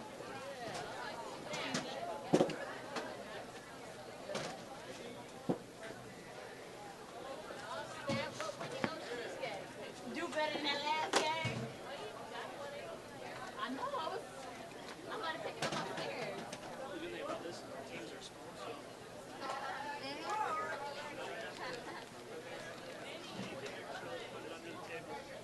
ladies, be careful when you're putting balls here.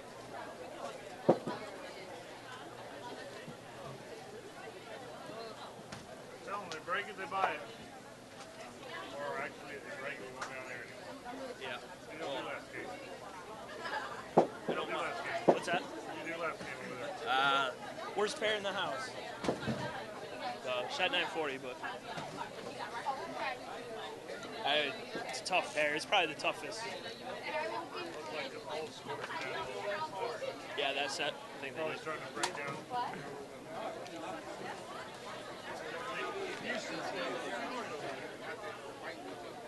Terry, can you give that to her, please?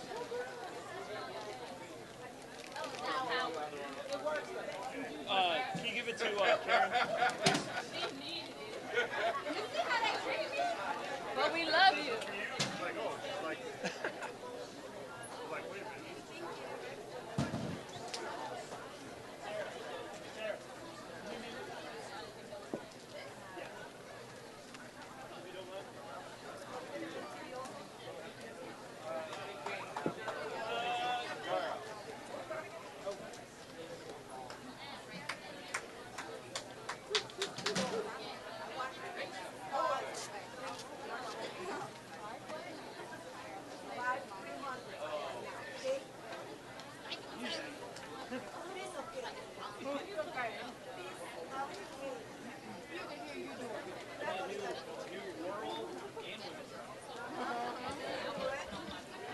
All right, boys. We're about to begin the final match of the day. Good luck and have fun.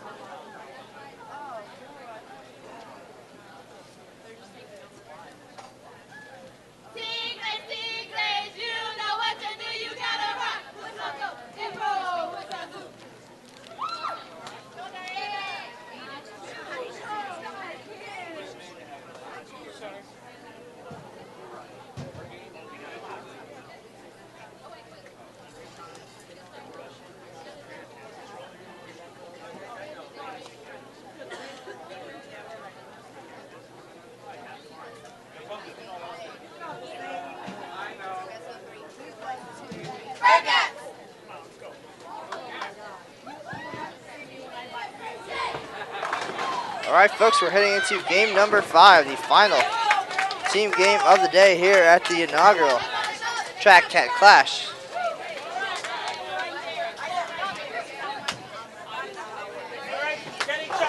In front of us right now, tournament host Sam Houston State University trying to make a run at the top spot here, chasing Arkansas State. Starting off without me. In this game, Sam Houston's taking on Long Island University. We saw them game 1 this morning as they defeated Mississippi Valley State University.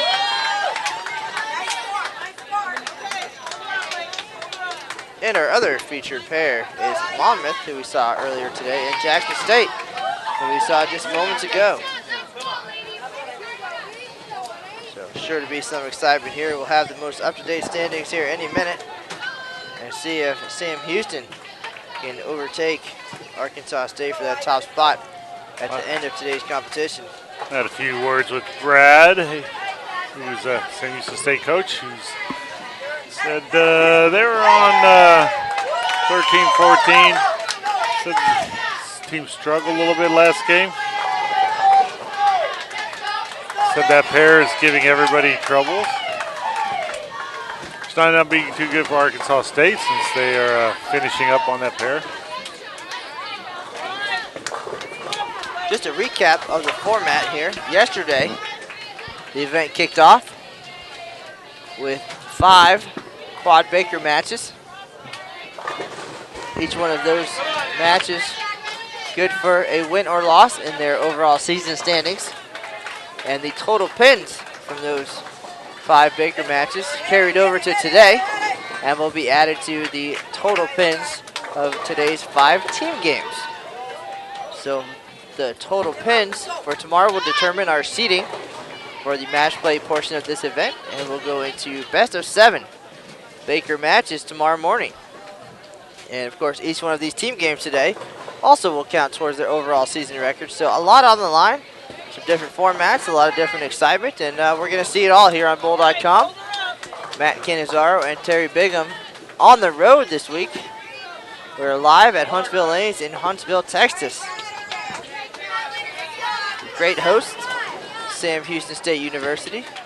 We saw them earlier in the year at the Battle of the Piney Woods at the ITRC, International Training and Research Center in Arlington, where they took on Stephen F. Austin. So we're a little familiar with these guys, and we appreciate them having us down here. Now I look forward to an exciting finish to this event. One more team game left here today, and we are underway.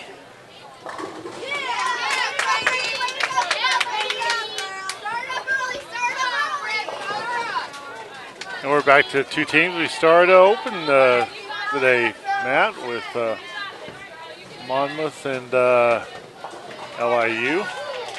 Obviously, Long Island, I guess they would be having a little bit of a trip to get down here.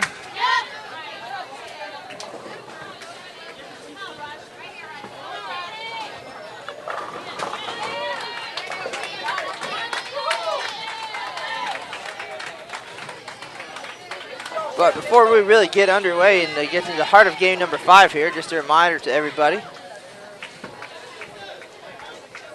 We are brand new on YouTube. We have moved over to YouTube for our live streaming efforts, so check that out. Make sure to subscribe so you can get all the latest alerts on our live stream broadcast. A lot of events coming up in December. Collegiately, Lucas Wiseman will be on the road, and he'll be out there in Las Vegas for 4 days towards the end of the month, so check that out. And of course, as the Open Championship kicks off in Baton Rouge, we'll be out there live streaming as well, so make sure to be a subscriber to Bowl TV channel on YouTube so you're not left out in the cold this winter. Speaking of winter, you know, we're getting close to the holidays, Matt. I want to remind everybody that the USBC Sports Store, that will, great place to go find that special item for a bowler in your household. Got a lot of new items, a lot of new fleece items. Check it out, usbsportstore.com. You can find it on bowl.com. And finally, if your perfect present this holiday season is a bowling vacation or a trip to one of our featured championship events, remember to check out mybowlingvacation.com, where you can book your room, your rental car, your flight, buy tickets to some of the local shows. You can do all kinds of things. mybowlingvacation.com, your one-stop shop for traveling with your bowling equipment. Fun traveling with bowling equipment, It man? is not fun traveling with bowling equipment. That's why we recommend Bowling Ball Express, the UPS shipping service that allows you to print out your labels on bowl.com and ship your equipment directly to the tournament venue. It'll be there inside waiting for you when you arrive. Takes away the hassle of having to carry your equipment through the airport and onto the rental car shuttle or what have you. And it's waiting for you when it's time to bowl. So speaking of which, it's time to bowl here. It is time to bowl here. Monmouth opens the game over here. Where are we at, man? I guess I ought to pay attention to what we're doing. Watching the Bearcats. We're watching Long Island. The host team, the Bearcats. Sam Houston State take on Long Island. I'm excited to see the standings, to see how things are unfolding here in our final team game.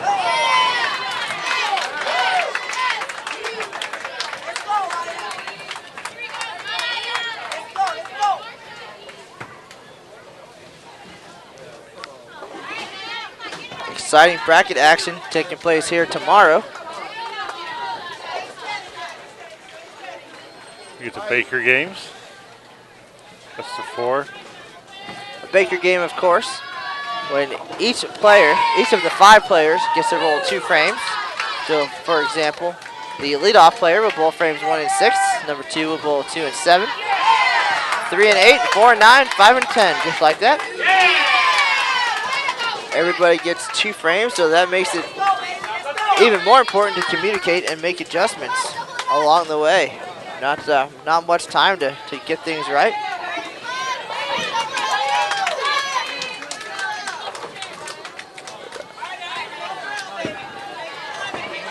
A lot of strikes on this pair so far.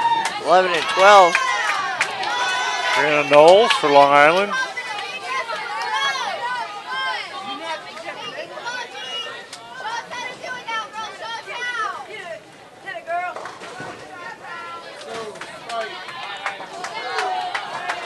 Big split there. And a break in the momentum. Baby split, tough spare. Cardona.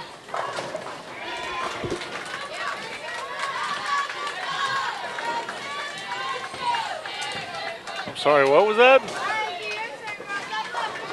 Did I miss something? Oh, I'm sorry. That's what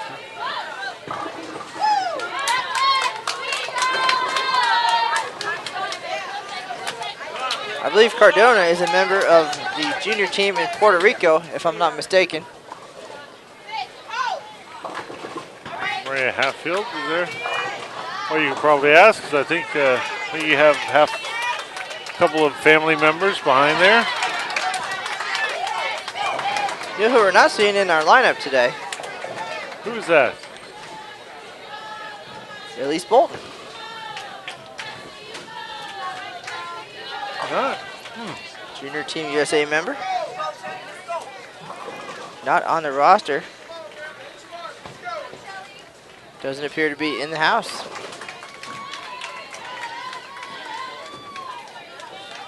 Well, it is cold and flu season. Maybe she's recuperating. Under the weather. There she is. Get better, Elise. All right, back to the action.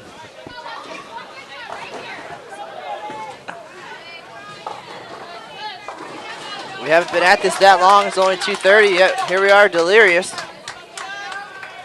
Oh, that's the way we started. Oh, that's what we do. That's our MO. Delirious and more delirious.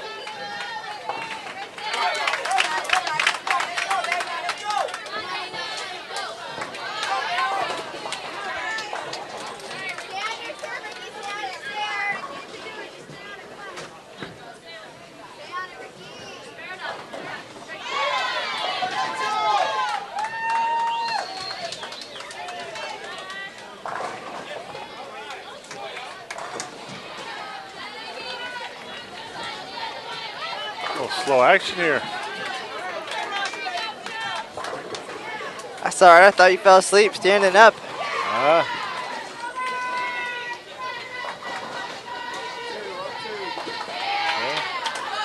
Zach Galgansky stepping up for Sam Houston. Yes. Another player who you are quite familiar with. So I am. Dana does here. Maximal back there. Great shot there. She starts with a double. So 3 Sam Houston players start the game with 2 strikes in a row. But Long Island University bowling just as well.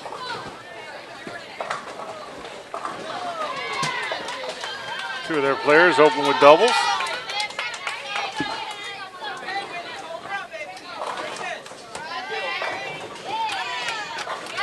So Kimmy Davidson will lead off here for Sam Houston to start the third frame.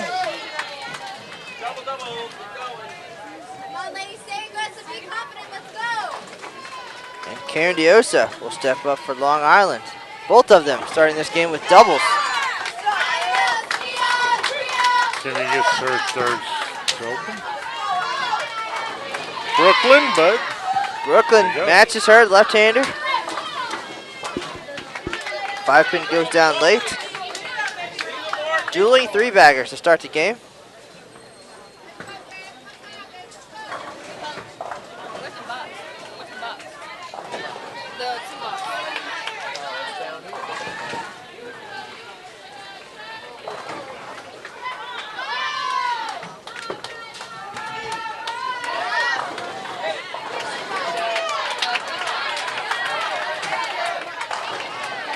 Ada Sanchez leaves the 10. Well, the Sonic Gray steps up on the right lane for Long Island, looking to get her own 3-bagger. Tight match so far. I don't think she liked that. She goes high. I know why she didn't like that. If she knew that right away, she'd miss that. And a miscue there for Sanchez.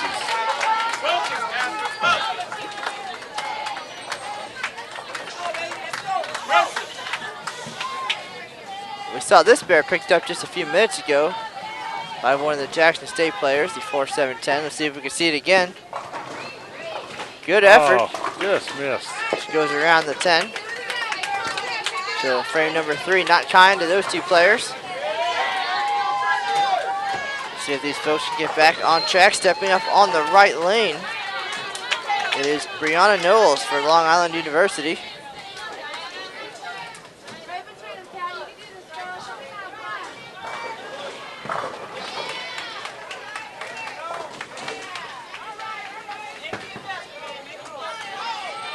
Left-hander, big strike there. Spare double for Knowles. See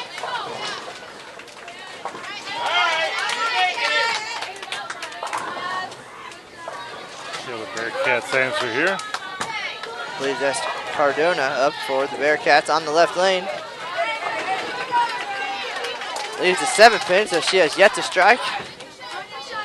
Got 2 spares through 2 frames. Looking for 3 in a row here.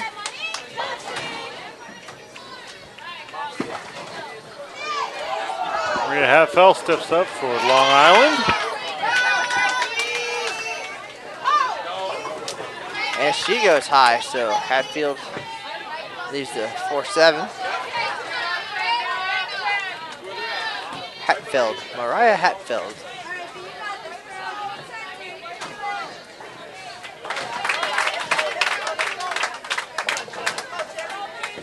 Spare there for Cardona.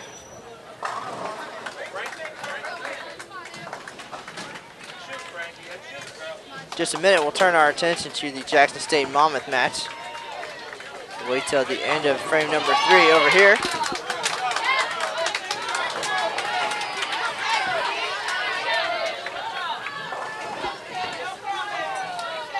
You're watching the Sam Houston Track Cat Clash live from Huntsville, Texas.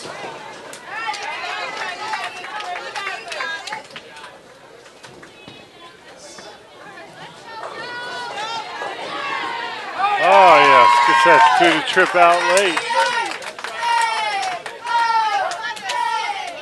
break there. Chelsea course. Dana Galganski stepping up, trying to get 3 in a row here.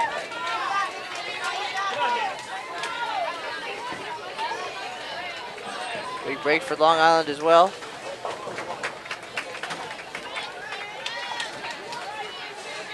This is game 5 of 5.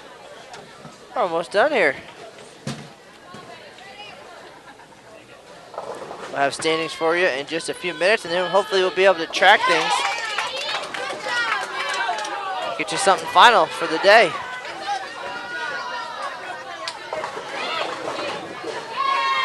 Dana goes a little high after opening with the front 3.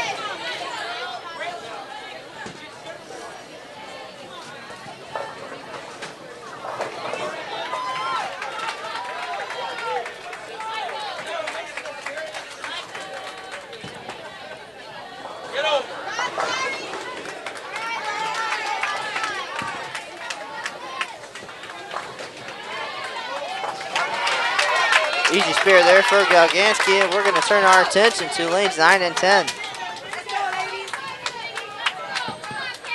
Jackson State and Monmouth. Okay.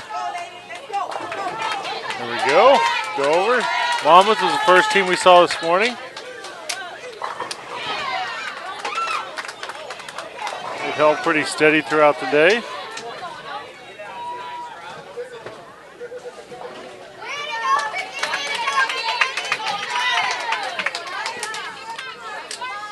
Once again, folks, thank you for joining us in the chat room, but if you are going to post a comment, we appreciate it if you are respectful to the other folks in the chat room and to our bowlers who are working very hard out there on the lanes. There's a big shot for Jackson State as they are riding the momentum of a Game 4 victory over Grambling State just moments ago.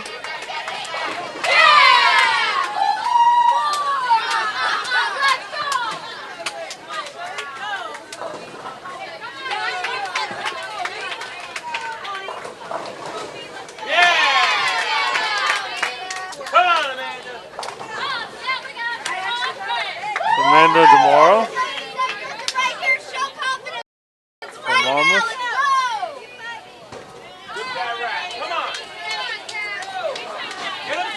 They finish up the 3rd frame here.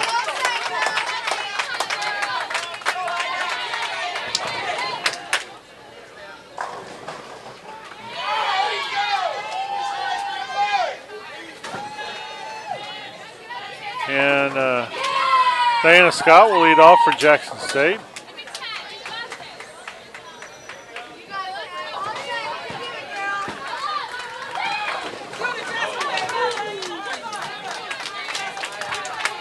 Good hit, leads to 10 though. Holly Zink. Good shot there. 5 goes late. Looks like her dad agrees with us. Big shot there.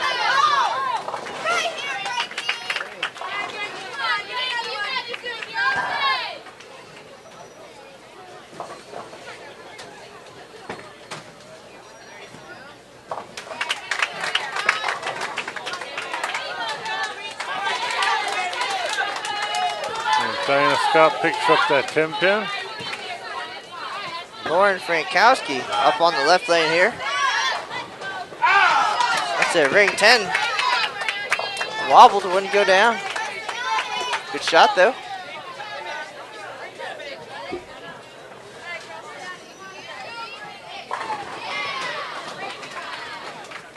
We are waiting for the latest standings, and we'll check back, get those to you just as soon as we can.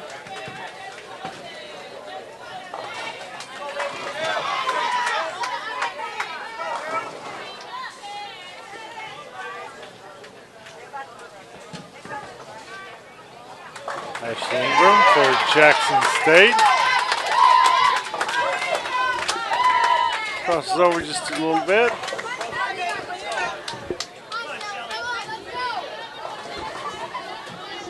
He's a 3-6-10. Frankowski shooting at the 10 pin. She gets it, no problem. So she started this game with 3 strikes in a row. Then the 10 pin wouldn't go.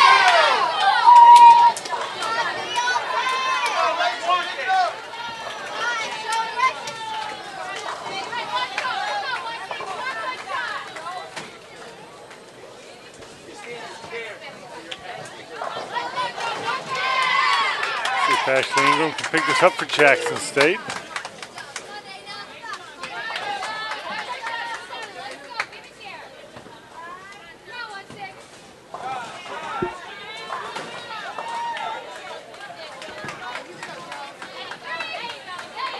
Got it. Makes it look easy.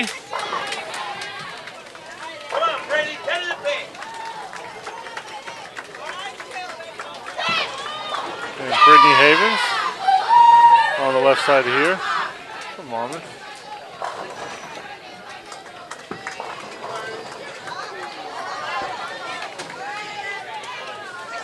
Doesn't get it quite over enough.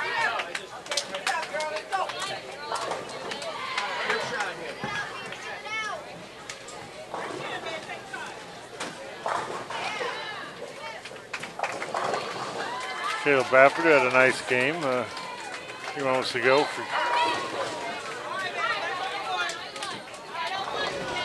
She's hitting it consistently, just left the 10 pin. There's a mess of a washout on lane 9 for Brittany Havens. The 1, 2, 4, 8, 10.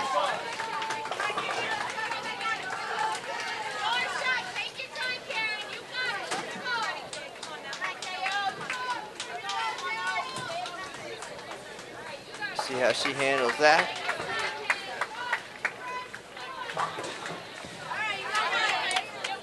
All right, leaves the 10 standing for the open frame.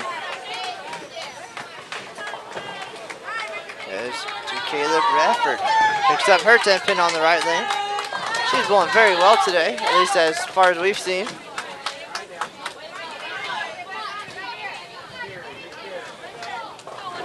Go back over to Sam Houston, Long Island, where Karen Diosa.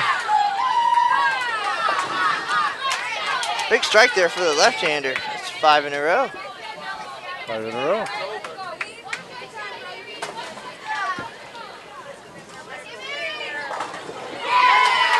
Jimmy Davidson answers to lead off for the Bearcats. Left-hander Davidson has the answer for Diosa.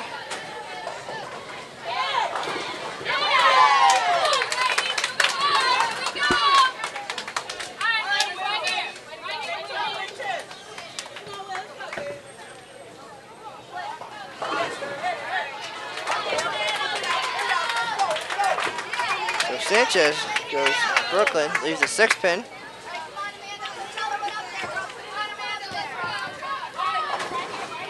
There's Gray, tries to double up here and does not. She leaves a 5 pin for Long Island.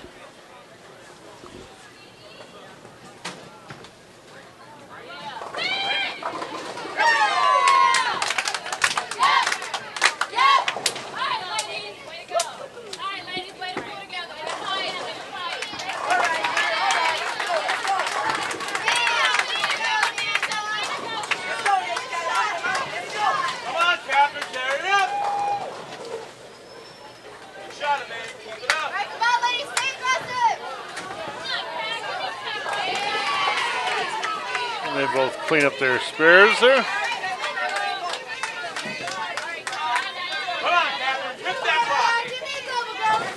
Very tight match between Long Island and Sam.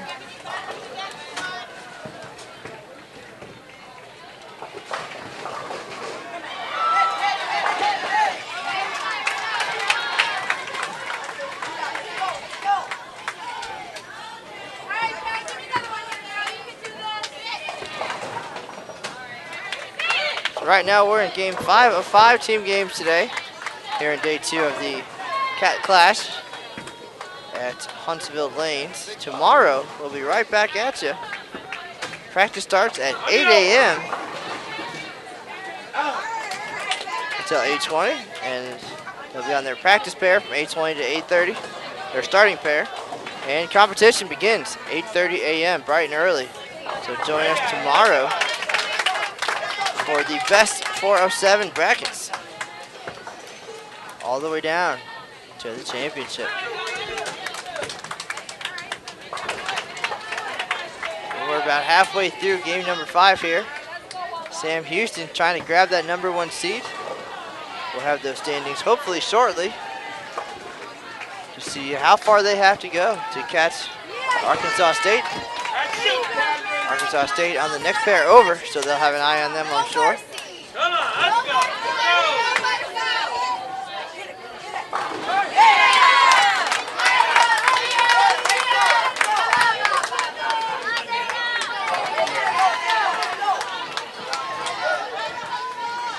All right, Hatfield steps up for Long Island.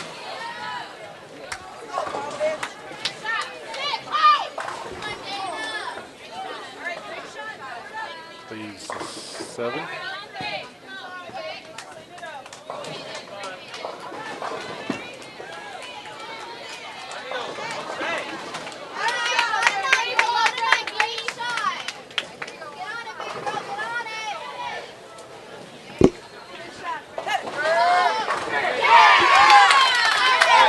Dana Galgancy just buried that one. Absolutely buried it.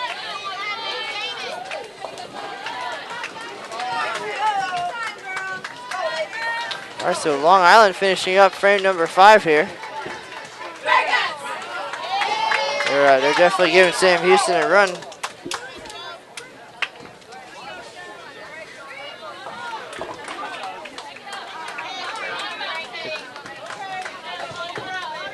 All right, and we have off the presses. Hot off the presses. You want to play guessing games with me again? The or latest can you just standings. go ahead? We're going to go ahead and start from the I would top. think that Arkansas State's still there. Arkansas State, top of the list.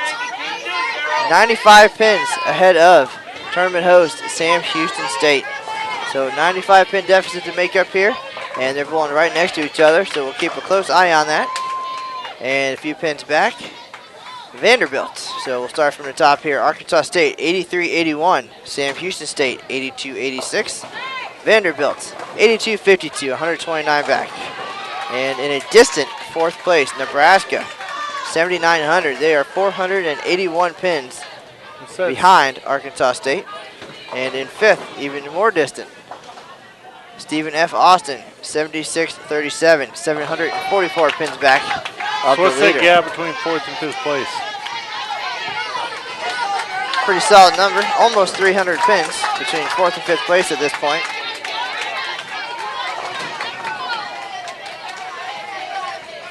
So essentially, 3 teams have a realistic shot at the top spot at this point, and we'll bust out the calculator as this game unfolds here. Right now, we're looking at Karen Diosa for Long Island stepping up with 5 in a row, trying to make it 6. She's up on the left lane, lane number 11. Left-hander.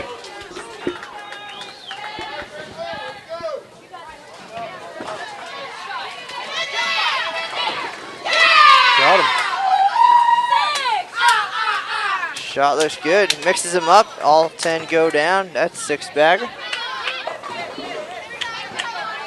Terry's doing the hand jive.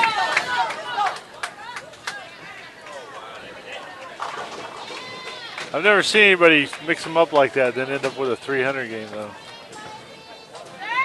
Oh, wait, maybe I did. Earlier this week, I think. So we'll try to keep our eye on Arkansas State right next door. Looks like they're about a frame ahead. So we'll keep you posted We'll run on down that. there and check to see what they've done. 95 pins is I would say pretty comfortable at this point, but you just never know in this sport. No bonus pins or anything out there. It's just straight pinfall.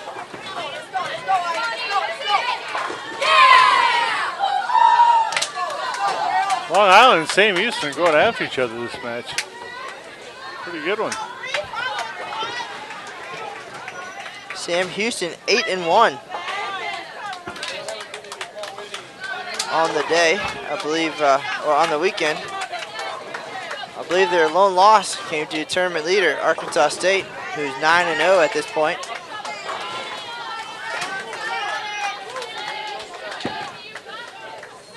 Yes, they put up a big number against Arkansas State in the first match, but lost. Sam Houston did. And they've been chasing them ever since.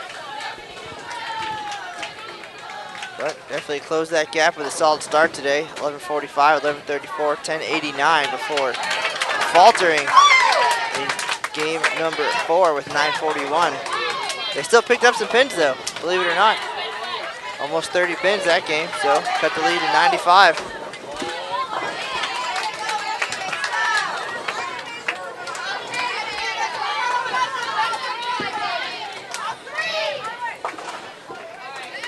And Vanderbilt had a nice game last time in game 9 to pick up, close the gap too. They picked up about 70 pins.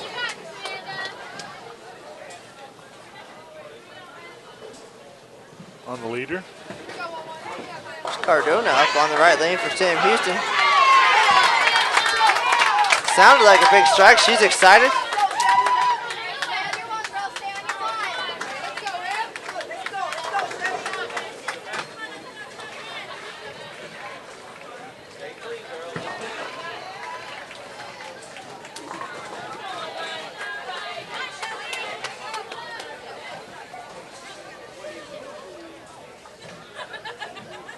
Michelle Secor stepping up for Sam Houston State on the right lane. Hatfield strikes for Long Island. Long Island throwing some big shots here in the final game of the day. Way to go, man. Shoot, girl. Come on, Cap. Start him up. Still fighting through jet lag maybe. I bet a win here over tournament host Sam Houston would give them some serious momentum heading into tomorrow's bracket play. We're only about halfway through, so still a long way to go. Shell Secor strikes. Galgansky out trying to make it 2 in a row.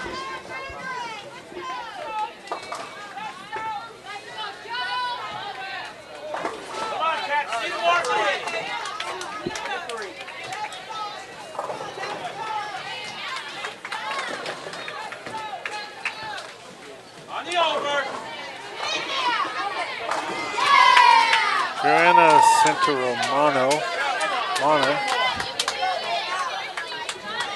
strikes there for Long Island.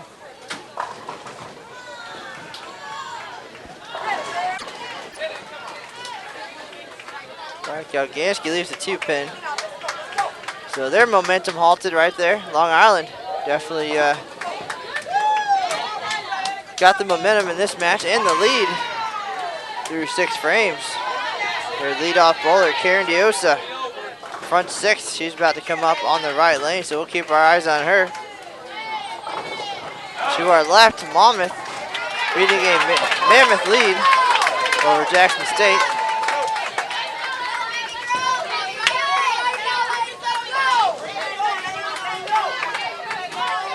A lot of hometown fans in the building today.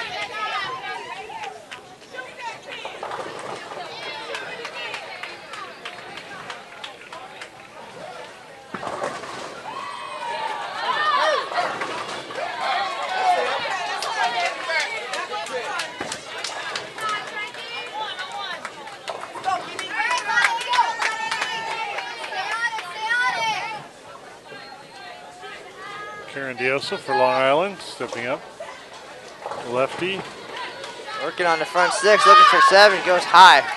Baby splits, 2-7. Looked like that one was a little bit slower. Paid the price.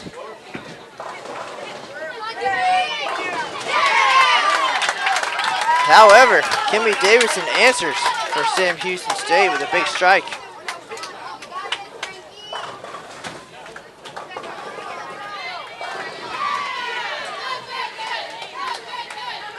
Now it's up to Sanchez. Hasn't struck since the second frame.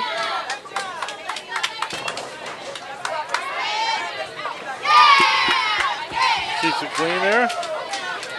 Karen Diosa.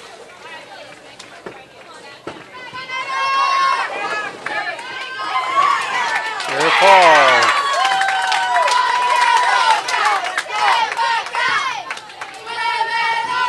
Big strike there for Sam Houston. Sanchez, 7 goes late. Yeah. Very late. Very late. But you know what? As long as it goes, that's as long as it goes, makes it that much more exciting. Still shows up as an X on the score sheet, right? That's correct. Up on the right lane for Long Island, it's Sonic Gray. She delivers. Got an exciting match here. Going toe to toe here, aren't they? Cardona. She gets the 7 to wiggle, but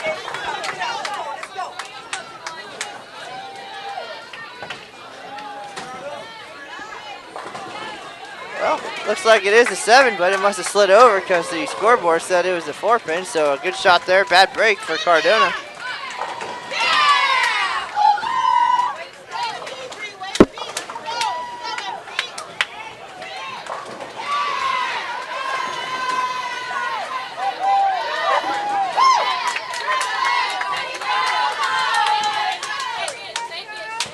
So shoot at her 4.5 pin, and she misses it to the left. trying to keep an eye on Arkansas State down there. Let's see if Secor can get Sam Houston back on it here. She's working on the 4-bagger, trying to make it 5, trying to keep her team in this and not let Long Island pull away. Game 4, or not so good for Sam Houston, 9:41 after 3 stellar games to start the day. We'll see if they can finish strong in their own house.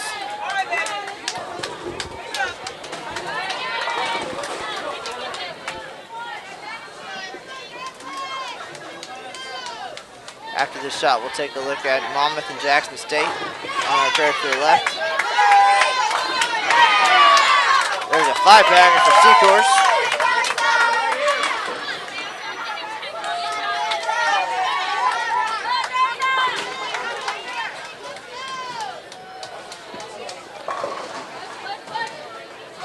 We're over to the Jackson State Monmouth matchup. Monmouth holding a slight edge here. They start off in the 7th frame.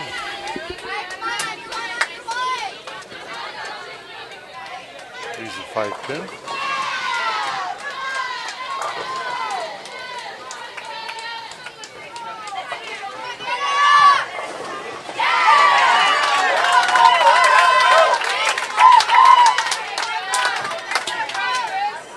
Amanda DeMoros dipping up to see if she can finish off this.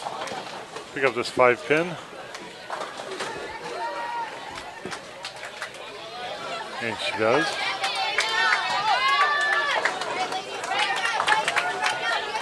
Not as much energy in this Monmouth-Jackson State match. It's concentration, Matt. They're all entirely focused right now. Fair enough. Monmouth out to a lead halfway through here. They lead by about 50. It's been a little bit of a long day for them. They're already bowling their 5th match.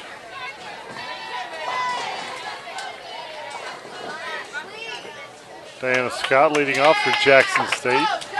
Here in the 7th. Oh, fortunate.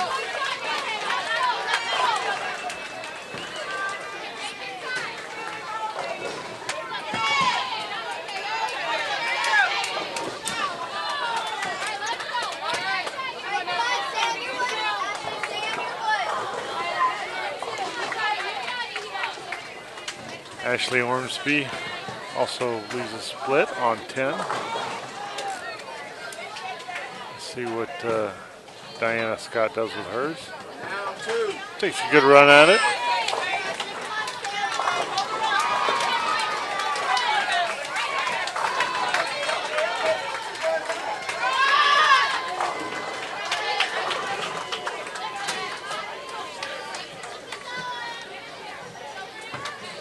going to turn our attention back to the hometown team here, Sam Houston, Bearcats. We are, of course, at the inaugural track cat clash here in Huntsville, Texas. Huntsville Lanes.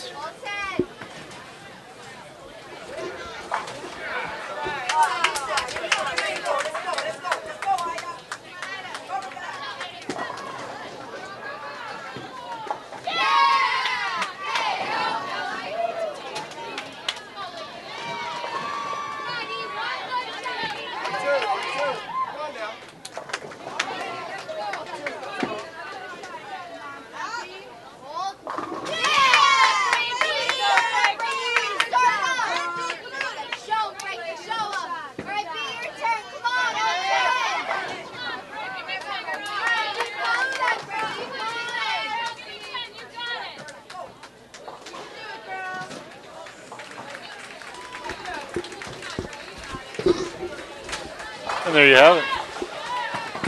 Just noticing a few people we see here hanging out in the center here today. People making the trip. We heard a gentleman driving up from Houston. See some people who've driven in from the Dallas-Fort Worth area.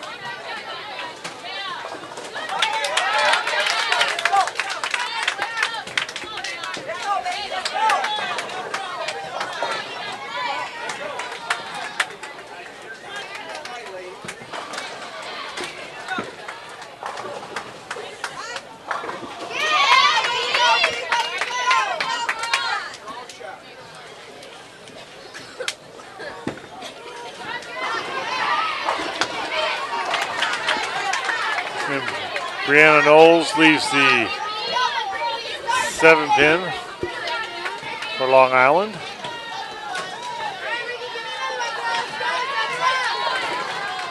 Looks like Arkansas State's going to stay undefeated for the weekend. They got a big lead down there against Alabama State. They have a substantial enough lead to hold on to that match.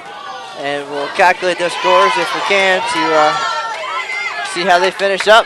And we'll try to track down Vanderbilt as well and get their final score.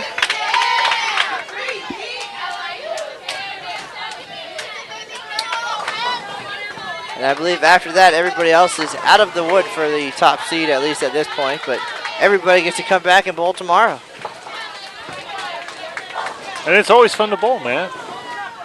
Bowling is fun. Is that Biff from back in the day? Is that what you remember that from? Back in the day.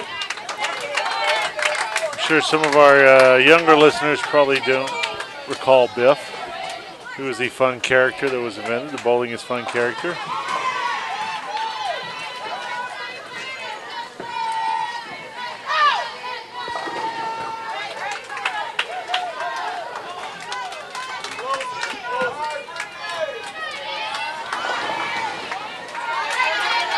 All right, here comes Secors up on the right lane for Sam Houston.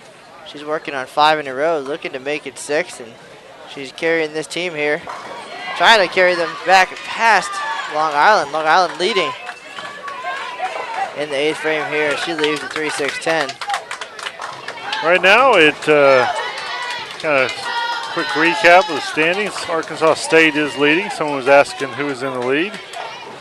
Arkansas State, your top 5 are Arkansas State, Sam Houston State, Vanderbilt, Nebraska, and Stephen F. Austin.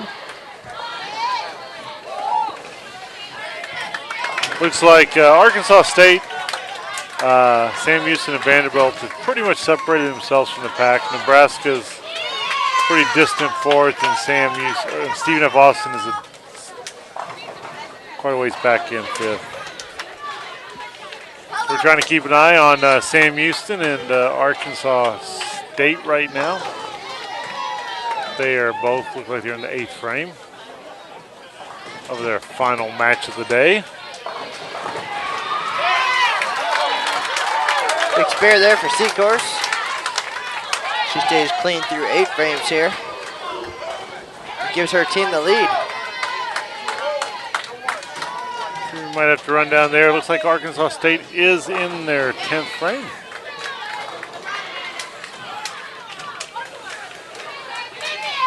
Go check down and see how they finish up so we can give you a good idea of looks like who will be where tomorrow.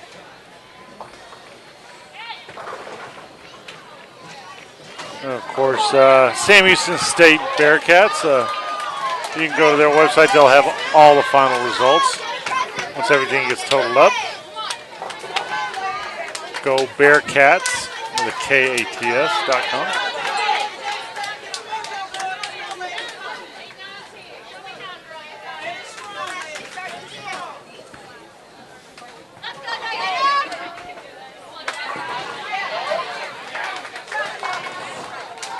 All right, there's a miscue for Long Island. A missed single pin. But Galgansky leaves the big four for Sam Houston. So this match is going down to the very end.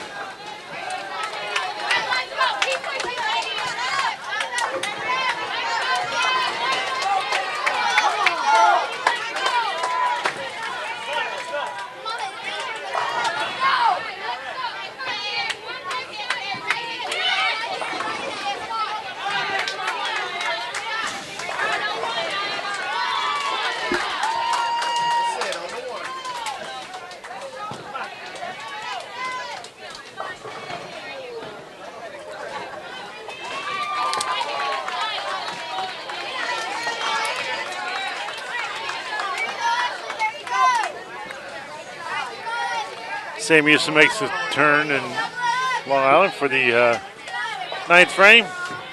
Matt, I'm going to walk down and see what Arkansas State's doing because it looks like they're actually in their 10th frame down there. So we'll get some totals from them. We can hopefully let everybody know what's going on. All right, Terry Big, I'm going to get some scores, and we'll stick around here. Keep an eye on Long Island and Sam Houston State. Sam Houston trying to get a piece of the lead here at Huntsville Lanes, their home turf.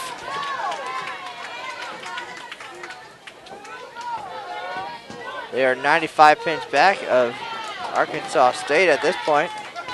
Arkansas State not bowling too bad this game, but we will see.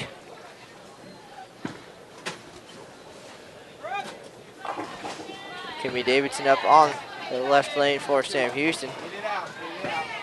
Shooting at the 7 pin, no problem for her.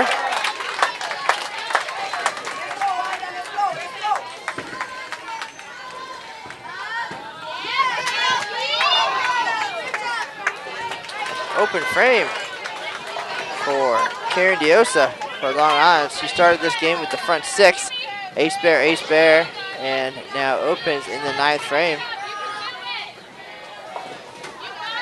Game very close at this point. Ida Sanchez trying to help Sam Houston into the lead. And she goes through the face, 6, 7, 10. As Isana Gray steps up for Long Island, working on a 3-bagger. Looking to keep her team out front. This is team game number 5, a 5 for the day. And she goes Brooklyn, strips the 6 pin.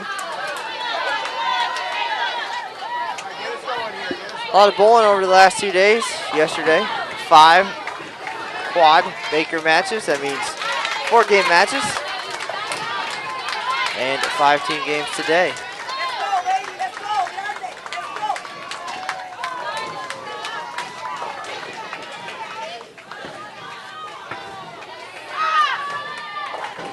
Cardona now stepping up for Sam Houston, trying to get things back on track.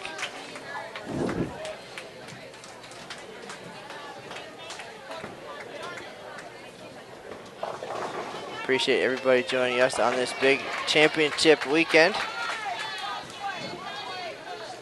A lot of football going on TV.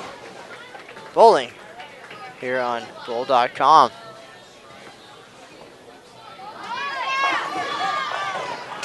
Cardona, the 9 won't go.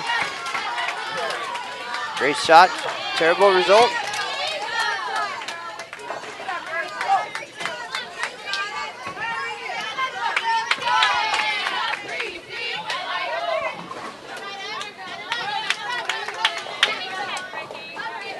like Arkansas State struggling this game, but 95 pins is quite a bit to make up.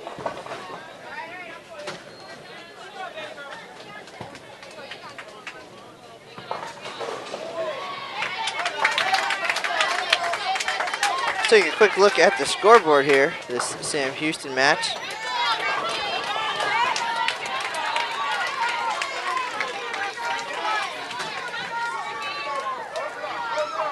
Long Island with a slim lead here in the 9th frame. Big shot there.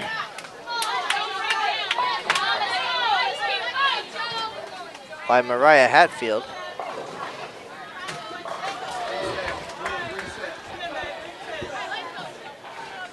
Get back to the action.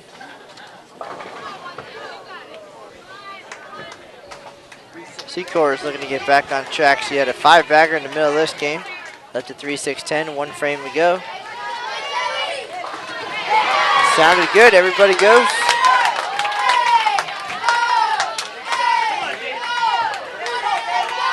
So Secor is carrying her team here in game number 5.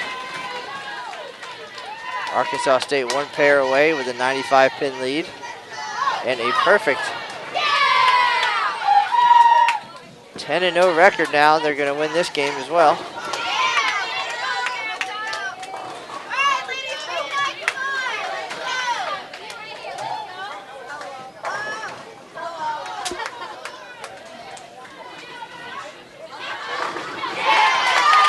Big shot there from Galgansky. Stepping up in the anchor position. Keeping it close for Sam Houston.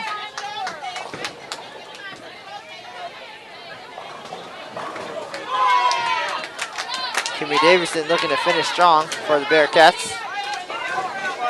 Started this game with 3 in a row. Working on a spare.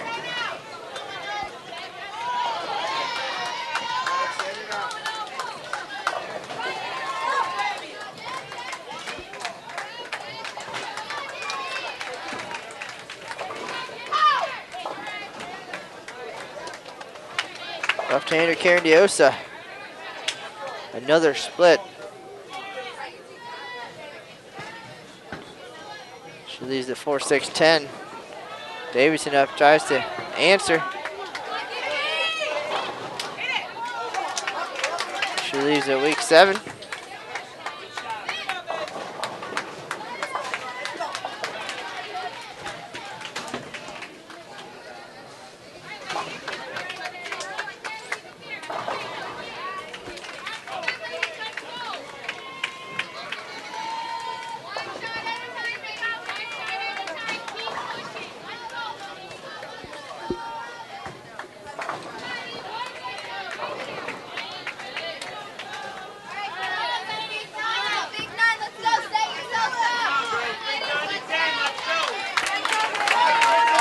Like Arkansas State finishes with 929.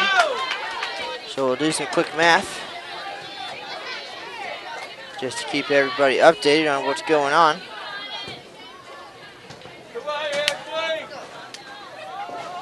Push that ball down the lane. Let's go.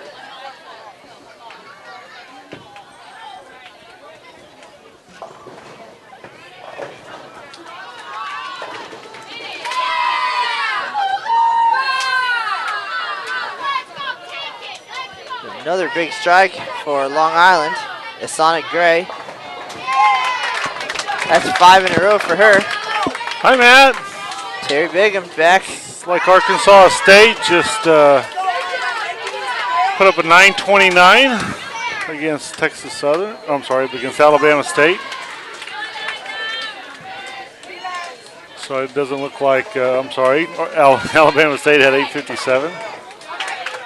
And Arkansas State, 929. So it looks like they will should be able to maintain their lead.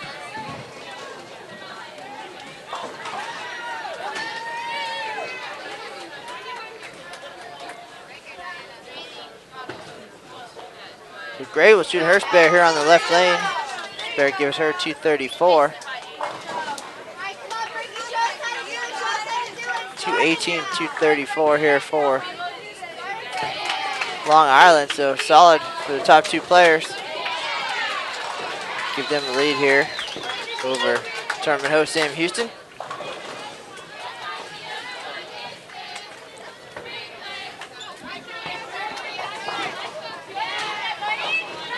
Trying to hand Sam Houston their second loss of this event.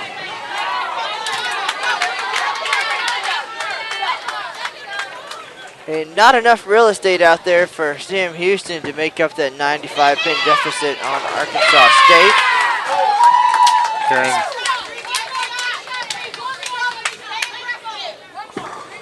I'm sorry, it's Brianna Knowles for Long Island. Strikes in first ball of 10th frame for her.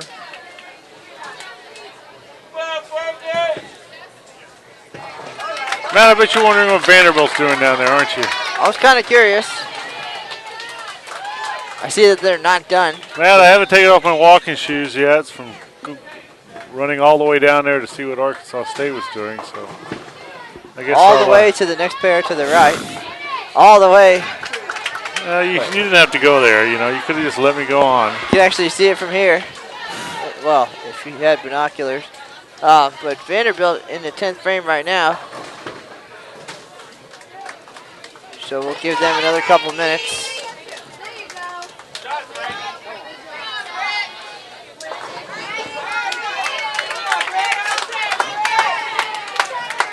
Got a tight match here, Sam Houston and Long Island.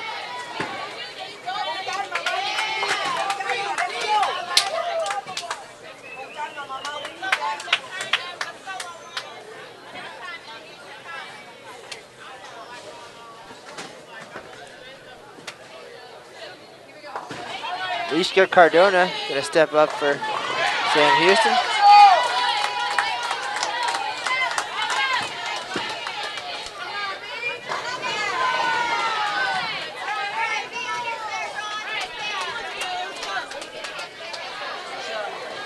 And Mariah Hatfield stepping up for Long Island.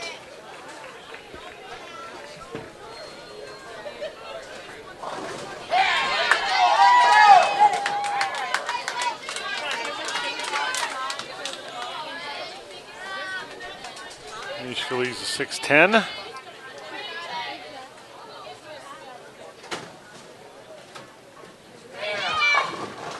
See what Mariah Hatfield can do here. Looks good. A little high.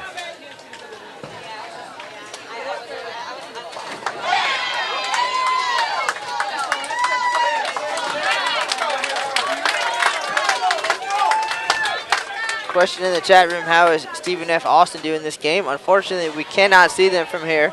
They are down at the other side of the house. They are actually bowling against Vanderbilt this game. But we'll have hopefully those scores in just a few minutes.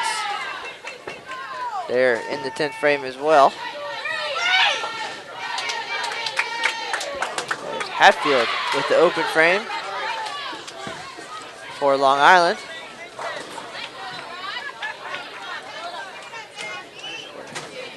Definitely giving Sam Houston a chance here in the 10th frame.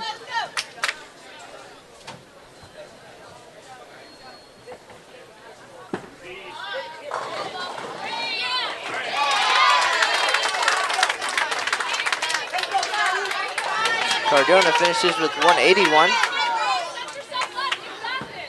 So Davidson 194. Sanchez 178. Cardona 181.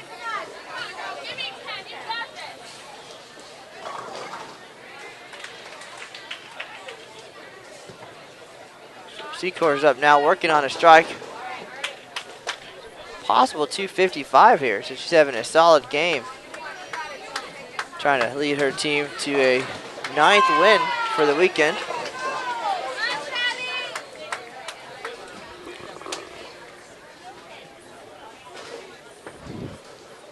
They're not going to catch tournament leader Arkansas State.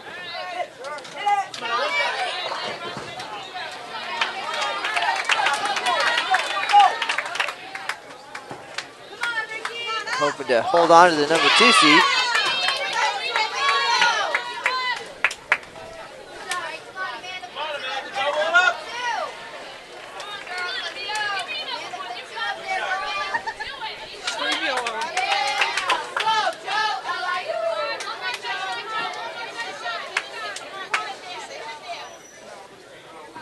Matt, I trust you can bring this one home. I'm going to run down and see what's going on with Vanderbilt.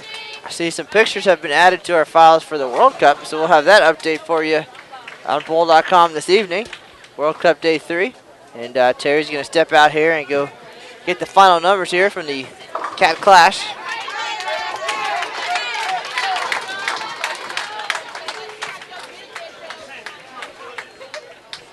A lot of exciting bowling action going on around the world this weekend, along with football. Once again, the Cubica AMF World Cup happening in Johannesburg, South Africa. Team USA's Tommy Jones and Deandra Asbeatty down there representing the United States.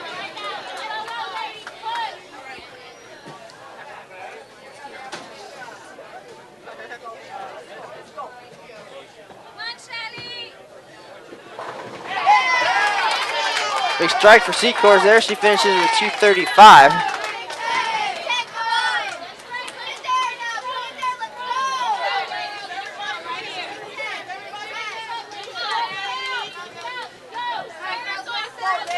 So Long Island already in the books, 972 here in game number 5. Dana Gelgansky stepping up, working on a strike. Possible 201 if she can strike out here in the 10th frame. Big strike there.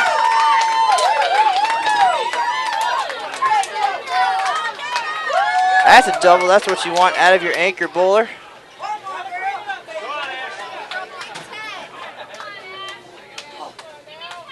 Step up and deliver.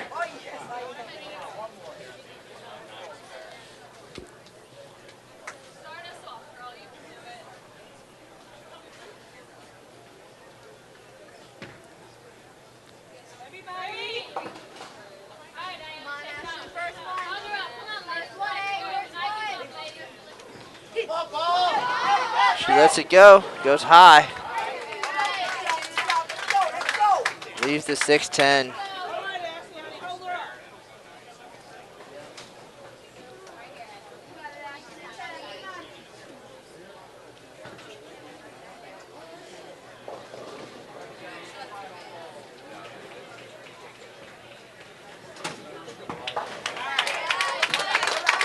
So she spares it up, and Sam Houston squeaks out the win. 977, 972. We'll take a quick look at the scoreboard. So that first strike, huge. And that's what you want, your anchor bowler step up and deliver. She does. Sam Houston 9-1 on the weekend.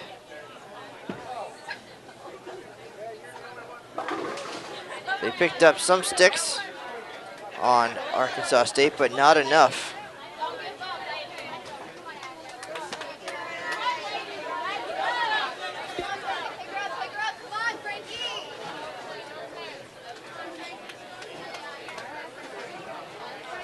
So they finished 47 back.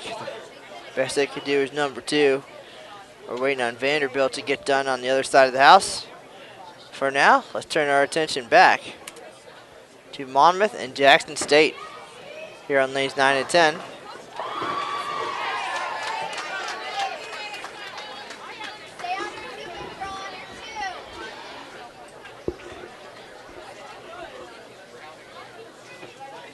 And at the end of today's competition, once again, scores will be available on gobearcats.com. That's cats with a K.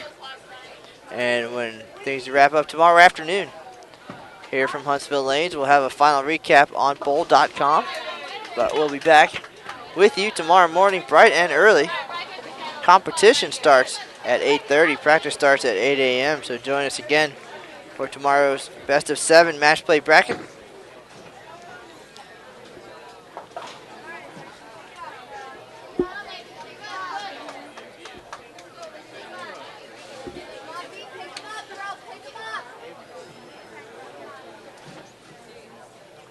We'll watch the final frame here. Jackson State and Monmouth.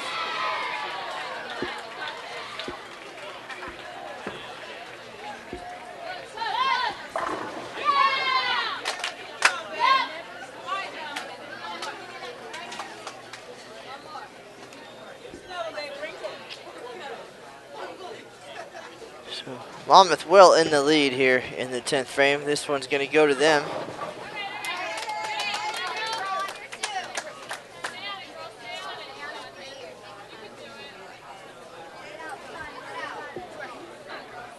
They enter this game in 7th place.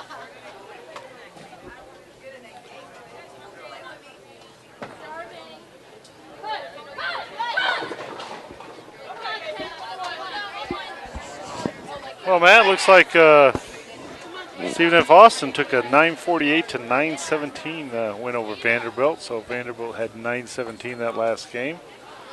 I think that was more than enough to hold on to their 3rd place against Nebraska.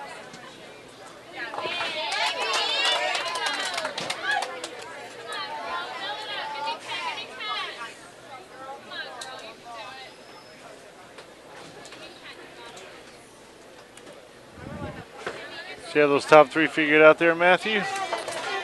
Yes, sir. It looks like, by our unofficial calculations, Arkansas State will be your tournament leader, 93-10 for their 10 games. And in 2nd place will be Sam Houston State, 47 pins back at 92-63. And 3rd place at this point, Vanderbilt, unless Nebraska had an absolutely ginormous game at 91-69. But they had a sizable advantage heading into the final game. So the top 3 should stand as is. Arkansas State, Sam Houston State, and Vanderbilt. As we watch the final frames here of Monmouth and Jackson State.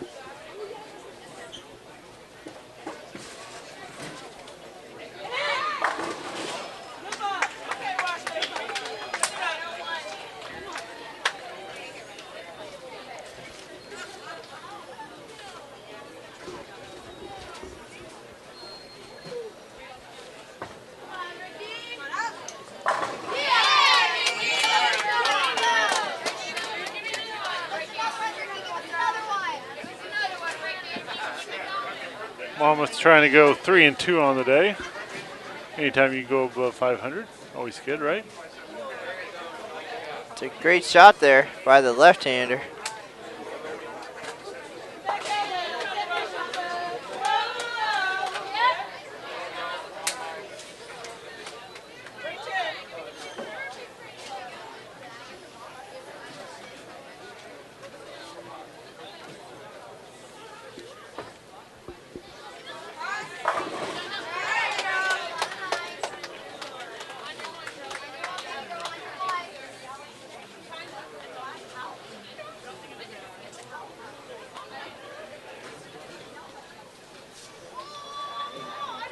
Euro steps up for Jackson State.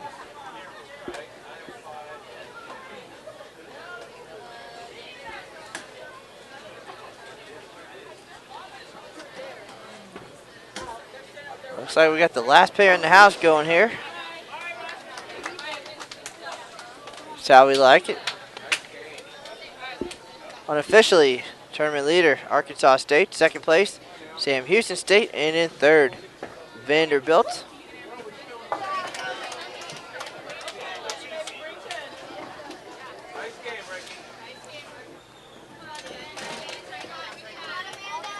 Just a few minutes, we'll turn our attention towards the World Cup and get that latest news posted on bowl.com.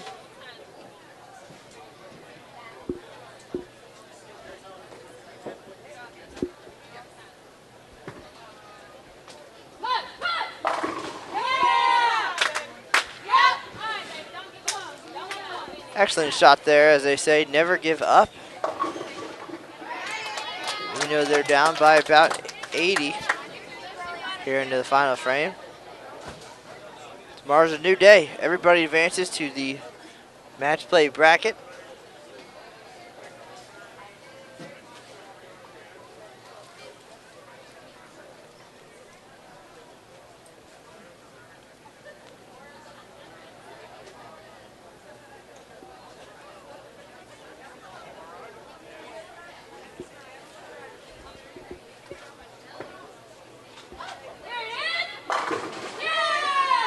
Nebraska had a big finish with 1095, but not going to be enough for making a move.